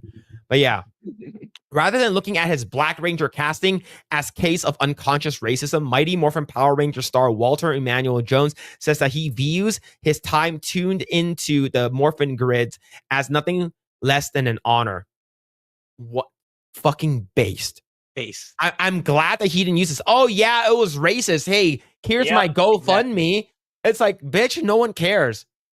See, the latest round of the latest round of Power Rangers related discourse kicked off on April 8th, courtesy a former series a writer of Saba, otherwise known as Tommy's White Ranger era talking Tiger Saber, voice Tony Oliver, appearing as featured speaker at the newest episode of the investigation Discovery Underbelly of the entertainment industry docuseries Hollywood Demons, itself aptly named A Dark Side of the Power Rangers. Oliver lamented how, despite the fact that none of us were thinking about stereotypes when casting Zach as Black Ranger and Toy as Trini, the series was able to run for a full 2 seasons without anyone calling out the fact that the Black Ranger was, in fact, the Black Ranger and the Asian Ranger, the Asian character was the Yellow Ranger. Look, they even made fun of this on Key and Peele, right? They did like a Power Rangers Key and Peele thing where like the Green Ranger was played by a black guy, and they call him the Black Ranger, right? And then he called like, it's like, what? Hey, Blue Ranger, what if I call you the Red Ranger, right? Because the guy who's playing the Blue Ranger was an Indian guy. No, not Indian, Native American guy. What if I call you the Red Ranger, right? Right? So it's just like, it's funny looking back at it, but it's like it's nothing to get like your panties in a bunch for. Yep. Right. So, but yeah, man, like look at this, man. This is fucking great. Like I love the Black Rangers. Like Zach was actually legit like my favorites. Of course, like Tommy Oliver is like the GOAT, but like he's one of my favorites. Right? Talking to his personal Instagram on April 10th, Jones shared the number of headlines from the various outlets covering Oliver's mistake admission and responded, "Incredible how many media outlets picked this up. However, while some chose to seek out the negative, I've always believed in focusing on the positive. I understand that impulse to address what might be seen as cultural insensitivity, but calling it as a mistake would dismiss the impact it had on countless of people around the world who found inspiration and representation in TV's first Black superhero, morphing into a none other than the Black Ranger." He probably exclaims, "It wasn't a mistake. It was a milestone. It was an honor." Fucking amazing response, man. Yes. And of course, Trini would probably, Thoy Trang would probably have said the same thing. He's like, "It was Same an thing. honor for me to play the Yellow Ranger." You know, it's like she passed away in a car accident, which is fucking sad. And that's the reason why they actually did need to recast, is because she passed away. Oh. And so they like, she was badass. Saber-tooth tiger. That's how she said it. Yeah. It was great, man. Look, of course, like if you guys watch the Japanese one, the Yellow Ranger is actually not supposed to be a woman, but a man. And that's another reason why the Yellow Ranger never had a skirt and only the Pink Ranger had a skirt.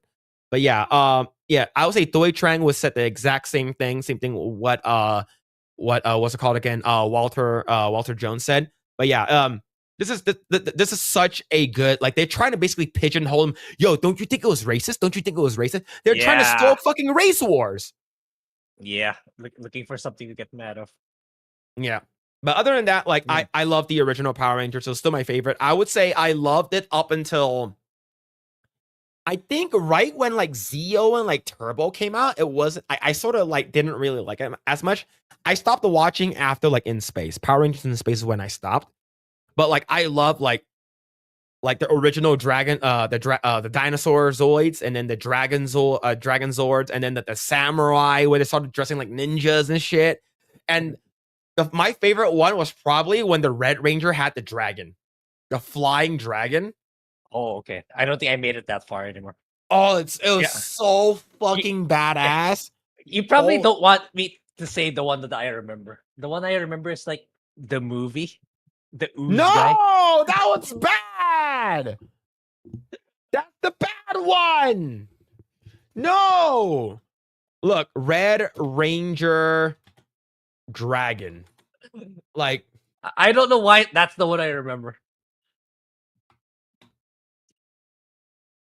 like holy shit, man. Like, it's literally a fucking dragon. Let me bring up an image.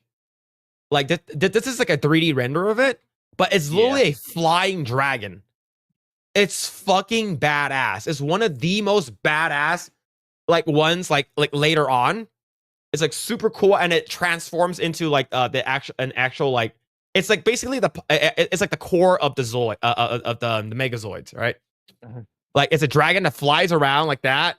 Like, it literally looks like the dragon from like Dragon Ball Z, and it transforms, and it has like a bow staff. It's so fucking good. And like when it fully transforms into like, when it adds in all the other parts, it becomes a fucking samurai. It's fucking amazing, all right? And as a kid growing up, this is the fucking coolest shit ever, man. But yeah, okay, and here's the thing. I told my mom, I was like, my mom asked me, "What do you want to be for Halloween?" And I said, "I want to be a Power Ranger." And I was like, "Which one do you want?" I said, "Give me the Black Ranger." Because I was the Black Ranger amongst my cousins. My mom got me the Red Ranger. Why? Sort of, Why didn't she like follow what you wanted? because the Red Ranger was the popular one. Here's what my mom said. My mom said, "The Red Ranger's the leader. Don't you want to be a leader?" And then I said, "Shit." Shit. Man, she's right. But yeah, man, it's the dragon is bad. You're bad. You're bad. Yeah, I'm gonna unmod you for sure now. Oh man. You see, Yo, rip Jason, David Frank. It hurt when he died. Yeah, man. I thought it was fake when I thought it was like a joke when he passed away, and then it was actually confirmed true. I know that Boss Logic knows him. If you guys don't know who Boss Logic is, he does like a lot of the Marvel DC posters. Like he's really fucking good, and he knows a person who knows him in real life. And he, when he confirmed it, I was like, "Fuck, that's fucking sucks, man." He has a daughter too. Yeah, and Hollow Ninja with another two. Yeah, rip Thuy Trang, very strong, beautiful woman. Yeah. Passed away in a car accident. Yeah, it's fucking sad. Oh man. But yeah. Reboot over Power Rangers? Which one? The one with Walter White? No. The reboot the 3D show. The 3D animated show. Yeah, because it wasn't good. The one with Walter White as Zoran. Zordon, yeah. It wasn't great. All right. I don't care how hot this girl is, but I thought they looked weird. I think that's the reason why I didn't really like Reboot. Like my cousin watched the shit out of this, but I never watched this because I thought they looked weird. I don't care how nice her butt is, right, chat? I thought they looked weird. That's why I didn't watch. Grae, would you have watched this when you were a kid? Nah. I don't think so. I didn't watch this because it looked weird. You look weird. You should like it. Shut up. You look retarded. You should have liked this one. Power Rangers, Dino Thunder, and Ninja Storm. Yeah, I didn't watch those. I stopped. The bad guys look better. Yo, you like Ivan Ooze, right? That's Grae's favorite bad guy. What's that one called again? Like the Ooze guy? What's it called? Yeah, Ivan Ooze. Ivan Ooze from the Power Rangers movie. Yeah. Ivan Ooze. The fucking Power Rangers, the movie, Ivan Ooze. Yeah, maybe that's a good throw. Maybe if I watch it again, I wonder what I would feel. You should make a video about it. If you're gonna watch something like that, you should make a video about it. Yeah. Let's see. His red robot dragon flew. It was a shit. Yeah. Fucking B, man. Oh, that shit looks fucking gay. That shit's gay. Phil smokes purple dragons. No. Phil has massage. No, man. That fucking red flying dragon was the shit, bro. Power Rangers, he wanted to be a Yahtzee. Oh, Power Ranger, man. Shit. Every parent always wants their kid to be the main character and the leader as if all the other roles aren't as important. Look, if my mom got me the Red Ranger and gave me the Green Ranger armor. Grae, did you watch that episode? I know it's old, but like it was a time where like the Green Ranger couldn't do it and the Red Ranger needed more power. So Green Ranger's like, put your hand on my chest. And like the Red Ranger put his hand on the Green Ranger's chest and like he got the power of the Green Ranger. So he had the armor and his sword. He was dual wielding. Oh my God, man. It was fucking crazy, bro. Oh, I fucking lost my dick when I was little. The show's still going. Now I'm drunk. I got a good neighbor. $5 super chat are back on the menu, boys. Yo, Mitchell Fields, I thought you were making steel. I thought you're banging holes in the steel. No, thank you for the 5, man. Thank you. Kind of weird. Phillip talks about Venom being caked up, but then goes, I don't care. She's weird.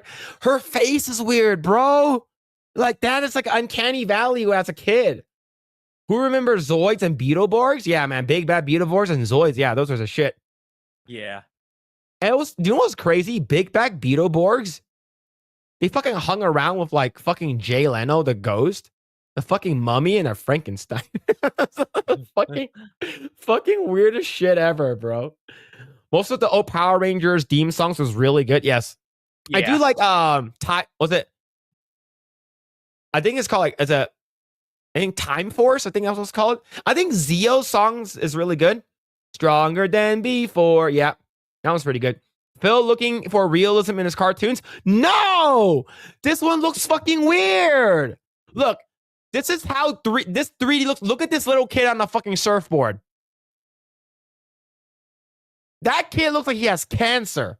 All right, that kid straight up has cancer. All right.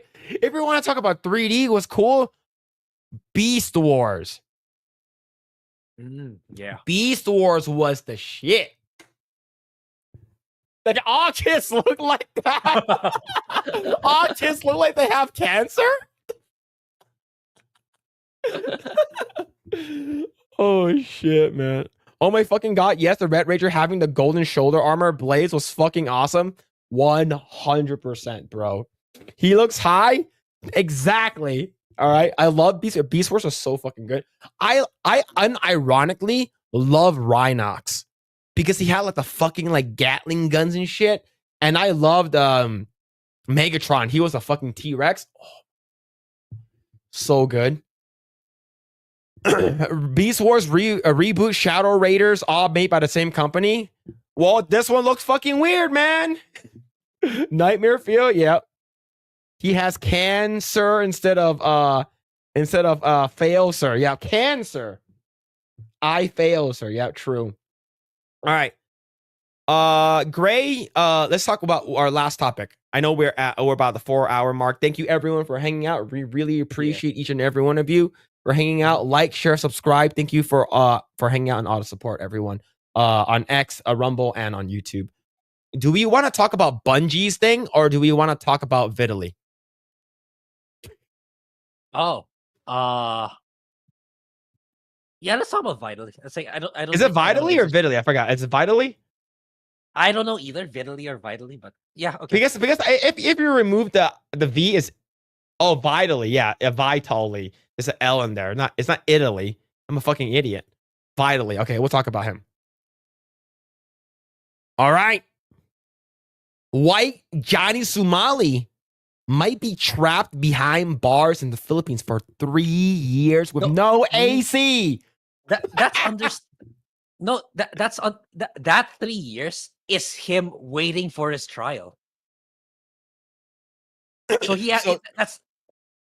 after he waits for 3 years, the court was okay, you're gonna be locked up for 10 years. Then that's that's when it starts. All right. That's not the total. So I don't know. This is from Dexerto. So Vitaly is trapped behind bars in the Philippines for 3 years in a shared cell with no air conditioning. Banned kicks. The fact that he got banned off of Kick, is pretty crazy. Like imagine being banned. It's like being banned from the banned zone. Yeah, it's like this is bad. Yeah, I've been following his story for the week. That's why I'm kind of out of touch with pop culture. He did a lot more apparently. Apart from the video we watched now, he did a lot more. And I've seen his content from the past. It's like, there was some good stuff in there. Like he was kind of like a cringy Chris Hansen. He's going after people. Whether it's fake or not, it's kind of debatable. But he did a lot of prank content, like a lot of like cringy content, like pretending to be a rich guy, or maybe he actually is, but like he's like trying to pick up girls and stuff like that. But overall, it's like cringe content. But like for some reason, he just flipped the switch. Okay, I just want to be like Johnny Somali without doing proper research on which countries to go. He thought the Philippines was a good target, which is no, definitely not. See, banned kick streamer Vitaly will reportedly be trapped in jail hell in the Philippines for multiple years before going on trial for his antics in the country. Russian streamer Vitaly. Yeah, go ahead. Yeah, as you say, the 3 years is him waiting for his trial. It hasn't even started yet. So it's an additional 3 years just for waiting. Yeah, because there's so much crime in the petty crimes and all sorts of crimes. So it's like the queue is super long for the courts before it reaches him. That's the thing. Oh, man. So Vitaly was arrested on April 3rd after the series of controversial broadcasts in which he appeared to harass locals, steal, and attempted to kiss a security guard, and even try to seize a firearm. Vitaly is in custody at the Philippines Bureau of Immigration and was paraded in front of the TV cameras as authorities made a statement about how nuisance streams wouldn't be acceptable in the country. Well, that message is being sent out loud and clear because the legal system in the Philippines is no joke, with jail conditions being anything but a whimsical retreat. So this is the video. Yung limang acts na you want to translate? You're going to translate for us, all right, Grae? Okay, yeah. Yung limang acts na chinarge ay ipafile sa... Actually, that's not. Wait, stop. Stop. Could you? He didn't say 3. He said 5. 5 charges. Yung 5. 5 is 5. Yung 5 charges, it's 5. So got lost in translation. Maybe it's 5. It's 5 charges, not 3. Okay. Anyway, yeah. All right. So here's the thing. All right, we got an actual Filipino, and he's a panelist, so he's doing live translation. All right. Yeah. Ipafile na. At habang doon siya ay under custody siya ng Bureau of Immigration. So this is the subtitle on the bottom. Let me know if it's correct. It's correct. It's correct so far. An undesirable alien. Ngayon, mag-uusap pa ang Bureau of Immigration at CIDG ukol sa proseso nito. Yeah, Pero accurate. sa akin paningin, at ito'y akin lamang, hindi ito'y It's a good batas translation. na sabi ko, Okay. ay doon muna siya mananatili sa Bureau of Immigration Detention Facility. Don't put on the hat. Don't put on the hat. Habang siya'y naghihintay ng paglitis sa kanya rito. Hindi po namin siya i-deport. Yep. Mananagot siya sa batas dito sa Yep. Pilipinas. Nice. Yeah, Tito. Tito means here, chat. There it is. You know what, Tito? Tito's here. I know that. No. He said that DITO, not TITO. Dito is here. Dito means here in Tagalog. Yeah. It means here. Yeah, I'm talking about what he's saying. Like it's here in the Philippines. He will not deport him. Tapos na po ang mga dayuhan, nakala na lang, kaya na lang napastangin ang mga Pilipino. Ito'y ehemplo. na Okay, seryoso tayo. I think that's not correct. Filipinos can be killed. Okay, that's stretching. It's like saying, no, you say like it's if foreigners think they can just mess in Philippine society, they are wrong. Not Filipinos getting killed. Okay, that's an exaggeration. Nasa sariling bayan natin, hindi tayo magpapabasa sa kanila. Okay. Yeah, we will not allow them to be disrespectful to us. Yeah. Okay, there it is. Let's see. Vitaly, according to YouTuber Legal Mindset, the courts in the Philippines are packed, meaning Vitaly, will be waiting for 2 to 3 years for his trial. Holy, yeah. That's how much daily petty crimes that the courts have to deal with. So the queue is that long. That's why. Yeah, this guy didn't do research, man. Yeah. On top of that, he's stuck in a shared cell with multiple inmates with no air conditioning, with temperatures averaging of 97 degrees. Yeah, it's hot here, man. It's hot. Oh shit! Plus, he'll be eating the same cheap food costing $1.20 for 3 meals a day. To make matters worse, according to a lawyer in the Philippines, the authorities may be using a special penal code in his case, which is also another word for penis. Normally, there needs to be a proof of malice or to convict, but under the special penal code, their mere act of doing this is enough. And this means that the prosecution won't need to prove intent. Depending on how the trial plays out, he could be looking at even more jail time on top of the time he'll be spending behind bars waiting. Yeah, that's just waiting. That's bad, man. Yeah. The authorities have already indicated that they want to make an example out of the streamer. During a press conference, they explained how Vitaly wouldn't be deported or receive special treatment. He is accountable to the law. This is an example that we are really serious in our own country as well. They said this comes as a fellow news and streamer Johnny Somali is on trial in South Korea with multiple charges filed against him, some serious enough to land him in jail for 10 years. So this is so bad, man. Yeah.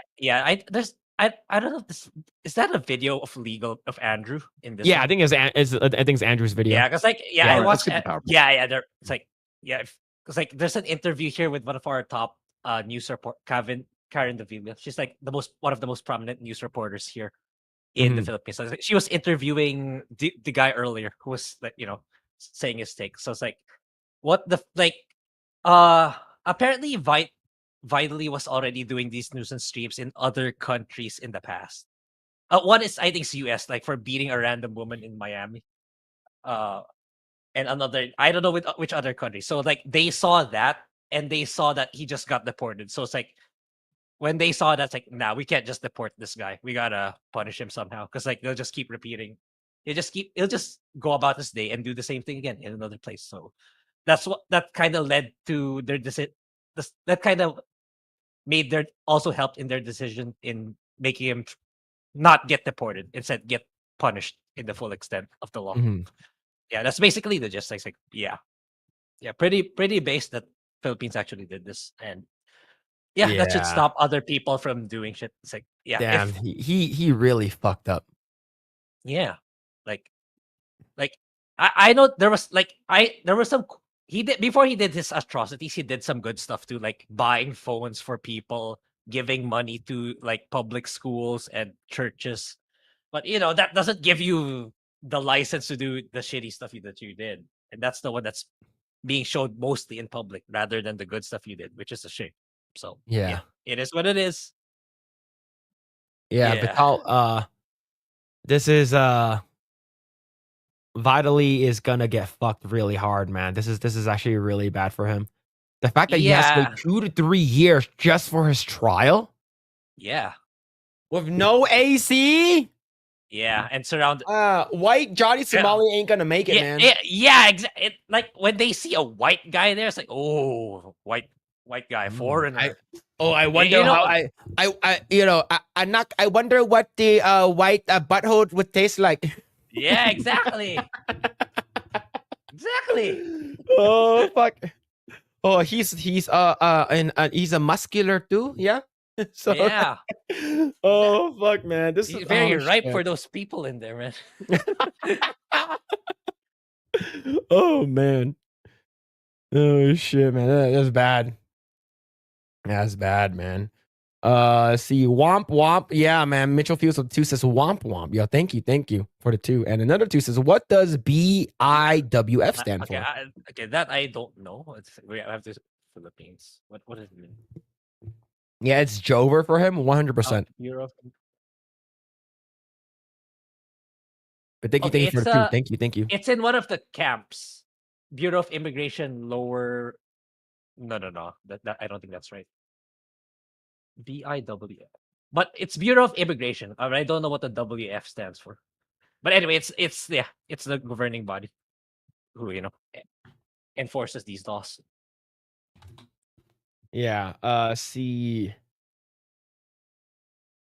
I think it. Yeah, it means a bunch of other things. BIWF. I don't know. Yeah, I don't know what that is. Oh, okay. Bureau of Immigration Warden Facility. Ah, okay. There we go. Yeah. There it is. But yo, thank you so much for the 2. Thank you. Yeah, man. 97 degrees. Yeah, 97 degrees must smell nice. Yep. Mhm. Man. Like you're gonna be trapped in a cell with a bunch of like it's dirt, like jungle Asians that like are like people who are like did a lot of crimes, shit like that. Like you're yeah, like, and they see a white Russian guy in there with them. It's like, dude, it's over. Yo, Yeah. it's over, man. Holy shit. Hell no. Yeah. No AC. Just give me court case. I'll do manual labor Yeah. to get out.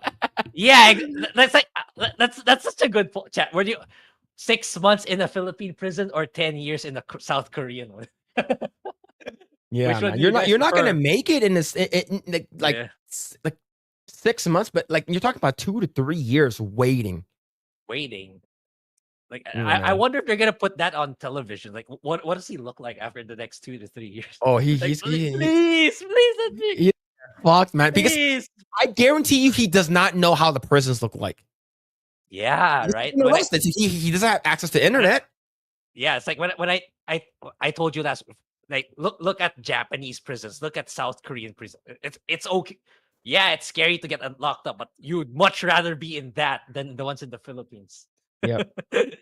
Imagine standing in line for 3 years on Switch 2 launch, and then when you get out to the counter, you place an order, and it'll take 5 to 10 years to get to you. Yep, that's how it is, man.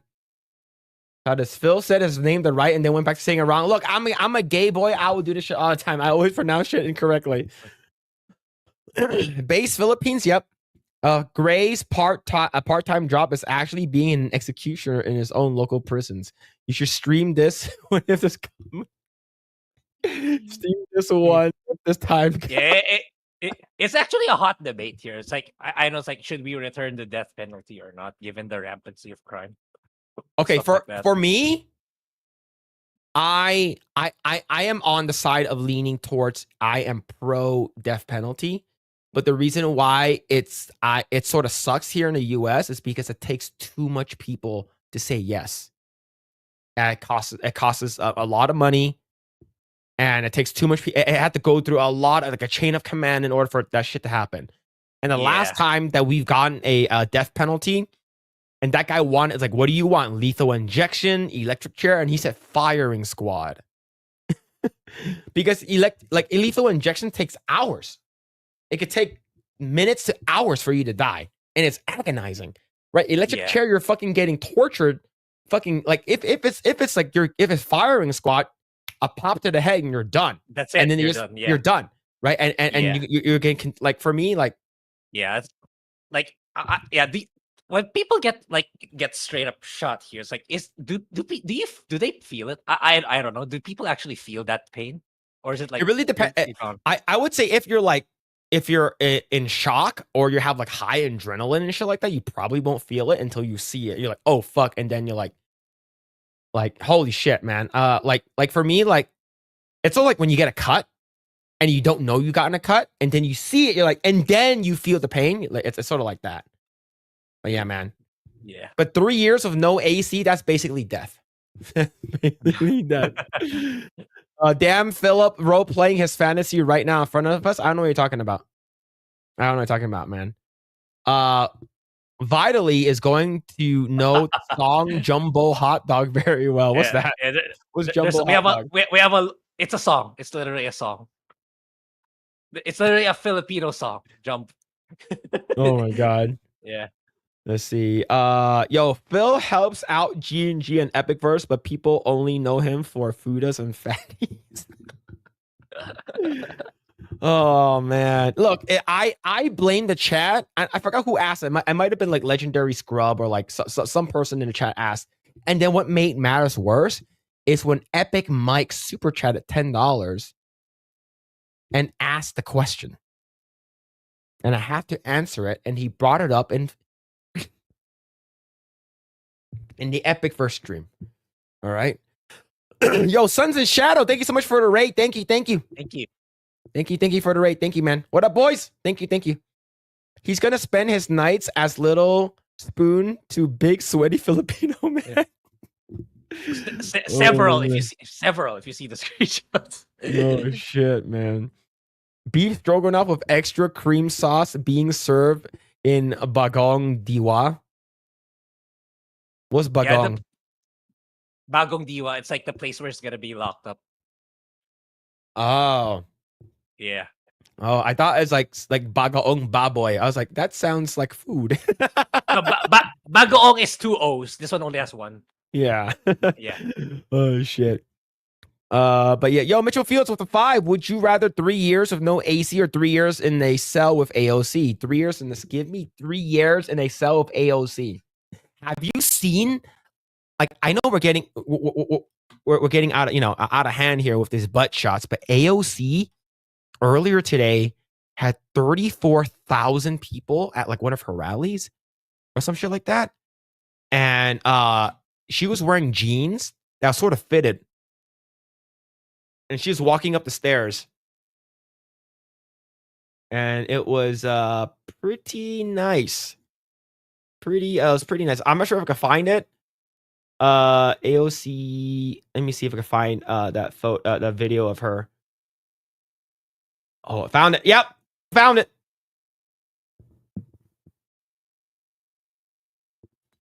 AOC. Give me AOC for 3 years. Look at that. I don't need to play anything else. All I need is that. Big booty Latina. Yeah, thank you so much for the 5. Thank you. 3 years in a cell of AOC. She's getting it. She's gorgeous. And Grae, she has decent teeth. Not great, not the greatest teeth, but decent teeth. All right. She's hot but crazy. Yeah, she's crazy hot. Okay. Fire squad, they shoot with a 308 Winchester in the heart. Oh, that's instant. Well, no, they need to shoot that. If they shoot the heart, then it'll take you maybe like a couple minutes to die. Maybe second, like maybe like a minute to die. If it's 308, that's pretty big, right? Getting stabbed hurts more than getting shot. Getting shot just feels like hot at first. Yep. Wait, is that like back shots? You know, like hot semen? All right, forget it. AOC is making her run for president. I think so. Alex Stein was right. You're goddamn right. Back that dump truck up. Yep, I could fix her. Yep, I would. She had great teeth for a donkey. Oh, fuck. Big booty, but attracted to Latinas. Yep. Hey, man. It is what it is. As long as she don't speak, look, she's not supposed to talk. Okay? She's not supposed to talk. AOC is your typical crazy and annoying woman with a nice clapper. You're not wrong. You're not wrong. But yeah, this is the dump truck that we're talking about. This is the big booty Latina dump truck. But Suns and Shadow, thank you so much for the read. What's going on, nobody? What's happening? Getting shot is no joke. Don't recommend getting stabbed either. AOC teeth 5 out of 10. Giga Grae.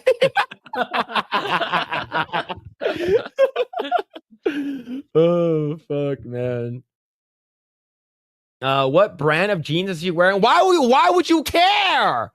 We're not looking at the brand. Yo, is she wearing the True Religion? Yo, those are nice. You are actually looking at the brand of jeans. Yeah, those are crazy Man. expensive, man. True religion jeans. Yo, Hollow Ninja with the 5. Thank you. These streamers, man, was the show out for the internet really worth it? Now you're going to jail, and the people you showed out for will forget you. Shaking my fucking head. Yeah, absolutely. Yeah. The person that did, like, a content creator that went overseas that did it right, and he went to China, is iShowSpeed. iShowSpeed. Yeah. iShowSpeed did it correctly. Everyone loved him. He embraced the culture. He took martial arts. He flown on a fucking plane, like one of those, like, I think it's like it's a drone plane. Like, he was basically he was like the one who he flew on it. He went in a car that was able to go into a lake. He went to what's it called again? He went to Beijing. He visited the Great Wall. He did an Instagram reel with one of the most popular guys in China. He wears like this like red flower like a suit, and he walks around. And like he did one with iShowSpeed. And he met up with the guy that sang the Sunshine Rainbow White Pony song, the one in the Yang Guang Chai Hong Xiao Bai Ma Di Di Da Di Di Da. He met up with that guy. Like that's how you do it. If you go to China, you respect the country, respect the people, don't act a fool. People love you for it. That's how you do it. But these motherfuckers, they don't care. Johnny Somali and now Vitally, they don't care. Yeah. But yeah, but thank you so much for the 5. Thank you. Yeah, you get shot in the vital artery in the heart, you exsanguinate within 20 seconds. Yeah, that's a lot better than lethal injection that could take hours for you to die. Yeah. It's like if you're gonna get like the fastest way possible. That's the best Giga Grae profile picture is awesome. Yeah. Oh shit, man. Yeah. You zoom in on her booty? I can't. This is a video. This I can't zoom in on her booty. This is a video. It doesn't let me. See, I'm trying to zoom in. I can take a screenshot and zoom in. Oh man. Getting shot mildly hurts is a Terminator-like quote. I'm sure he said it once. Yeah, probably. iShowSpeed, like the channel, his channel name. It's iShowSpeed. iShowSpeed. Yeah, Suns and Shadow, thank you so much for the raid. Thank you. Appreciate it. iShowSpeed's clip with a woman with a funny voice clip. Yeah. I believe what's it called again? It's the fact that a black guy went to China and was like the role model for how foreigners should do live streaming. He did it the best. Phil sing the rest of the song. I did it on my own personal channel. I would not do that channel. I would not do that here. Okay. I would not do it here. All right. Bro, iShowSpeed definitely got paid to go there because it's a great way to promote your country. Having an influencer that big showing off great parts of the country. Exactly. He did it. He did a really good job. Oh, I know what you're talking about. The Chinese song with the N-word just saying. Yep, it is. Exactly. He had the number one-on-one talk. He also had a one-on-one talk with Jackie Chan off camera too. Really? That's fucking Ooh. awesome. Yeah, that's cool. Yeah, many countries, including USA, do that. Yeah, they should. That's how you're supposed to do it. Sing the song. I can't sing the song. I'm gonna get banned. This chat. I wouldn't do it to this channel. I wouldn't succumb Grae to my lunacy. Okay, I'll only do it in my own channel. Okay.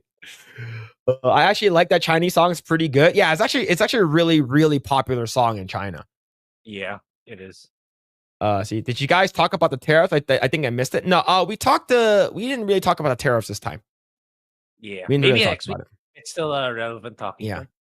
Yeah. So that is our stream chat. I'll leave AOC's glorious Latina butt, big booty Latina butt up on the screen. Next week will be, or at least I'll be in Vegas, so there will be no stream on my own personal channel. We might take next Saturday off. I'm not sure what's going to be happening. So, but I'll keep you guys updated. Great, I'll keep you up to date whether or not we go live next Saturday. So, if that's the case, we might take next Saturday off. But thank you, chat. Really appreciate each and every one of you for hanging out. Thank you for all the super chats. Melodic Method, Hollow Ninja, Mo Zamboni, Stephen DeLeon, Mitchell Fields, Justin Martins, Eric Jenkins, Anime Mania, Solon the Lich, Tommy Halter. Am I missing anyone? DJ with the big one hundo. And yeah, thank you everyone for hanging out. Thank you, Suns and Shadows. Thank you, Hypnotic, and thank you, Wicked Virtue, for the raid. Really, really appreciate it. Thank you everyone hanging out on Rumble. Thank you everyone on X and on YouTube. We really appreciate it. Like, share, subscribe, all that kind of stuff. Grae, what are you up to? And where can people find you? Yeah, my link's on the link tree. I'm contemplating it hard actually. It's like it's because it's super long. Xenoblade is really long. It's gonna take me a while. So I'm thinking like Lunar Remastered is coming out next week. So I might dip into that one before I do Xenoblade. I'll think about it, but I very likely I'll be getting Lunar. Then I'll see if I want to make a video out of it. But yeah, that's about it for me. Yep, and you guys can find me everywhere at Mr. Phillip Chan. Next week, I don't think we're going to be doing any Geeks and Gamers, what's it called again, play for Mario Kart, and I won't be on the Epic Verse stream since I'll be in Vegas. Yes, you guys can find me anywhere in the link tree down below, or Mr. Phillip Chan #2. One of my most recent videos that talk about No Mercy has been heavily ratioed. So if you guys want to watch what I said, because people only watched it for like 50 seconds, you guys can go over there and watch what No Mercy is really about. I believe I might be one of the last people that bought the game on Steam. So yes, you guys can find me there. But other than that, yeah, that is our show. Thank you guys, everyone hanging out. Thank you for all the mods. Thank you for all the likes and shares. We really appreciate it. All the new subs. We really, really appreciate that. Let's see who is on right now. Maybe we can drop you guys off if if someone else is still going live right now. Let's see who's on right now. Nobody is on right now. Everyone is basically offline. But yes, other than that, we'll check you guys next week. We'll keep everyone up to date whether or not we're going to go live either on X or on our posts on YouTube. But thank you guys. Really appreciate it. Hope you guys enjoyed the stream, and we'll see you guys next time. Take care.